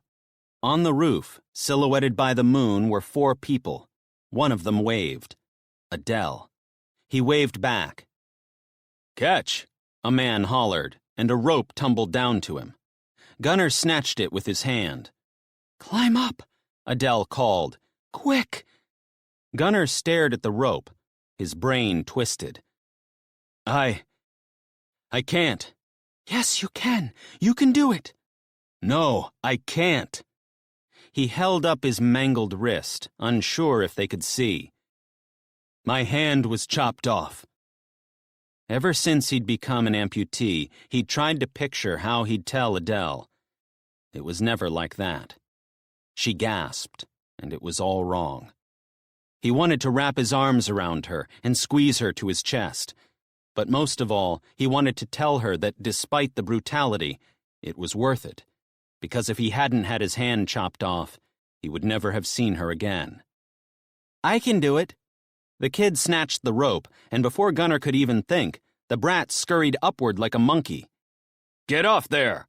A man hissed from above. They shook the rope. Get away! Gunnar watched in horror as 2 men tried to shake the kid off the rope. He couldn't believe what he was seeing. But despite their frantic efforts, the boy reached the top. You little shit! A man scowled. Gunnar half expected them to toss the child off the roof. Instead, a man reached down, hooked his hands under the boy's arms, and hoisted him up the last foot or so. Squealing with obvious joy, the kid disappeared. The rope was tossed down to him again. "Tie it around your waist," Adele called. "We'll haul you up." A clutch of utter uselessness blazed through him. He'd tried to figure out how to tie a rope with one hand hundreds of times on the island, with his teeth, his toes, his feet. But the damn knots never held. He didn't want to be halfway to that rooftop when the knots slipped. "I can't tie." "Hey!" A man stormed to Adele. "What are you doing?" His voice was gruff, aggressive. Adele spun to the newcomer. "Dave, my husband made it. He's down there." "And he can fucking stay down there." "No! He's taken months to find me. He's wounded." "I don't give a shit." The other people on the roof slinked back, away from view, leaving Adele alone with the asshole. "You have to let him up." Adele shoved him in the chest. Gunnar gasped. Adele never used aggression. Ever. The man slapped Adele across the face. "Jesus Christ, leave her alone!" What the fuck? Gunnar stepped back farther, trying to get a better view. Adele cupped her cheek. "He has to come up. Dave, come on. You have to let him." "No, we agreed. No more people." Adele clutched her chest. "He can have my rations. I promise." "You already let that brat in. You'll share your rations with him." "I will. I promise. Please let my husband up." She reached forward. Dave slapped her again. "No!" Fury blazed through Gunnar like a lit stick of dynamite. He searched for a way up, but there wasn't one. Adele was right there, 40 feet away. It might as well have been a mile. Chapter 15. Blood flew in the air as the second pirate catapulted sideways. He hit the ground in a full body slam. A huge chunk of his skull was missing. Gabby had seen many wounds. This one was gruesome and shocking, yet perfect. Pedro cried out, blurting a torrent of words she didn't understand. Gabby dashed toward her husband, desperately trying to drag him away from the gun-wielding bandit. "Max, get back!" Max met her gaze. His pupils were huge. His knuckles were white, still gripping the axe he had aimed at the kidnapper. The pirate spun around, hatred flared in his eyes. Madeline jumped back, grabbing Sterling's arm. "Let her go!" Sykes took another step forward, his jaw clamped, his gaze fierce. The bandit twirled to him. Sykes released a guttural growl and dove at him, crossing the distance in a millisecond. The gun released an almighty boom. Gabby screamed. Sykes tackled the kidnapper, and both the men and Jennifer slammed to the ground. Max raced forward. Gabby did too. Sykes was on top of the bandit, raining punches at his ribs, his head. The two men wrestled. Sykes clasped his hands around the man's neck. Max raced forward, snatched Jennifer up, and kept on going. Gabby's knees buckled with relief. Sykes continued crushing the pirate's neck. His clenched jaw and bulging arms highlighted his determination. Quinn ran forward and scooped the gun off the ground. He spun it around, and in what looked like a practiced move, aimed it at the pirate. "Don't move." Sykes glanced at the weapon, then back at the bandit. He continued to squeeze. The kidnapper's moans got louder. The veins at his temples bulged. "Stop!" Max ran toward Sykes. Jennifer was nowhere to be seen. "Sykes, it's over. We won." Max placed his hand on Sykes's shoulder. Their leader kept squeezing. 1 second, 2, 5. Then, as if he'd been hit with a hot poker, he yanked back his hands. Okay. With a clenched fist, he punched the pirate in the jaw, and his head snapped back with a sickening crack. Sykes pushed off, and Quinn eased back with the gun aimed at the bandit. The pirate was dead still. his head twisted at an awkward angle. His eyes were closed. Is he dead? Gabby stared at his chest, waiting. When he took a shallow breath, she was equal parts relieved and disappointed that he was still breathing. Jesus, that was close, Max said. What do we do with him now? Quinn nudged him with his bare foot. Someone get some rope. Sykes drove his hands through his hair. We need to tie him up. Sterling raced into the middle hut. Is the other guy dead? Sykes turned to the second bandit, who was sprawled across the dirt. His legs were twisted and wrong. Yes. Chloe's chin quivered. But Ethan was killed too. Several people gasped. Gabby shot her gaze to Ethan. He was on his back, and Albert was kneeling beside him, his shoulders heaving as a loud sob burst from his throat. Jennifer's yellow dress caught in the sunshine farther up the path, and Gabby raced across the clearing, pushing through the crowd to her. She swooped Jennifer into her arms and wrapped herself around the little girl. Jennifer's frail body shook as she cried onto Gabby's shoulder. "You're okay. It's over now." Gabby smoothed her hand down Jennifer's curly hair and turned toward the clearing. Sykes wrestled the bandit onto a seat and tied his hands behind him and his legs to the chair. Gabby took a few steps closer, merging with the group encircling their captive. What are we going to do with him? She made another step, and a thought punched through her like a cannonball. Are more pirates coming? She shot her gaze through the trees to the ocean where she'd first seen them. There was nothing but dark blue water. Her eyes snagged on the black shape on the beach. Their rubber boat. Jesus! Max! Sykes! We have to get rid of their boat. Sykes snapped his attention to her. If there are other pirates, they'll come looking for the boat. They'll come after them. Son of a bitch! Sykes took off, kicking up sand as he hobbled toward the beach. Everyone, come help me! Max, Call, Jackson, Sterling, and Roger raced after Sykes. Quinn shoved the gun at Madeline, and he too followed the men. Through the vegetation, she watched them drag the rubber boat onto the shore. Despite the distance, their groans as they manhandled it to behind the shipping container proved how heavy it was. A garbled moan behind her had her turning to the pirate. He was waking up. Jennifer shifted on Gabby's hip, as if wanting to see what the noise was, but Gabby squeezed her to her chest and strode away.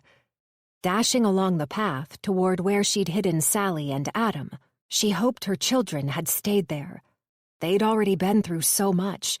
They didn't need to see that massacre, too. She was huffing like she'd run a marathon, and Sally must have heard her because she came tearing through the bushes with her arms spread and terror flaring in her wide eyes. "Mom!" "It's okay. Calm down. It's okay." Sally launched at Gabby with a howl and wrapped both her and Jennifer in a bear hug.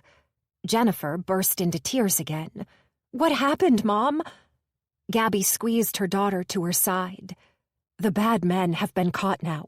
They won't hurt us." Adam stepped onto the path. His face was flushed white. "But we heard gunshots." "Yes." Gabby was about to say that everyone was safe, but it wasn't true. Yet again, one of the survivors had died. Oh, God, poor Ethan. It could have been her or Max, or any of them. Ethan had just been unlucky. It tore her to shreds that she was relieved it wasn't any of her family. But that was what their lives had become, taking precautions where possible, praying for the best, and accepting luck when it occasionally came their way. Gabby eased the little girl off her chest and put her down. "Sally, can you please look after Jennifer?" Tears streaked Sally's cheeks. "Where are you going?" "I need to help the others." Sally cocked her head. Her fierce eyes drilled into Gabby's. "Something happened, didn't it? What are you trying to hide?" Sally clamped her jaw, aging her another 5 years. Gabby was tempted to lie, but how could she? Hiding Ethan's murder was impossible. It was better that her children heard it from her, rather than one of the other survivors, and especially not Albert. The poor man was distraught. Gabby squatted, reaching for both Sally's and Jennifer's hands. She squeezed her eyes shut and tried to formulate the best way to explain what happened. There was no best way. Opening her eyes, she shared her gaze between her children. Unfortunately, Ethan was shot by one of the bad men. Sally's irises darkened as she tugged her lip into her mouth. He passed away. Tears spilled from Adam's eyes. He inhaled a wobbly breath and flicked at his cheeks, as if angry that he was crying. But why? What did they want? "I don't know, buddy." "They tried to take me." Jennifer's voice was brittle, timid. Sally darted her questioning gaze to her mom. "Yes, but we saved her." Gabby squeezed Jennifer's palm to her own and swung it back and forward, trying to make light of a shocking reality. "Are they dead?" Her daughter's steely gaze carved a slice off Gabby's heart. She was too young to ask such a brutal question, especially when it looked like she wanted the answer to be yes. A pang of guilt gripped Gabby. Her children were being exposed to things that no child should. Clearing her throat, she met Sally's gaze. "One of the pirates is dead, but one of them is still alive." Adam stepped forward. "He's alive?" The muscles along his jaw bulged as he clamped his teeth. "Then someone needs to kill him." The blood drained from Gabby at the resolve in her son's voice. Chapter 16. Gunner's heart tore to shreds. He couldn't believe the horror he was witnessing on the rooftop above him. Adele was on her knees, begging to a man. No, not a man. An asshole. "Dave, please!" Adele clasped her hands, pleading. "Let Gunner up!"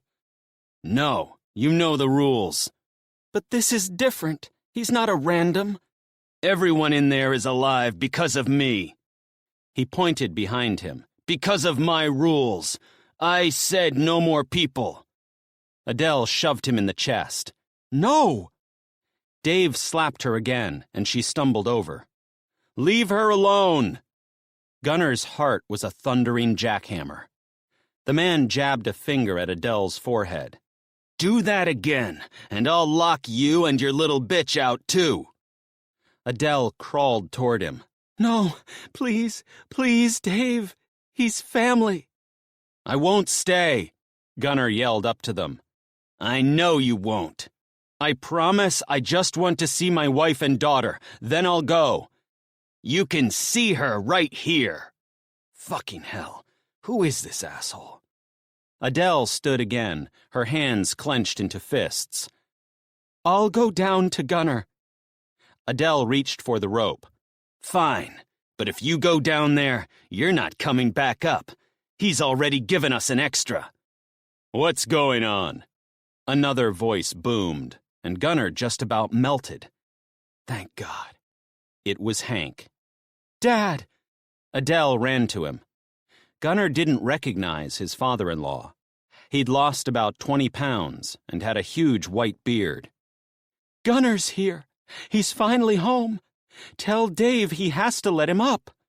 Adele disappeared from view. Gunner stepped back farther and climbed onto a forklift. Adele clutched her father's arm. Hank turned his gaze to Gunner. "How you doing, son?" He spoke with authority. Hank may have had an early discharge from the Navy, but the Navy never left him. "I'm alive, sir." "He can't climb up, Dad. You need to help him." Hank stepped toward the rope. What the fuck you think you're doing, Hank? Dave strode to Adele's father, his chest puffed out. We can't take any more. We agreed. Hank squared off with the man. His fists were clenched. Gunnar had witnessed Hank's aggression many times. Hank was not a man to mess with. Dave's shift in stance confirmed he would not back down. Shit, how did this happen? Gunnar's heart thudded to a halt. What about Pauline and Jesse and Zahn? If Dave had an issue with Gunnar joining them, he definitely wouldn't let Gunnar bring 3 more. His friends were counting on him. He couldn't abandon them, not after what they'd gone through to help him get there. Stop! He held up his hand. I have 3 friends with me. 3! Dave barked. No fucking way! They saved me, Gunnar pleaded. Adele, please. I can't leave them. No way! Dave clamped his fists. We're at capacity already. They won't stay, I promise. Gunnar's head was set to explode. Dave stomped back and forward. No, absolutely not. Adele, tell him I never break my promises. Gunnar wanted to punch himself. He'd broken many promises since the shit hit the fan. But this one was real. As was the promise he'd made to Jessie to save her dad, and all the survivors still stranded on the island. I shouldn't have come here. Not yet, anyway. Not until I'd saved everyone on the island. I cannot break that promise.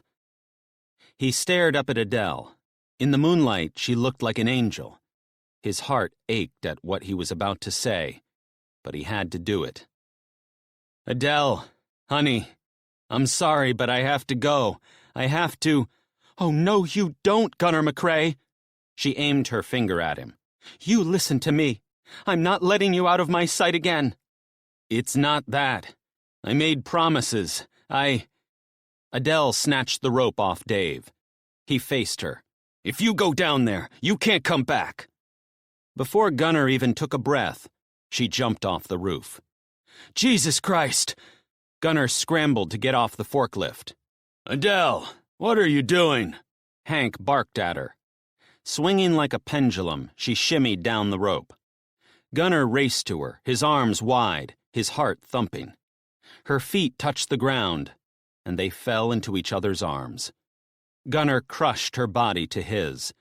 They kissed each other's lips and cheeks. A knot wedged in his throat. Tears pooled in her eyes. Oh, my God. He cupped her cheek. I love you. I love you.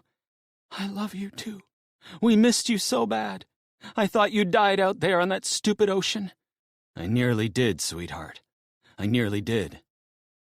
They wrapped their arms around each other and squeezed so hard it was a wonder they didn't break each other's ribs. Is Bella okay? No. Adele pulled back. She misses her daddy. A sob burst from Gunnar's throat. Oh, God. You don't know how much I've missed her, too. Adele thumbed a tear from his cheek, and when he reached up, she cupped his mangled wrist in her hands. Her touch was so gentle, yet so foreign. What happened? Her chin dimpled. Her eyes glistened with tears. He shook his head. It's a long story. Now was not the time for talk. It was time for action. I need to get my friends. I promised them I would. She shook her head. He won't let them in. So many have tried. It's pointless. Shit. He scrambled to piece a plan together. What are we going to do? She placed her cheek to his chest, and Gunnar ran his hand through her hair. Unlike the masses of knots in the woman's hair out the front, Adele's was soft. She wasn't dying of starvation or living in squalor. She was safe. Her staying here was the best option. The only option. He eased away from her. You need to go back up. No. She shook her head. Fire brimmed in her eyes. Not without you. Think of Bella. I am. She needs her daddy. Adele. Huffing out a forceful breath, he looked at her. There are things I need to do. Then I'm coming with you. No. He shook his head. It's dangerous out here. It's dangerous in there too, Gunner. Dave is crazy. He's shot 9 people who didn't stick to his rules. 9. Shot them dead right in front of us, just because they were starving and desperate. Jesus. But after seeing the squalor in the tents out the front, the safety beyond that giant brick wall had to be a darn sight better. Hey, what are you doing? Hank barked high above them. The distress in his voice had Gunner dashing backward so he could see the roof. She made her choice, Hank. Dave pulled the rope upward. Gunner raced toward it. No! He jumped at the dangling end but missed. Hey, give us the rope. Adele needs it. It continued to slither away. Too late. Let her up, Dave, Hank boomed. Fuck off. I warned her not to go. Hank lunged at Dave but missed. Dave jumped backward, and in a flash, a gun was in his hand. It was aimed at Hank. No! Adele shrieked. Hank shot his hands upward. Jesus Christ, Dave, what are you doing? Reminding you who's in charge.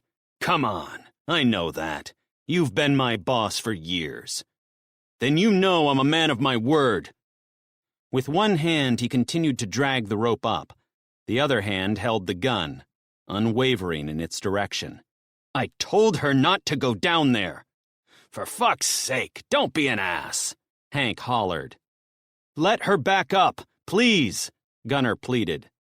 The end of the rope disappeared, and Dave stood. He put both hands on the weapon. You gonna give me trouble, Hank? You going to let my daughter in again? She let that stupid kid in. I see it as a fair exchange. The moon was behind the 2 men, silhouetting them, adding a 1,000,000-watt light to their rigid stances. Shit, this is crazy. Hank's fists were clenched. His posture was rigid. He's preparing to do something reckless. Jesus, Dave, Adele cried. I told you I'd share with the boy. Hank let out a roar and dove at his boss. The 2 of them slammed into the roof. The gun exploded. Adele screamed. Gunner clutched Adele's hand and dragged her behind the forklift. Horror crawled through him. Once again, his plans had gone catastrophically wrong. Dad! Adele screamed. Dad! Dave was standing over Hank, the weapon aimed at his head. Dad! Hank got to his knees. He raised his hands. You gonna shoot me, Dave? His defiance was reckless, but typical Hank. The man thought he was invincible. Stop, Hank, Gunner yelled. He'll kill you. No, he won't. Dave stepped forward. I won't, huh? No, Daddy, stop it! Adele's voice was shrill, desperate. Dave stepped sideways, bent, and hurled the rope off the roof. Go! Fuck off! Hank shook his head. Dave, come on! Don't do this! Dave stood, feet apart, both hands on the gun and the weapon aimed at Hank's head. Now! Hank got to his feet, his hands raised. Dave, you're making a mistake. Shut up and get down there before I change my mind and shoot you. What about Bella? The agony in Adele's voice carved a chunk off Gunner's heart. You got 2 choices, Hank. Dave's voice was evil, sickening. Go yourself, or I'll shoot you and your precious Bella and toss both of you down. Adele squealed. No. All right, Hank blurted. All right, Jesus. I'll go, but I'm taking my granddaughter with me. You'll have 2 less mouths to feed. That's what you want, isn't it? Neither of the men moved. Gunner held his breath, bracing for another explosion from the gun. Dave took 2 steps back and aimed the weapon at Adele. Gunner jumped in front of her. Get your fucking granddaughter, Dave hissed, or I'll kill both of them. Hank sprinted away, his boots stomping across the iron roof. Adele sucked in a shaky breath. A tear trickled down her cheek. Gunner's fear nearly split his brain in 2. But what next? His entire family was at the mercy of the chaotic world around them.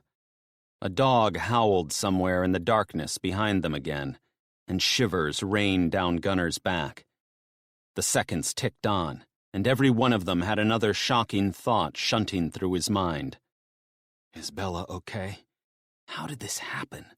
What the hell are we going to do next? Dread crawled across Adele's enormous eyes as she stared up at the roof. Dave hadn't moved. His weapon was still aimed at them. Maybe we could make a run for it. But even as Gunner had that thought, he slapped it away. They wouldn't go anywhere without Bella. A loud bang had him darting his attention back to the roof. Hank appeared. Gunner's breath hitched. His baby girl was with him. Bella! Her name choked on his tongue. Bella! Her gaze snapped toward him. Bella, it's me, Daddy! Daddy! Bella squealed, and Gunner's heart nearly shattered. I'm here, baby girl! Gunner stepped out from behind the forklift, his arms raised. Hey, what the fuck's that? Dave barked, aiming a finger at the pack on Hank's back. It's our stuff, that's all. I didn't take anything that didn't belong to us. It's only one pack between the three of us. Dave aimed the gun at Bella. You sure about that? Don't you touch her. Hank snatched Bella's arm, and she screamed as he yanked her to him. Fear clamped around Gunner's throat. I don't know what happened to you, Dave. Hank's voice was calm, way too calm, like he was preparing for a brutal assault. And I don't want to know. Hey, Bella! Gunner called out, trying to defuse a situation that had him scared rigid. You need to come down to Mommy and Daddy. Hank's going to tell you how. You need to be a brave girl, okay? Hank tossed the pack over the side, and it fell with a dull thud 10 feet from Gunner. Then he knelt in front of his granddaughter, but his words were beyond Gunner's reach. Bella climbed onto Hank's back and put her arms around his neck. Hank stood with Bella's legs wrapped around him. Oh, Jesus. Gunner ran forward. You hang on, Bella. You hear me, baby girl? You hang on real tight. I am, Daddy. Adele clutched Gunner's arm. Her eyes were enormous. The rope wobbled, and looking straight up, Gunner's heart launched into his throat as his father-in-law inched over the edge. That's it. You can do it. Adele's voice was strained. The rope whipped around like an angry snake. Gunner snatched it, but with every inch Hank lowered, Gunner prepared to let go and catch his daughter if she fell. Hank let out a garbled moan. Bella's hands were too tight. She was suffocating him. 20 feet. You're nearly there, Hank. You've got this. His hand strangled the rope. 10 feet. Gunner's heart thumped in his ears. 5. Gunner reached out. That's it. He touched Bella. Tears flooded his eyes. Hank's feet touched the ground. Daddy! Bella launched at him, and her arms clasped around his neck. A sob burst from his throat. Gunner wrapped his arms around his girl and wept. Adele hugged them too, and all three of them cried. Gunner met Hank's gaze. Thank you. Thank you. The rope zipped away, eliminating any hope of his family returning to the relative safety beyond those four walls. Don't thank me yet, son. Hank gathered the pack containing their only belongings. We're still in a world of trouble. Gunner sniffed back his tears. Hank was right. Thanks to Gunner, his family had entered a new wave of hell. Hank reached into the bag and pulled out a gun. He held it to Gunner. When you shoot, shoot to kill. We have a limited supply of bullets. Jesus Christ. Gunner eased his daughter off his chest and lowered her to the ground. Swallowing his shock, he took the weapon. Yes, sir. Take us to your friends. We're going to need all the help we can get.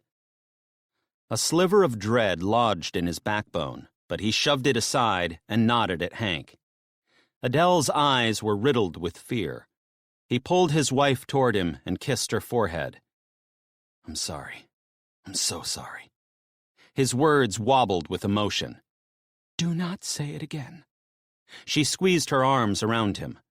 None of this is your fault. We're together now. That's all that matters. Hank squeezed Gunner's shoulder. "Come on. We have to get out of here." Gunner released his wife, and with the gun clutched in his hand, he eased down to his daughter's height. "You hang on to Mommy's hand, okay, sweetheart? Do not let go." Okay, Daddy. His brave little daughter had aged 3 years in the 5 months since he'd seen her. Gunner spun on his heel, and aware that his daughter would need to keep up, set a steady pace, running alongside the back wall of Walmart. At the corner, he paused to peer around. 2 men were urinating on the wall. He snapped his head back and put his finger to his mouth. 2 men. Hank nodded, as did Adele. As the 4 of them waited with their backs to the wall, a lone dog howled somewhere in the darkness. The disturbing cry was like a warning. They, too, were on their own. Gunner glanced around the corner again. The men were gone. "Let's go." With each step he dashed toward the front, he prayed that nobody else appeared. His thoughts collided over what he'd do if someone did approach. Would I shoot them just because they chose that moment to do a piss? I will if they threaten my family. He hoped like hell he wouldn't need to test that resolve.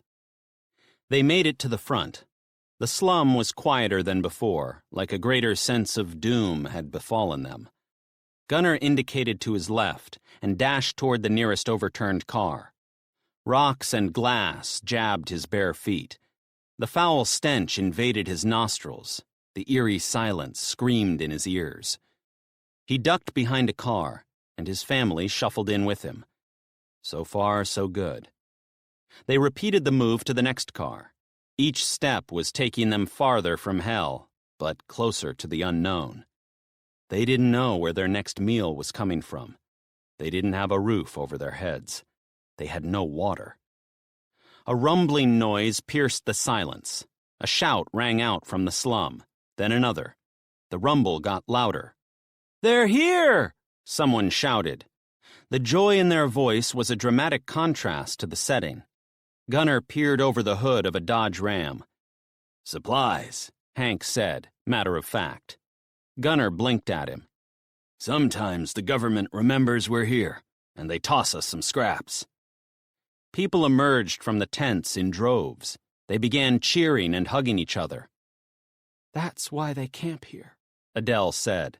Otherwise, they miss out. A pair of headlights pierced the darkness like tiger's eyes. "We need supplies, too.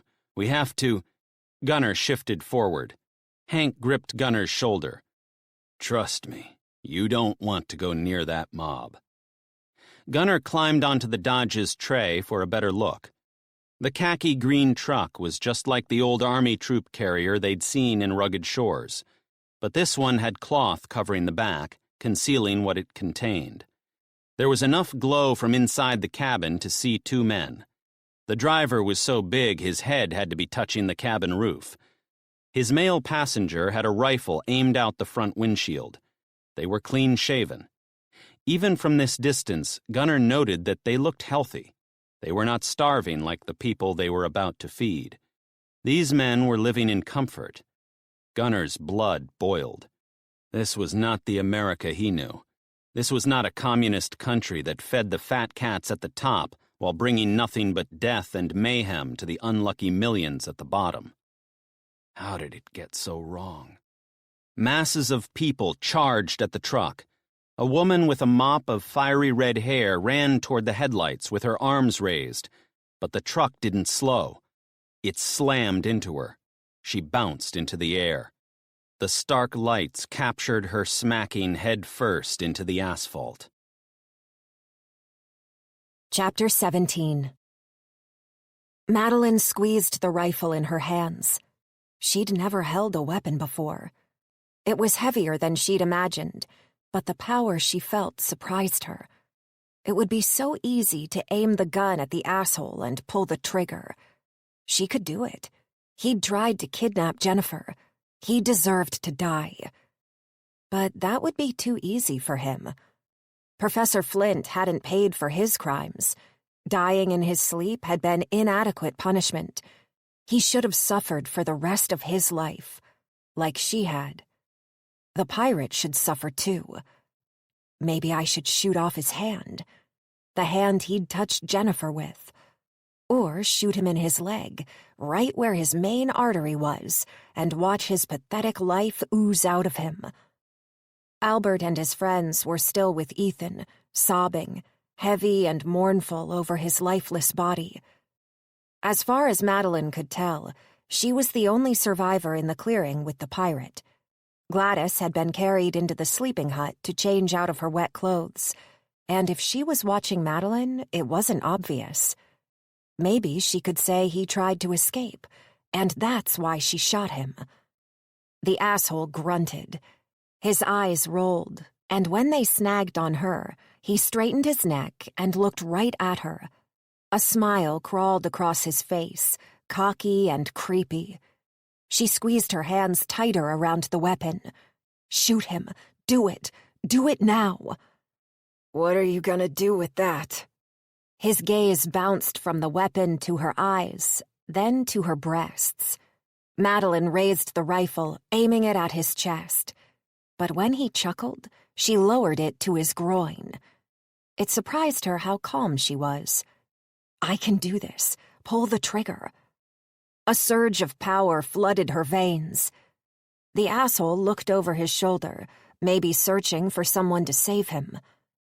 Gabby appeared on the path, but then she tucked into the shadows, as if trying to hide, yet not wanting to miss any action.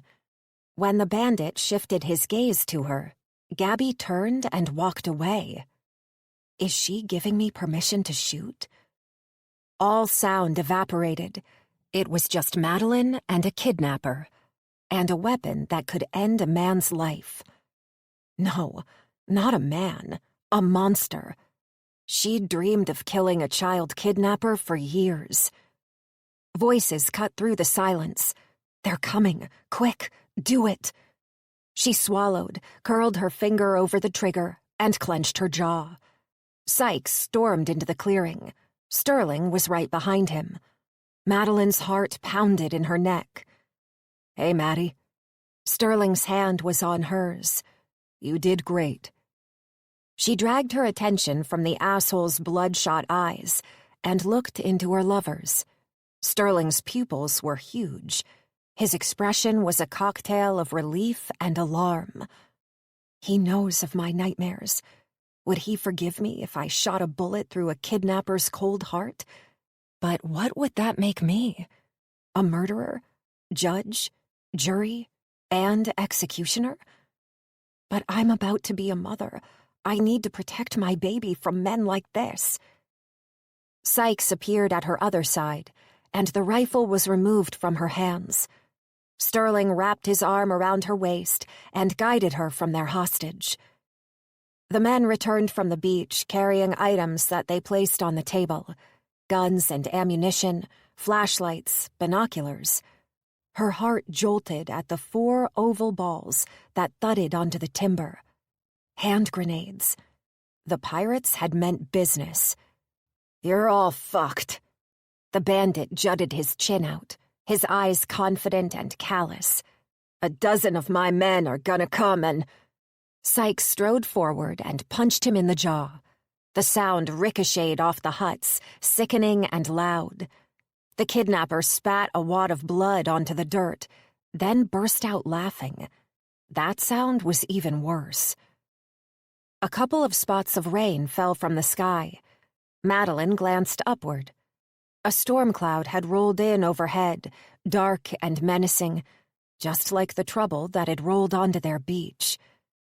In a flash, the few drops became hundreds, and just like they did every time it began to pour, everyone picked up something and made their way into the huts. She looked over her shoulder, and a sob caught in her throat. Albert was holding Ethan, and the sorrow on his face appeared to choke him as much as it did Madeline. He carried him into the communications hut. Maybe it was a fitting homage that his final night would be in the room where he'd spent most of his time. Louis, Noel, Dennis, and Michael followed Albert. When everyone else crammed into the kitchen hut with Madeline, it was as if they'd all decided to leave the 5 men alone to mourn the loss of their friend. Madeline shuffled in beside Sterling, and the other survivors gathered around the walls, all looking at each other. Outside the window, in the middle of the clearing, the bandit was still. His head was down as the soaking rain pelted him. Madeline dragged her eyes away. Across the room was Gabby. She was holding hands with the young girls. Sally's eyes were red-rimmed, and she looked much more distraught than Jennifer did. Gabby, however, didn't look upset. Her eyes blazed with anger, and when she met Madeline's gaze, she had a feeling Gabby was silently trying to convey something to her. What are we going to do with him now? Brandy asked the question that had no doubt been on everyone's lips. Sykes shook his head. I don't know yet. Do you think he was telling the truth about more of them coming? Jackson asked, his massive afro wobbling wildly as he shot his gaze around the room. Sykes looked to Gabby. Would you like to take the kids to the bedroom hut? Gabby turned to Max and snarled at him. But in a flash, her expression softened, and with a nod at Sykes, she scooped Jennifer into her arms. Sure. She clasped Sally's hand in hers and turned to her son. Come on, Adam. Adam shook his head and folded his arms. I'm staying with Dad. Gabby's eyes narrowed. You're coming with me. No, I'm not. I want to hear... Adam. Max spoke over the top of him. Be a good boy and go with your mom. I'll come and talk to you later. Adam glared at his father. Then, with his fists clenched, he stomped from the hut into the rain. Gabby shook her head and followed him out. Clutching Jennifer's face to her chest, Gabby strode into the downpour and disappeared from Madeline's view. I'll go with them. Bronwyn trailed Gabby, as did several more survivors.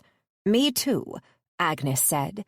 Gladys will be going out of her mind, wondering what's going on. Just as the group stepped from the hut onto the stairs, the rain intensified, slamming into the tin roof so loudly it could drown out thoughts. Madeline reached for Sterling's hand, and he squeezed his palm to hers. He leaned over and whispered in her ear, Are you okay? Am I okay? The question whizzed through her mind, and a debate raged inside her. Physically, she was okay. But mentally, she couldn't let go of the fact that she'd been a breath away from pulling the trigger on that weapon. And even worse, she would have felt nothing other than justified in doing it. So, am I okay? For Sterling's sake, so he didn't worry about her any more than he already did, she nodded and nudged her shoulder to him. Yes, I'm fine. A tiny smile crawled across his lips as he leaned into her ear. That's good. I'm proud of you. His statement bounced around her thoughts as the remaining people in the room crowded Sykes. Their leader rolled his head side to side and heaved out a sigh. First, is everyone okay? Did anyone else get hurt? They all shook their heads. That's a relief. Sykes shifted his feet and scanned the room, maybe using the time to gather his thoughts. Gabby appeared in the doorway, and although she didn't say anything, her steely gaze toward Max indicated that he had better not utter a word. He didn't. She stepped in beside her husband and folded her arms across her chest. Sykes nodded at her, then cleared his throat. Look, once again we've been thrown a curveball, but we worked together as a team. We proved we are strong and united. He clutched his hand on his chest. Losing Ethan is horrific, and we'll always wonder what we could have done differently to avoid that. It's an impossible question. But He held up a finger. It could have been a hell of a lot worse. We nearly lost a little girl. Living with that would have torn us to shreds. The crowd nodded in unison, and when a few of their gazes fell on Madeline and lingered, she wanted to hide like a turtle retreating into its shell. Do they know of my childhood kidnapping? Are more pirates coming? Jackson repeated his earlier question. Their gazes flitted back to Sykes, and Madeline shoved her own question aside to listen. Sykes shook his head. I don't know. When I first spotted their boat, I didn't think to look for the main ship. Quinn and I will go to Finger Point and scout the ocean.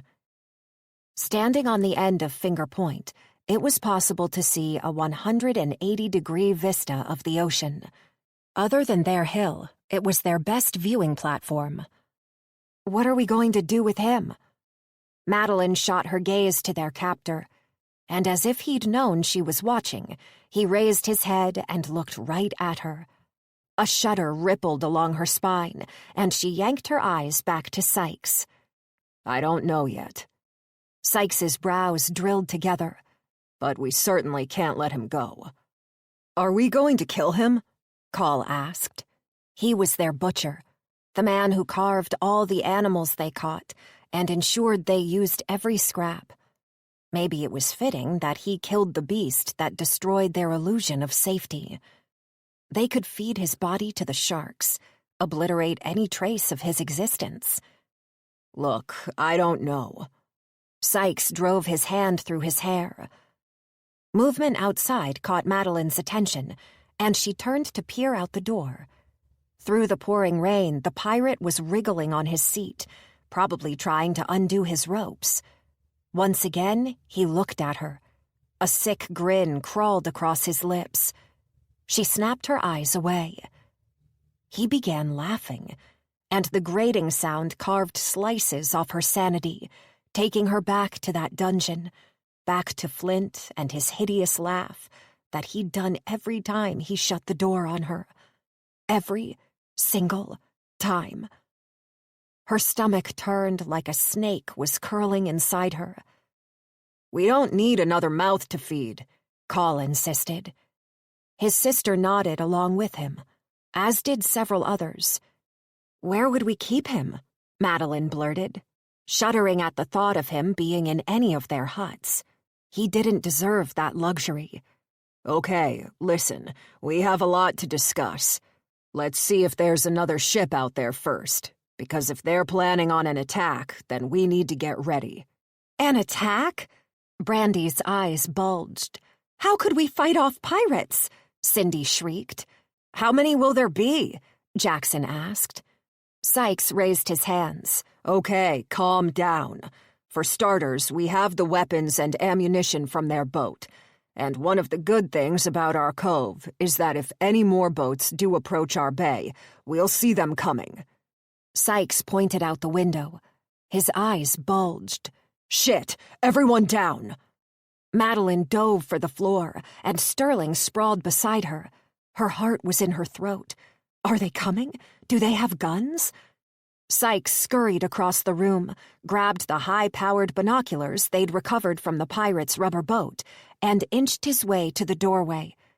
After concealing himself behind the wall, he raised the binoculars. Madeline followed his direction, peering between the trees through the sleeting rain. Far off in the distance was a black spot on the ocean. The binoculars trembled in Sykes's hands. It had to be the pirate's boat. What is it? Quinn asked. Sykes cleared his throat. It's their ship.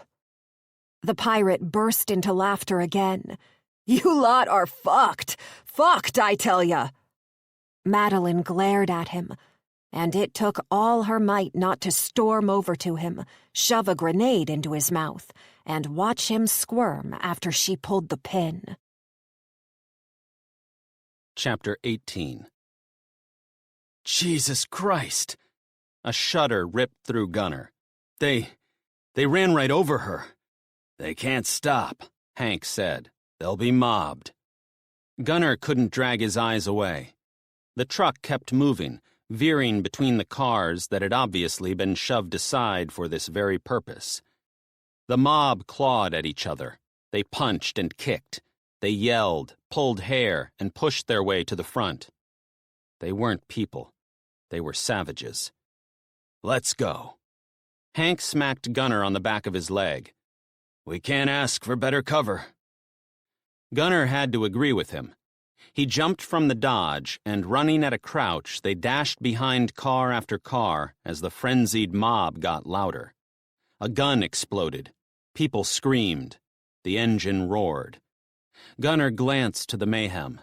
The vehicle kept moving, plowing through the field of humans. Bottles and other items were tossed from the back of the truck. People scrambled for them. More gunshots rang out. Gunnar and his family kept running. Just before he left the parking lot, he glanced at the truck one last time. At the rear, 2 men were throwing out packages. Another pair had guns aimed at the crowd, ready to shoot anyone who dared approach. They were not in uniform. Sprinting along the side of the road, Gunnar hoped the rows of abandoned cars shielded them from the angry mob and the men who were supposedly there to provide aid. Another gunshot boomed, and the sickening scream that followed carved a chunk from Gunnar's sanity. It was the same cry of agony Sykes had made when Zahn shot him. The gut-wrenching shrieks from the man continued, as did the roar of the engine. It was the perfect cover to call out to his friends. "Pauline! Jesse! Zahn! I'm coming!" He kept his gaze ahead, trying to recall which car he'd left them at. "Pauline!" 2 more gunshots boomed behind him. Gunnar flinched at both, but kept running. "Jesse! Zahn!" A woman stepped out of the darkness, and relief swept through him. Thank God. "It's Pauline," he said for the benefit of his family. Jesse joined Pauline's side, but the terror in her eyes confirmed something was wrong. Casting caution away, Gunnar ran down the middle of the street. "Where's Zahn?" Jessie clawed her hand through her hair. "He went after that truck." "What?" Gasping for breath, Gunnar heaved for air. "What's he doing?" Adele, Bella, and Hank ducked into the shadows with him, and Gunnar bounced his gaze between his friends, his family, and the direction of the angry mob behind them. "I don't know." Jessie's shrill voice was laced with dread. "Oh, God." Gunnar jerked back. "You don't think he's trying to take that truck, do you?" "I don't know." "He'd be crazy to attempt that," Hank hissed. "They're loaded up with weapons and shoot to kill." "He is crazy. And stupid enough, brave enough, and desperate enough to do it. We have to help him. Adele, you stay here." She snatched his arm. "No, Gunnar." He yanked his arm back. "Adele, don't argue, please. We don't have time." Maybe she saw the fire in his eyes, because she slinked into the shadows. Gunnar was torn between wrapping her up and apologizing and sprinting away before he changed his mind. He huffed out a breath. "Hank, Zahn has saved my life several times. I need to help him. You can stay. I'm with you." Hank's clipped voice confirmed he was in control. He clearly hadn't had access to alcohol for some time. Gunnar touched his arm. "Thank you. Let's go." Gunnar didn't look at his wife or daughter. He had to help Zahn. He owed him that. Turning, Gunnar ran in the direction they'd come. The closer they got, the wilder the horde became. Shouts and screams, wailing, begging, and hollers of joy were constant. There was no semblance of order. These people were desperate. Gunnar and Hank kept their distance. The last thing Gunnar wanted to do was go near that crowd, and unless he saw Zahn, he had no intention of it. As the truck continued moving through the cleared path, its headlights carved dual laser beams across Tent City, providing snapshots of the mayhem. The mob was in a frenzy, grabbing at the parcels being tossed from the truck, grabbing at each other. As many punches were thrown as there were cheers. The truck completed the turn, and the headlights aimed down the street. Shit. Gunnar ducked behind a burned-out vehicle. I can't see him. I can't see Zahn. Maybe he's in that mob. Maybe. He's a big redhead. He'd stand out. The truck crunched higher in gear as it drove away from Walmart. People raced after it, arms stretched forward, desperate for scraps. Gunfire split the silence, and Gunnar and Hank ducked. But the gunfire wasn't single shots here and there. This was full-on, one after the other. People shrieked. Glass shattered. Cries of agony clamped a fist around Gunnar's heart. He pictured Zahn, bloody and screaming. The gunfire continued in short bursts, and the truck careened into an abandoned car, but kept going. Sparks sprayed like mini fireworks. "What's happening?" Hank blurted. "I don't know, but I can guarantee Zahn's in the middle of it." People scrambled to the back of the truck, their whoops for joy louder than before. Gunfire exploded again, but these didn't seem crazed. These were precise. 1, 2, 3. Careening sideways, the truck slammed into another car in an explosion of glass. The crowd cheered. Inside the front cabin, the armed men darted their gazes left and right. Gunnar's heart launched to his throat. There he is! Zahn was hanging onto the side of the truck, his gun aimed forward. That crazy bastard, Gunnar hissed. 2 shots rang out. Sparks pinged off the truck's side mirror. Zahn launched forward and grabbed onto the rifle that was sticking out the passenger window. The gun exploded. Zahn hollered, and the gun went flying. The people chasing the truck cheered. Zahn yanked open the door and aimed his weapon inside. "Get out!" he boomed. The passenger snapped his hands up, but the brute in the driver's seat aimed his chunky revolver and fired. The blast was huge. Blood splattered the windshield, and his passenger jolted sideways. "Fuck!" the driver hollered. He'd shot his own man. As the truck continued, Zahn yanked the body from the cabin and tossed it out. The mob raced to it and kicked and cheered with equal measure. "Get out!" Zahn yelled, his gun aimed at the driver. The truck ricocheted off another car. The gun exploded. The driver howled, his face a mask of terror. "Get out or I'll shoot you for real!" The driver's door flung open and he tumbled from the cabin. He tried to run, but it was more of a hobble. The rampaging savages were on him in an instant, and he disappeared in a frenzy of kicks and punches. "Come on!" Gunnar raced into the middle of the street, desperate for Zahn to see him. Zahn clutched the steering wheel and ramped up a gear. The crazy bastard had a massive smirk on his face. "Who is this guy?" "Zahn," Gunnar grinned. "The man who saved my life." The truck accelerated, and Gunnar stood his ground on the road's center line and waved his arms overhead. Zahn returned the wave. "Good, he's seen us. I'll get in the back. You get up front with Zahn." Gunnar moved to the side of the road and readied to jump onto the moving truck. "Roger that." Zahn slowed the truck, and Gunnar raced to the rear. Once it was at a crawl, he climbed into the back and came face to face with a body. He scrambled away. Shit! Even in the dim light, the wounds to the man's face were ghastly. Jesus. Had Zahn killed him? Oh, God. It was so wrong. Everything was wrong. Guilt scraped over his sanity. They were no better than these men who'd run over that innocent woman. But this was what America had come to. Survival of the fittest. Every man for himself. The truck door slammed.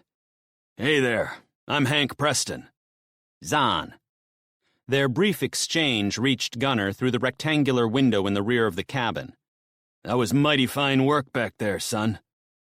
Hank didn't give praise often. It was more than deserved. "It wasn't nothing." After a gritty crunch shifted the truck up a gear, they accelerated away, heading toward Gunnar's family, Jesse and Pauline. Shit, my daughter can't see this bloody body. Gunnar grabbed the dead man's arm and, bracing himself so he didn't topple out, He dragged the body forward and rolled it off the back. It fell with a sickening crunch, landing face down. His jaw dropped at the crowd of people racing after the truck. "Get moving, Zahn!" Gunnar yelled. "They're chasing us!" The truck revved, and Gunnar tumbled ass over. He rolled to his knees, and a series of shouts had him looking out to the street. Kicking and cheering, a mob swarmed around the body he'd tossed. Bile shot up Gunnar's throat, and he snapped his gaze away. But his eyes snagged on the smear of blood across the tray, evidence of what he'd done. Shit! Scanning the contents of the truck, he searched for something to wipe it with. It was crammed full of cartons, food and drinks. Yes! Thank you, Zahn! Their bold labels were easy enough to read. Lentils, asparagus, chili, bags of rice, flour, and coffee beans were stacked along one side. Gunnar was torn. On one hand was the survival of his friends and family. On the other were those poor people living in that slum behind him. It may be survival of the fittest, but they could still show compassion. As Hank and Zahn chatted in the front, Gunnar grabbed a massive bag of rice and tossed it out the back. He raced to the boxes, grabbed one at random, and threw it out too. Cheers of joy rang out from the crowd. Gunnar threw another box, and another. Each time he glanced out, there were less people trailing him. He picked up his pace, desperate to ensure they were distracted enough to stop following. 6 boxes later, and the crowd had gone. All too soon, the truck slowed, and when it stopped, Gunnar jumped out. Jessie ran to Zahn, her arms outstretched. He lifted her, and she squealed as Zahn spun her around. Adele, Bella, and Pauline emerged from the shadows. Smiles of relief were plastered across their faces. When Zahn put Jessie down, Gunnar strode to him and clapped his shoulder. "God damn it, Zahn. You're one crazy bastard." He shrugged. "We're gonna need that truck." He's amazing, isn't he? Jessie's eyes glowed in the moonlight as she nudged her shoulder to the big redhead.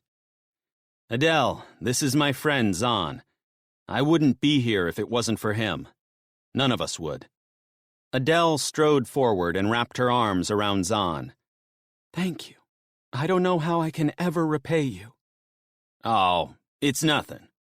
Zahn's face twisted like he'd sat on a porcupine. Jessie giggled, and Gunnar burst out laughing. Bella ran forward, and when Gunnar swooped his baby girl into his arms, he was buoyed with a glimmer of hope that maybe, just maybe, everything would be okay. "I don't want to break up this party," Hank barked, "but we need to keep moving while it's dark." He turned to Gunnar. "I hope you got a plan." Gunnar smiled at Jessie. "We sure do. Jessie, this is where you take over. Get us to your bunker." She saluted. "All right then, let's go." "Jessie's in the front with me," Zahn announced. "The rest of us are in the back." Gunnar strode to the rear of the truck and lifted Bella inside. He jumped in, as did Hank, and they helped Adele and Pauline up. Gunnar strode to the boxes and fished out 2 cans of Coke and 4 packets of crisps, and passed them through the window to the front. "Hey, Zahn, you did really good back there. But be careful. You don't know what we're going to run into along the way." Zahn raised a chubby revolver he must have taken from those men. "Don't worry. We ain't stopping for no one." Gunnar turned to his family. He'd thought once he reached American soil, the number of fatalities on his hands would stop growing. He'd been wrong. So wrong. Adele and Bella sat atop a box each, and Adele opened a packet of 2-minute noodles.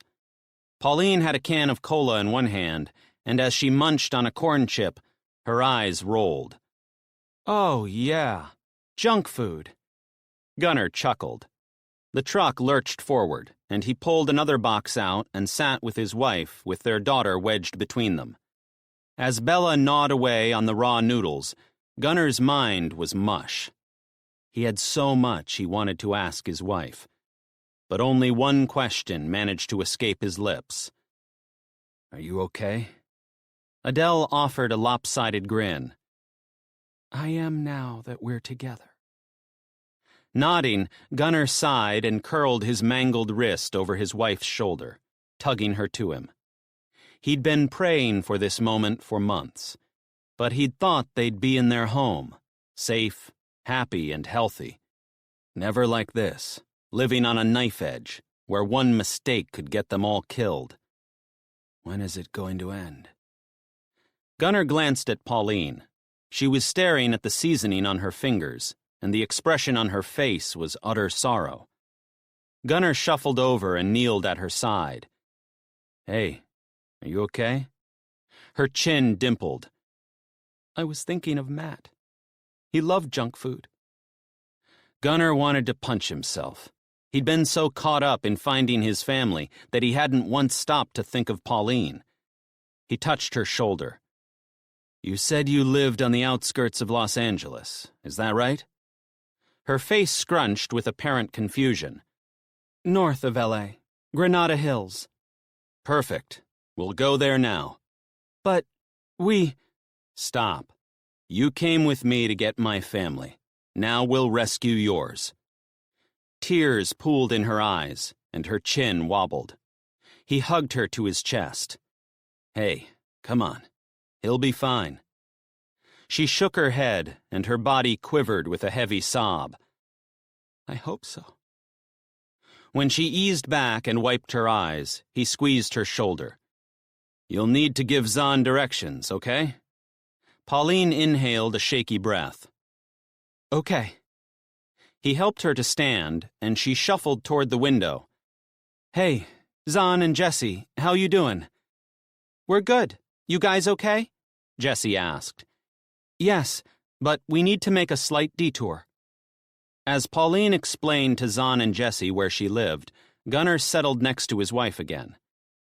I have so much to ask, but I don't know where to begin. Adele nodded. I know what you mean. Where were you when the EMP happened? Gunnar asked the first question that popped into his head. I ducked into town to grab a few things, so I was halfway home when the car died.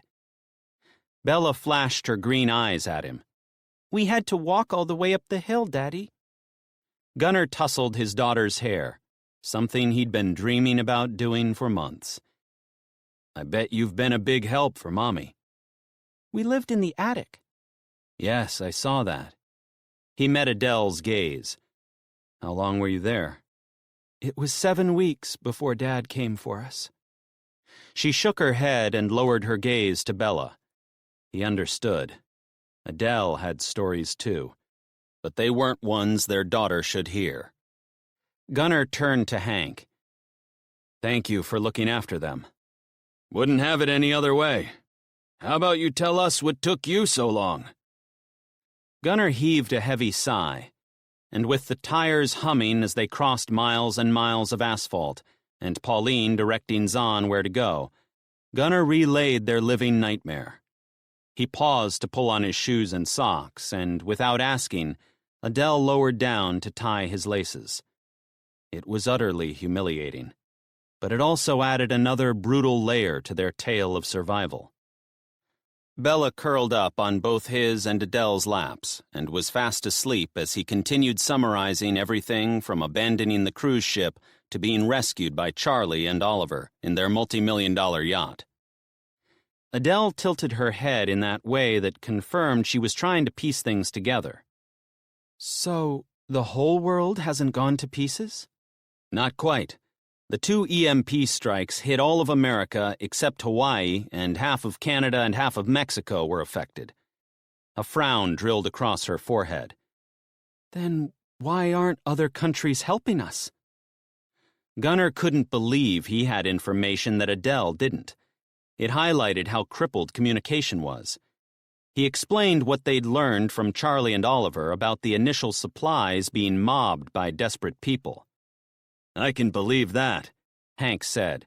You saw those people back there, and they're weak and tired. Imagine it 5 months ago when people still had some grunt in them. Do you know what's happening with the government? Pauline asked. Who's in charge? Hank tugged on his beard. "There's been zero communication. We don't know what the hell's going on." "Thank God you got into Walmart, Hank. That was very clever." "We got lucky," he added. Adele nodded. "I don't know how much longer we would have lasted, though. We had 82 of us in there, and supplies were diminishing fast. We ran out of bottled water about a month ago, and we've been surviving on soft drink." "Dave's been telling us for weeks that we have to start going out at night to look for food," Hank said. "But they're all too scared." "Who was that guy?" Gunnar asked. "He was my boss. Used to be a nice guy. He's losing it, though, as you saw." "I think everyone is losing it." Gunnar turned to Adele. "Our house is... I know." Adele ran her hand over Bella's hair. "We were there when they trashed it." Gunnar groaned. "Oh, sweetheart, I should have been there for you." She shrugged. "No one could have predicted what happened." "Where are Phil and Roxanne, do you know?" Her shoulders slumped.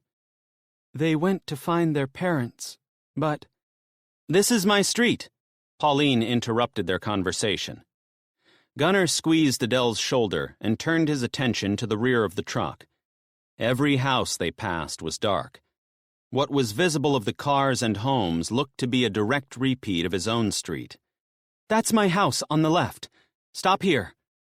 The truck shuddered to a halt. However, Zahn kept it idling, maybe preparing for a quick getaway. Gunnar pushed to get up, but Pauline placed her hand on his arm. "Stay here, please. I need to do this on my own." Gunnar nodded. He knew exactly how she felt. "Okay, sing out if you need me." She squeezed her eyes shut, then snapped them open with a huff. "I will." Pauline jumped from the back of the truck, and Gunnar climbed out too. Remaining at the tailgate, he followed her track along a paved path to the front door of a home that was wide open. When she disappeared inside, he turned to Adele and shook his head. Finding his family had been a miracle, but as much as he prayed for another, the likelihood of that, given Matt's medical condition, seemed to be minuscule.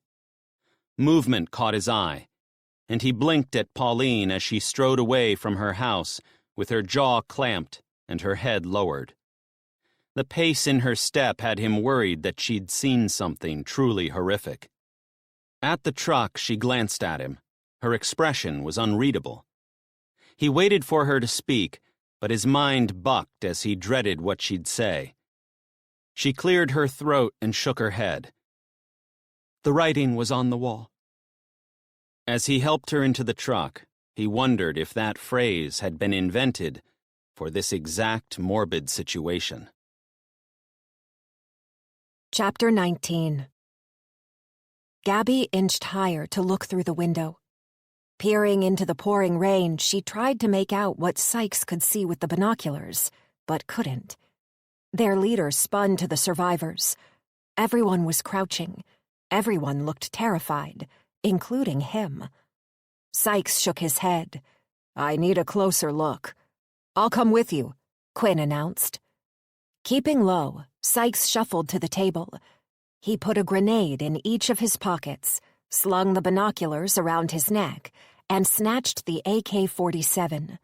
He scanned the people around him. "Everyone else stay here till we return, and keep down." Quinn grabbed the other rifle and turned to his wife. "I'll be back in a tick." "You better." Chloe nodded. And the look that crossed between them was the expression of love artists try to perfect. Sykes paused at the door. Then in a flash, he was gone. Max clutched Gabby's arm. "You stay here." She shot him a horrified glare. "Where are you going?" "Just stay here." Max grabbed the axe and dashed after their leader. Gabby didn't even think. She snatched up the other 2 grenades, and clutching one in each hand, she chased her husband. The rain slammed into her, stinging her eyes, pounding her head, and with her hands full, she couldn't shove her hair out of the way. She didn't want to risk shoving the grenades into her tiny skirt pockets. Knowing her clumsiness, she'd pull the damn pins trying to yank them out. Grateful that she'd thought to put her shoes on before she returned to the kitchen hut, she sprinted onto the gravel path that led toward the airstrip. She couldn't see the men, but it didn't matter. She knew where they were going and how to get there. Gabby ran past the skull and crossbones sign. It was hard to believe it was over 4 months since that sign had signaled one of the most terrifying moments of her life. Her heart still thumped wildly when she recalled her son's near-death encounter. Swallowing her bile and casting the memory aside, she raced past the grave of the 3 men who had lost their lives to a landmine. She glanced at the grenades she'd taken. They were no bigger than her hand and looked like little green pineapples. Are they powerful enough to tear a man's body apart? Probably. As long as it wasn't any of the survivors, she didn't care. She reached the runway, and across the other side, the men were about to disappear into the bushes again. Her sneakers splashed in the puddles and slapped on the crushed shells, making a noise like a scampering donkey. It was a wonder Max hadn't heard her. Just as she was about to dash into the next lot of bushes, the rain stopped. It was so sudden she blinked upward, half expecting to see a roof over her head. Sun pierced the clouds, and the glare was blinding, forcing her to squint. Shoving her way through the branches, she contemplated whether the change in weather was good or bad. They'd lost some of their cover, but now they could see better. The ocean appeared through the vegetation ahead. Its intense aquamarine color was vivid, as if the rain had washed away a layer that had somehow dulled its allure. Pushing through wet leaves, she slowed to a walk. The last thing she wanted was to get accidentally shot by Sykes or Quinn. Somewhere nearby, a bird made a noise like an alarm, as if warning her to turn around and run to the safety of the huts. She fought simultaneous urges to continue her plan and scurry away. I'm here now. I'm carrying grenades, for God's sake. I'm committed. It was time to prove to everyone just how capable she was, to prove it to herself. The closer she neared the shoreline, the more the breeze increased. The vegetation shifted and moved, and giant coconut palms swayed above her. On the ocean, the white-topped waves were chaotic and choppy. Step by step, she inched closer to the shore, and when she caught a flash of white to her left, she adjusted her trajectory toward it. Her heart was in her throat as she anticipated Max's reaction to her following them. He'd be furious, but she didn't care. She was sick of being treated as inadequate. She was capable of doing much more than washing dishes.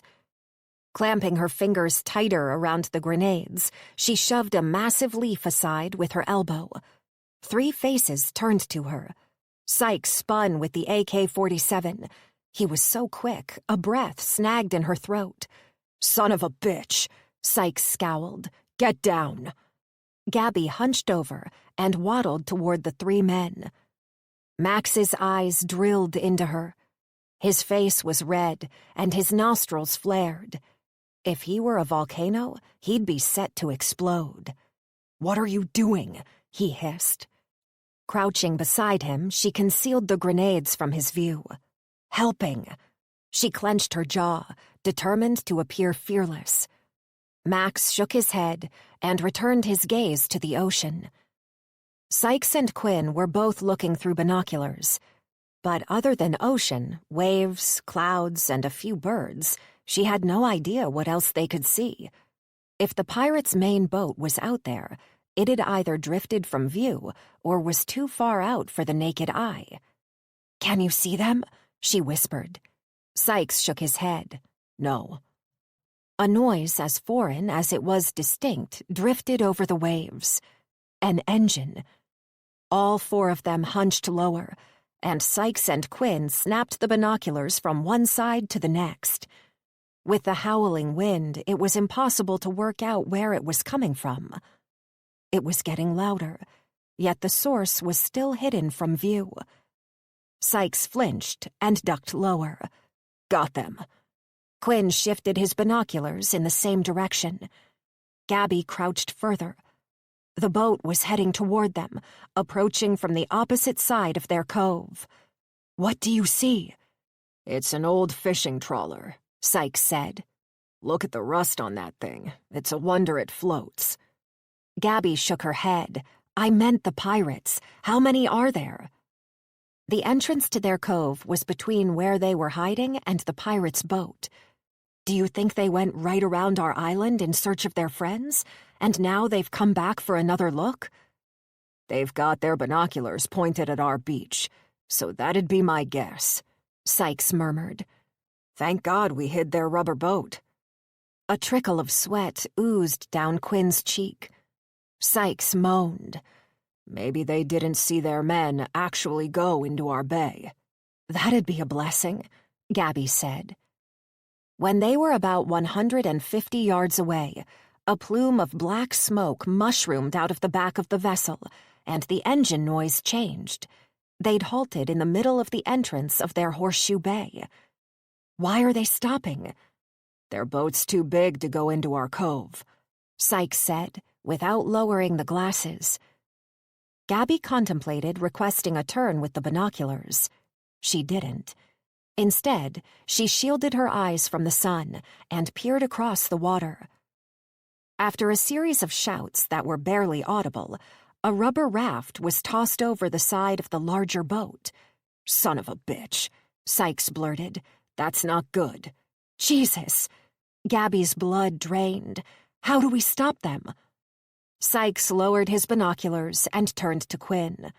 Are you a good shot with an AK-47? Quinn wobbled his head. I had a play with one about 20 years ago. You're one up on me. Sykes shook his head. I've never fired one. Any idea of the range? Quinn shrugged. In perfectly still conditions and with a well-maintained weapon, I think it was about 350 yards. Sykes studied their rifles. His was covered in surface rust, and Quinn's had gaffer tape around the middle. Sykes shook his head. Shit. The rifles were probably stolen goods, and between their poor condition and the wind whipping off the ocean, the chance of a bullet hitting its target from this distance would be a miracle. The survivors had not experienced too many miracles. They were unlikely to get one now. A wave of uselessness slithered over Gabby, and she swallowed. What are we going to do? For us to have any chance, we need to get as close to them as we can. Sykes clamped his teeth, bulging the muscles along his jaw. Gabby glanced at the boat. 2 pirates were already in the raft. 4 more were waiting their turn. Even from this distance, the weapons slung over their shoulders looked menacing. Once the pirates were in that dinghy, they'd be at the jetty before the 4 of them were even halfway back to the huts. They had to stop them, now. I have an idea, she blurted. Max shot her a glare. Sykes lowered the binoculars. Let's hear it. I could lure them over this way. They might not suspect a woman to be dangerous. Oh, no, no, no. Max shook his head. As soon as they're close enough, I'll drop to the ground and you shoot them. Jesus, Gabby. Max's expression twisted to horror. Have you lost your mind? She unclenched her jaw. If we don't do something, armed men are about to storm our village and see 1 dead pirate and 1 captured one. Then they'll kill our families and friends. Sykes met her gaze. Turmoil blazed in his eyes. I can do it. I know I can. Blood coursed through her veins. Sykes opened his mouth as if to speak, but words didn't form. Shit, they're handing more weapons to the men in the raft, Quinn said. Sykes snapped up his binoculars and groaned. I see 6 men. Is that what you get? 6 in the raft, yes, and 2 remaining on the boat. Gabby was sick of this. We need action, and we need it now. Look, time's run out. The only plan we have is mine. Now tell me how to use these." She raised the grenades. "Fucking hell, Gabby. What are— Max, shush!" She glared at him, determined not to be treated as an inferior anymore. "I need to save our children. Now tell me how to pull the fucking pin." Sykes cleared his throat and reached for her right hand. "You don't have to do this." She snapped the grenade away before he took it. Anger and fear raged through her veins, yet she held it together in the greatest performance of her life. "I'm doing this for all of us, but if you don't help me, how can I help you?" He nodded. "Let me show you." She raised the weapon. "Hurry up." Quinn's forced whisper was loaded with terror. "They're about to push off." Sykes cupped her hand in his. "To trigger the grenade, you press down on this lever and pull this pin." He pointed at each component. "You may need to twist the pin to get it out. Do not let the lever go until you're ready. But once you're committed, do it quickly. You have 5 seconds to throw it. Do it in 3. "Do it in 3, she repeated. "Gabby?" Max pleaded. She handed the other grenade to him and tried to smile. "I only need 1. You've seen my expert throwing skills." Her attempted joke fell flat, and Max's body seemed to melt. His eyes begged. "They're pushing off," Quinn blurted. Forcing a quiver from her throat, she swallowed. "I'll lure them over, but when I drop to the ground, you better be ready to shoot." "We'll be ready, but whatever you do, stay down until we say it's safe." "Stay down," she repeated. "Got it." She inhaled a shaky breath and leaned toward Max. "I love you. I've always loved you." "Time to go, Gabby," Quinn hissed.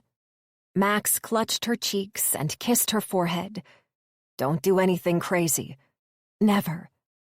Forcing her feet to move, she clutched the grenade in her fist and scrambled over the rocks that formed Finger Point.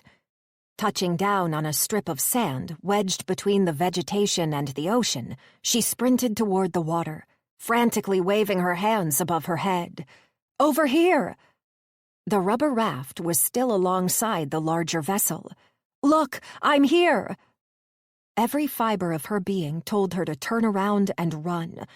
But she stood her ground, waved her arms, and jumped up and down. "Hello, over here!" Her hair thrashed around her face like a million whips. Blood coursed through her veins, pumped in her ears. "I'm here! Look!" The raft pushed off from the boat. Gabby waved her arms. She screamed until her throat burned. Everything she was doing went against every safety briefing she'd ever attended. "Look, over here!" She squeezed the grenade.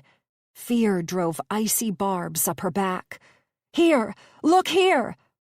Gabby screamed over and over, desperate to have her voice heard over the grind of the motor.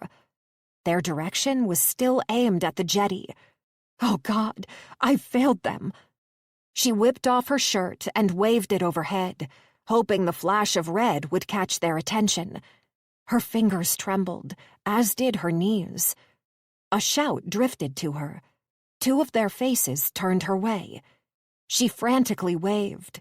"Yes, that's right, over here!"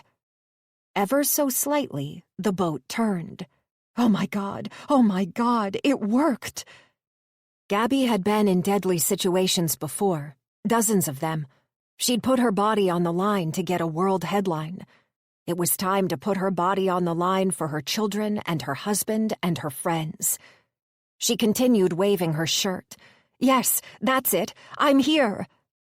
Her skin tone Victoria's Secret bra was threadbare and just about see-through. Maybe they think I'm half naked. That thought should have horrified her. It didn't. She was doing exactly what she needed to do, saving her family. Once she'd confirmed they were definitely heading toward her, she was torn between putting her shirt on and distracting them enough to draw them closer. She opted for the latter. Beaming an enormous smile like she was over the moon to see them, she skipped up the beach, luring the pirates toward a gap between a series of rocks that acted like nature's little landing dock. Hopefully, it would look like she was leading them to a place to bring their boat ashore. "Yes, that's it," she yelled. "Come on, you bastards, come and get me."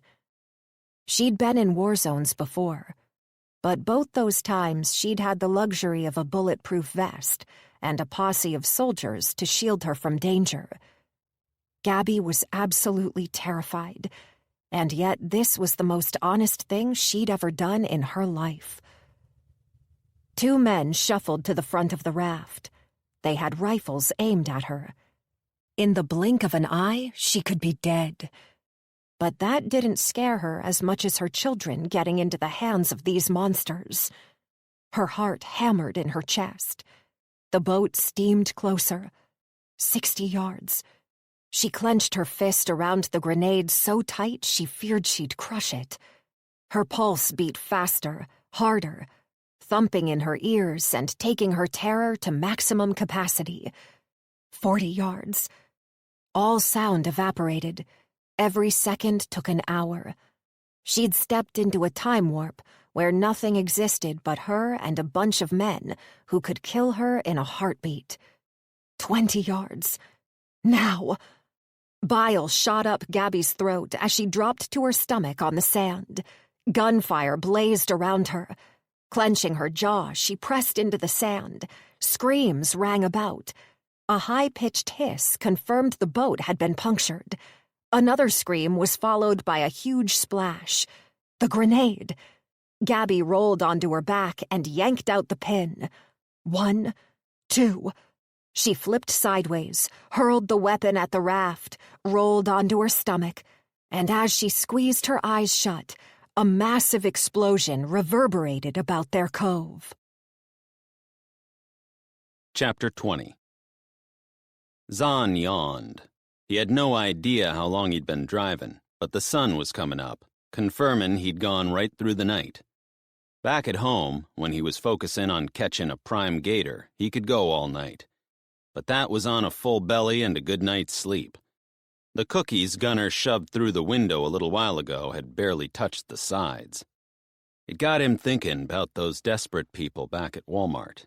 He'd been starving many times in his life. The worst was on that fucking yacht after they'd capsized. He would have tried to kill a shark with his bare hands if Jesse had let him.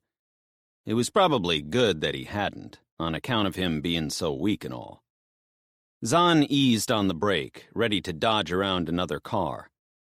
Since they'd left Santa Barbara, the two main roads he'd traveled were full of abandoned cars. Some cars he'd had to shove aside with the truck to get around them, but most were spaced far enough apart to weave the truck between.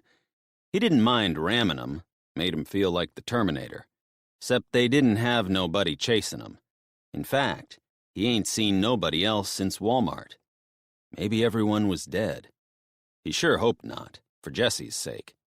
She'd been talking about seeing her mom and brother non-stop since they'd figured out how to get their asses off the island. Jessie was asleep on the seat beside him, and the others in the back had gone all quiet too. He didn't want to wake her none, but according to the road sign he'd just passed, he was coming up to that intersection Jessie mentioned, and he couldn't remember which way she'd said to go. He placed his hand on her knee, just above one of them jagged scars from the shark attack. "Hey, Jessie." She jolted upright. Sorry, I didn't want to wake you, but..." "It's okay." She wiped the back of her hand over her mouth. "You all right?" "Yeah, we're approaching that road you talked about." She rubbed her eyes and rolled her neck. "I must have zonked out. Where are we?" "Near Bakersfield." "Oh, right." She glanced out the windshield. "The sun's rising." Zahn had seen many daybreaks, but he couldn't remember begging for one so much as this time. The fucking night had gone on forever. The truck's headlights lit up a flash of white across the road, something huge. Zahn tapped the brake and squinted ahead. "Holy shit! Is that..." "A plane." Jessie lurched forward on her seat. Jesus, it would have fallen right out of the sky. Zahn slowed, but as the plane wreck was blocking the whole road, he had no choice but to stop. He hadn't stopped since they'd left Pauline's house. 40 feet away from the wreck, he stomped the brake. "Hey, Gunner, you gotta come see this." Zahn grabbed the revolver he'd nicked from the asshole driver, and Jesse took Gunner's handgun. They climbed out of the truck. Holy shit. Gunner stepped next to Zahn. The plane was huge, way bigger than the one that had fucked up the cruise ship. The front of the aircraft had slammed into a petrol tanker, tipping the truck right over, and the tail was missing altogether. The fuselage was in 2 pieces, cracked open like a boiled egg. Deep gouges were clawed along the side, like it had scraped across the ground for miles before it crashed into that tanker. The blackened truck and front half of the plane confirmed it had been one hell of a fireball when it crashed. If someone had survived the fall from the sky, they sure wouldn't have survived the landing. A flash of light glinted off one of the plane's shattered windows as the sun cast its first rays of the day. Zahn strode to the wreck and peered inside. It was a burned-out shell, nothing salvageable in there. "We'll have to go around it." Gunner strolled to the end where the tail was missing. Behind the plane was a giant gully where it had carved through a paddock and taken out a whole section of log and barbed wire fencing. In the distance, a homestead that had been in its path was a goner. Nothing but chunks of timber and mangled tin remained. "We should be able to get around this way." Gunner shielded his eyes from the emerging sun and pointed out grooves in the grass that other cars must have taken. Zahn climbed into the truck, tossed the gun onto the passenger seat, and started the engine. Getting around the plane and back onto the road was piss easy. For an old truck, it sure did have some grunt. Everyone climbed in again, and Jesse turned to the window connecting them to the back. "Only another hour or so and we'll be there." She smiled at Zahn. It was the sweetest thing he'd seen in days. He hoped she was still smiling when they got to her mama, though. Coming into Bakersfield, 2 things happened.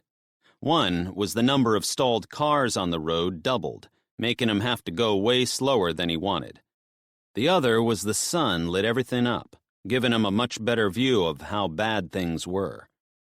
Zahn had thought the graffiti and trashing of homes would have been just in them big cities. He'd been wrong. Bakersfield looked like it had been deserted for years. It wasn't just the abandoned cars and shops. There was something else about it, a real creepiness. And Zahn didn't do creepy. Maybe it was the weeds growing through the pavement, or the power poles that leaned over the middle of the road. A pack of dogs raced along the main street ahead of him, and Zahn was thinking he should shoot 1 or 2 of them for a bit of grub. Until Jessie did her mind-reading thing and shook her head. She touched his arm. "We'll have plenty of real food soon, I promise." He wanted to tell her that she shouldn't be making promises she may not be able to keep, but he kept his trap shut, 'cause she was smiling like she'd had a bath in milk and honey. That was another thing he'd like, a bath. Usually Zahn could be covered head to toe in dirt and shit and it didn't bother him none. But with Jessie around, every time he got a whiff of his pits, he hoped like hell she didn't smell it too. The road out of Bakersfield didn't have so many cars, and after half an hour or so of driving past overgrown paddocks that had no livestock, he had to shift into lower gear to get the truck up the hillside. Jessie started itching on her seat, and Zahn was both excited for her and shit scared. After the crap they'd been witnessing since they jumped out of that chopper, he wasn't sure that everything was gonna be okay. He followed the signs for 3 rivers, and at the top of the ridge entered a small town with shops on both sides.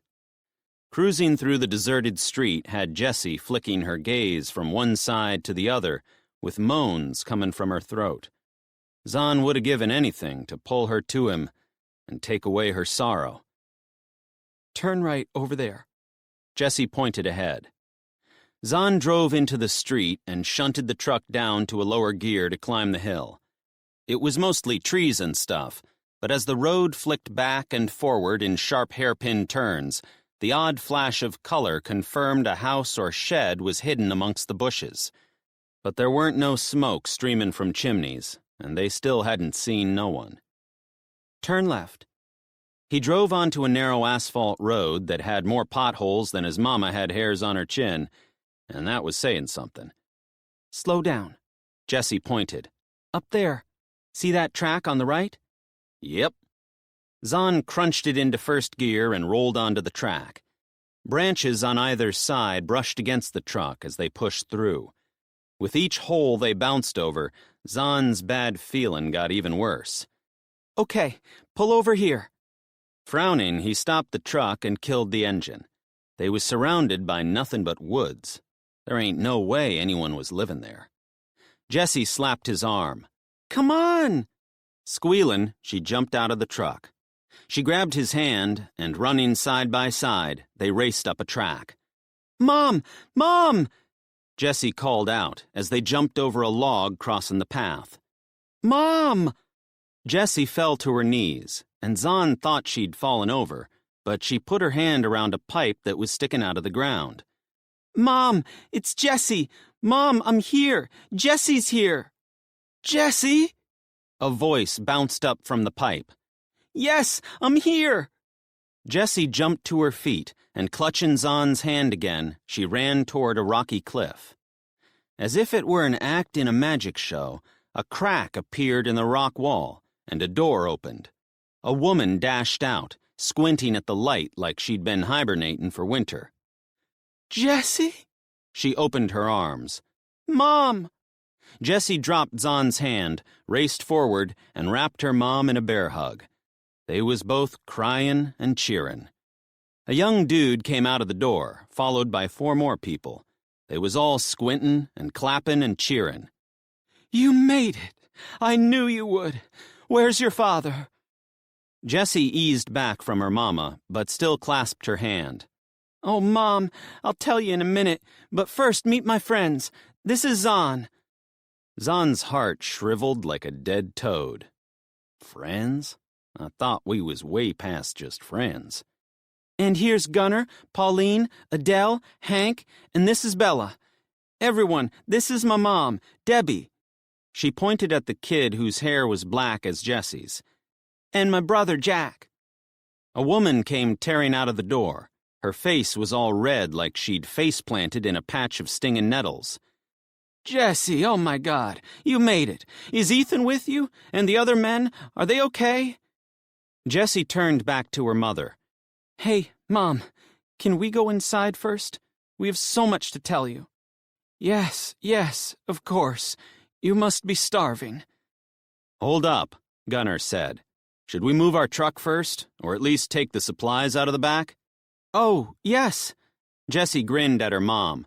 We've got a pile of food and stuff in the truck we stole. Should we drive in further? Yes. Jessie's mama bugged out her eyes, and it had Zahn wondering if it was because she'd mentioned food or the stolen truck. I'll drop the barrier and meet you at the hatch. Jessie grabbed Zahn's hand. We'll get the truck. She turned to Gunnar. You guys stay here. Back behind the wheel, Zahn started the engine, and with Jessie in the passenger seat, she directed him along the path they'd walked earlier. Ahead was the log they'd jumped over, and Zahn was about to point it out to Jessie when the fucking thing vanished with a loud boom. What the fuck? Her smile was enormous. Dad designed it. The log is held up with car jacks. One flick and it falls into a hollow Dad and the others dug out. Dropping it is easy, but putting it back into place is a royal pain. Without electricity, it's a manual wind job. I volunteer you. She giggled. Zahn didn't mind none. He'd jack up a mountain of logs if she giggled like that each time she asked. He kicked the truck into gear, and they bounced over the hollow where the log was hidden, and she directed him to stop farther along the path. A hatch suddenly appeared out of the ground, and Debbie stood out it. Stop here, Jessie said. He killed the engine and jumped out. And as if they'd planned it, Gunnar and the others, along with a pile of women he didn't know, stood in a line and started passing boxes of stuff from the back of the truck to the hatch. It didn't take too long, and once it was done, Jessie led him and the others through the secret door her mama had come barreling out of earlier. Zahn had to duck his head to enter. The passage was narrow and dark, similar to the outdoor shitter his grandmama used to have in her backyard. It kind of smelled that way, too, damp and rotten, like something had died a long time ago and they was still trying to get rid of the stink. At the end of the passage, they stepped into a room that had 2 tables in the middle. Light streamed in from a dozen or so holes punched into the ceiling. Around the walls was shelves loaded with all sorts of stuff. Jars and cans and boxes and cooking equipment. A kitchen with a narrow bench was along a wall with a sink at one side. Ropes were strung across the ceiling, and Zahn guessed that something they'd slaughtered was now dangling in thin strips along them ropes. The women Zahn didn't know was putting all the new boxes of stuff onto shelves, and they was doing it so quick, Zahn had a rotten feeling they had no intention of sharing. Sit. Debbie pulled out a few chairs around the table. Jessie reached for Zahn's hand and dragged him into the seat. They sat side by side, their legs touching and her hand squeezed in his. He always felt good inside when she sat with him like this. Like a furnace was in his chest, making gold nuggets for safekeeping. Maybe we are more than just friends after all. As the others found their spots around the table, Debbie and 2 chicks, who Jessie still hadn't introduced, messed about in the kitchen. Zahn hoped they was making up some grub, 'cause he was eyeing off them meat strips and wasn't gonna be ashamed if he snatched a few either. Drinks were put in front of him, and Zahn gulped the water in one go. It was so fresh it must have been scooped direct from a mountain stream. Jessie gasped as a plate was put in the center of the table. Bread! Oh my God! She reached for a slice. Zahn didn't wait for no invite neither. We didn't have bread for months. Jessie spoke with a mouthful. A crowd gathered around. Some sat in the seats and nodded at Zahn. He nodded back. They was all women and kids. No men amongst them. As the plate was handed around, a silence fell on the room, as if they was all waiting on a secret to be told or something. Debbie sat beside Jessie and put her hand on Jessie's arm. Tell me, is your dad alive? And the other men? Her eyes were huge, like she was expecting the worst. Yes, Mom, he is. They all are. At least we think so. Jessie shot her gaze to Gunnar and back again. All the dads are stuck on a deserted island. Debbie's hand flew to her mouth. What? As Zahn chomped through his fill of bread, Jessie and Gunnar and Pauline told him all about what happened after the EMP strikes fucked up the ship. It took forever, and each time he thought they was at the end, they had another story. The room got so dark they lit 2 candles and one of them old-fashioned kerosene lanterns that his grandmama used to keep on her back porch. Jessie turned to Gunnar. We need to figure out how to save Dad, right?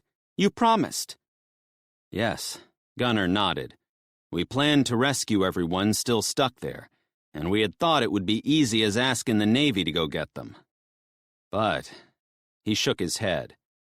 What's going on, Mom? Jessie tugged on a loop in her ear. Have you had any communication? Debbie sighed and glanced at another woman across from her. We've been trying, haven't we, Fran? The woman with the beetroot-colored face nodded. We can't believe how stupid we were. All the planning we did to get this compound ready, and yet we still failed. We'd all had different jobs for our prepping. Us ladies were mostly on food preparation and storage and getting the area down here safe and comfortable. We all learned how to hunt and shoot, but none of us... She swept her hand toward the women around the table. Learned how to use the ham radios. Not one. The men got their licenses and did the training.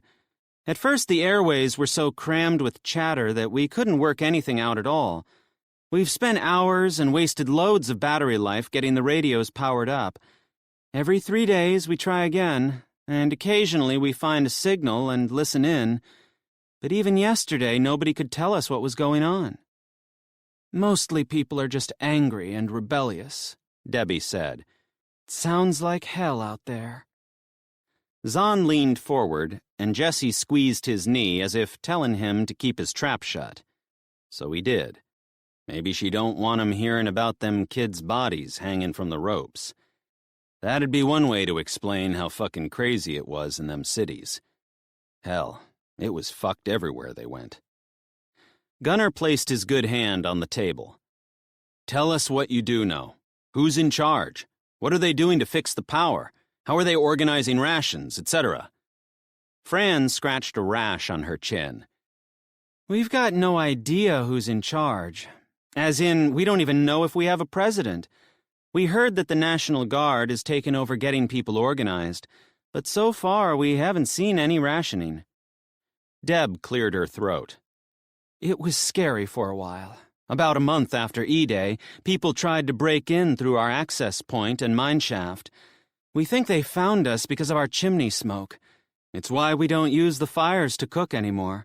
It sounded like there was a huge mob of them. They were desperate. Jeez, Adele gasped. What did you do? We just hunkered down. Debbie shrugged. It was a few days before they went away, but they stole our chickens and 3 solar panels and raided our crops, Debbie added. Fran scratched at her neck like it was burning. Thankfully, though, they didn't find the cars. Yeah, Debbie said. We're so glad the men blasted that hole in the hillside to build the garage, or the cars would be gone too. Man, we had some fights with them over that, didn't we, Fran? Yeah, but Ethan knew what he was doing. Fran's eyes got all wet like she was going to burst into tears. Anyway, Debbie shrugged. We've been locked up in here ever since. We limit our ventures outdoors to absolute necessities, and we've had very little contact with the outside world. How long have you been here? Pauline asked. Jack and I were here 2 days after E-Day. Debbie rubbed Jesse's brother's arm, patting him as if he was a dog. Fran and Cheryl and her kids met us the next day, and Sylvia, you took about a week. Yeah. Sylvia was scrawny like she ain't eaten in years. Kathy and I were waiting for Lewis and Noel. It was stupid, but we actually thought the men would somehow make it back from the cruise. Anyway, I eventually picked up Kathy and her daughters, and we made it here. It was damn scary. People were like savages. Where is Kathy? Jesse asked. Debbie's face sunk. We don't know. She wasn't coping very well in here. One night, she took the kids and her Jeep and... Debbie ran her finger so close to her eye she was going to poke herself. She never came back. Oh, geez, Mom. Jessie shook her head. Debbie dropped her gaze to the bread plate, and as if in some kind of trance, she reached over, plucked a crumb, and put it in her mouth. It can be claustrophobic down here. For the first, 10 weeks or so, we stayed locked up inside 24/7. But since Kathy left, we've had to go out a few times. We've fetched water from the stream, and Jack and Kane here, she pointed at the tallest boy amongst them. They've shot 2 raccoons, and this was a coyote. She nodded at the strips of meat dangling off the ropes. But even so, we've barely ventured more than 50 yards from the compound. Debbie shrugged. The worst thing about Kathy leaving was the Jeep she took. We needed that car. Your Jeep worked? Hank asked. Yeah. Part of our prepping plans was to make sure we had cars that would work after an EMP strike. Thankfully, we've got another one and a motorcycle. Hank nodded. That's mighty clever of you. Not us. Debbie's chin wobbled. Albert and the men had planned this for years. To be honest, I never thought we'd use this place. Ever. It was their idea. The guys loved it. It was more than a hobby. We can't believe they aren't here with us. Debbie turned to Jessie. Is it as bad out there as we've been hearing on the radio? It's fucked, Zahn blurted. But when everyone looked at him, he wished he'd kept his trap shut. Sorry, he shrugged, but it's the truth. Zahn's right, Mom. I've never seen anything like it. Lucky you're in here. I don't know about that. It's been hell. Cheryl's mop of curly hair fell forward as she tugged a boy with the worst bowl haircut Zahn had ever seen toward her. Yes, we have food and water and a bed to sleep on, but we're stuck inside all day long. Not knowing what's going on or when it will end makes it worse. Much worse. And without our men... She shook her head. We worry so much. It's not going to end any time soon, Hank said. I was holed up in a Walmart with 80 other people. We were running out of food real fast, but at least we had more supplies than the poor people who were camping outside in squalor. Nobody knows what's going on. We did hear that they were planning to restore one power station in Washington, Debbie said. But before the machinery had even been delivered, it was raided, and they lost everything. Gunnar huffed. I can believe that. Gunnar told him about them dudes on the fancy yacht and what they'd had to say about supplies getting mobbed. The great unwanted. Jesus. Debbie's brows bunched together. But I guess that's what Albert and the men are now. And your other friends. The great unwanted. She looked at Zahn, then Gunnar. What are we going to do? How will we get them home? Zahn grunted. They're better off where they are. Gunnar's gaze shot to Zahn, and his eyes drilled into him like he had a pitchfork in his neck. What? Once again, Zahn wished he'd kept his trap shut. Chapter 21. Gunnar glanced around at the people in that kitchen.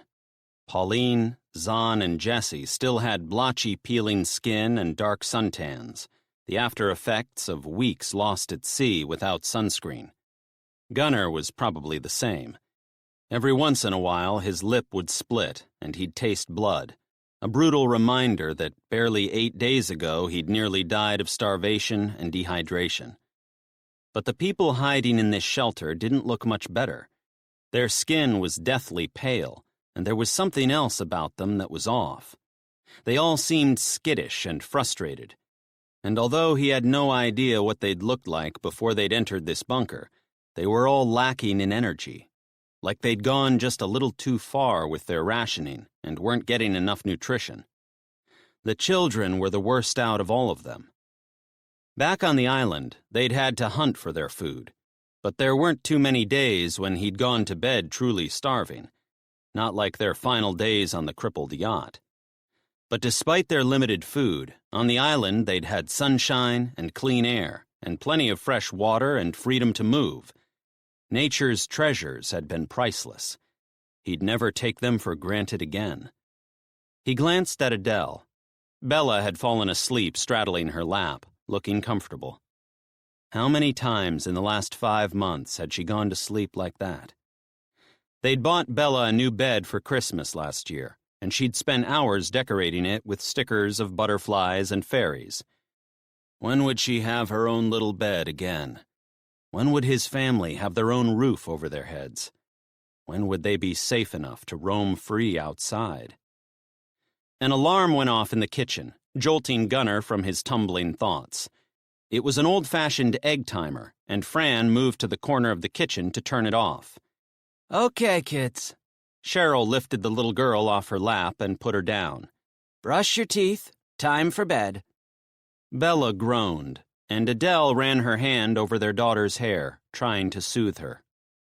Sorry. Debbie leaned back on her chair. Our light sources are limited. We have a timer to ration our use. In lockdown, there's no choice but an early bedtime. Zahn's brows drilled together, and he shot his gaze to Jessie. She shrugged. I told you we were serious preppers. The children didn't argue with Cheryl. Instead, her kids, along with Jessie's brother, followed one after the other down a narrow passage. Jessie rose from her chair and reached for the lantern. "Come on, guys. I'll show you around." Debbie strode on ahead and disappeared into the darkness. Gunnar went to reach for Bella, but stopped.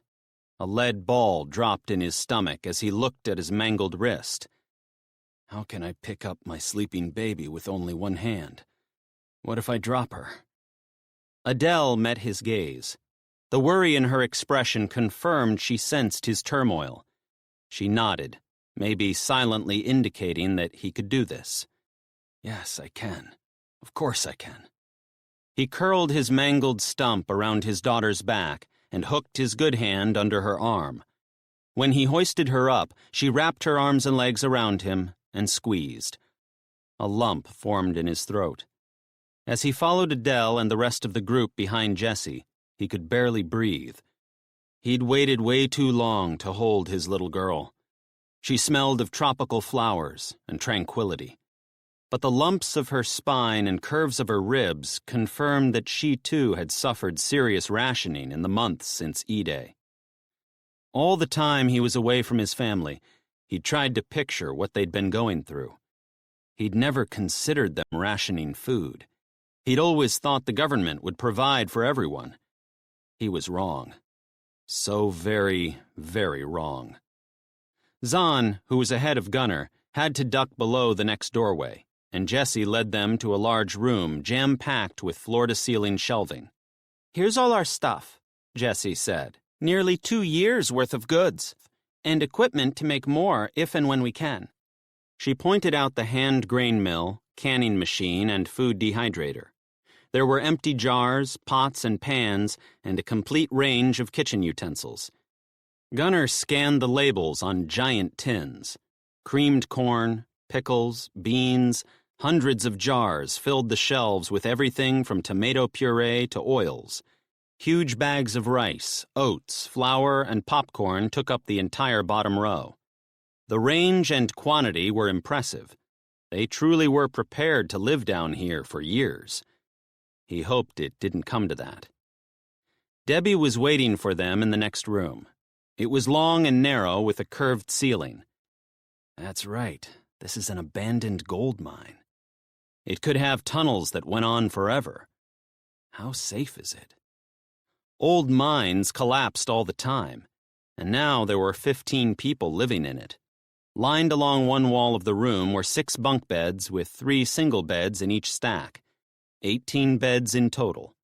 When he'd pictured them sleeping in the safety of the compound Jessie had told them about, he'd envisaged holding his wife and daughter until all 3 of them fell asleep in each other's arms. That was not going to happen. These beds were tiny, like the makers had a 12-year-old child in mind when they'd built them. Gunnar was going to struggle.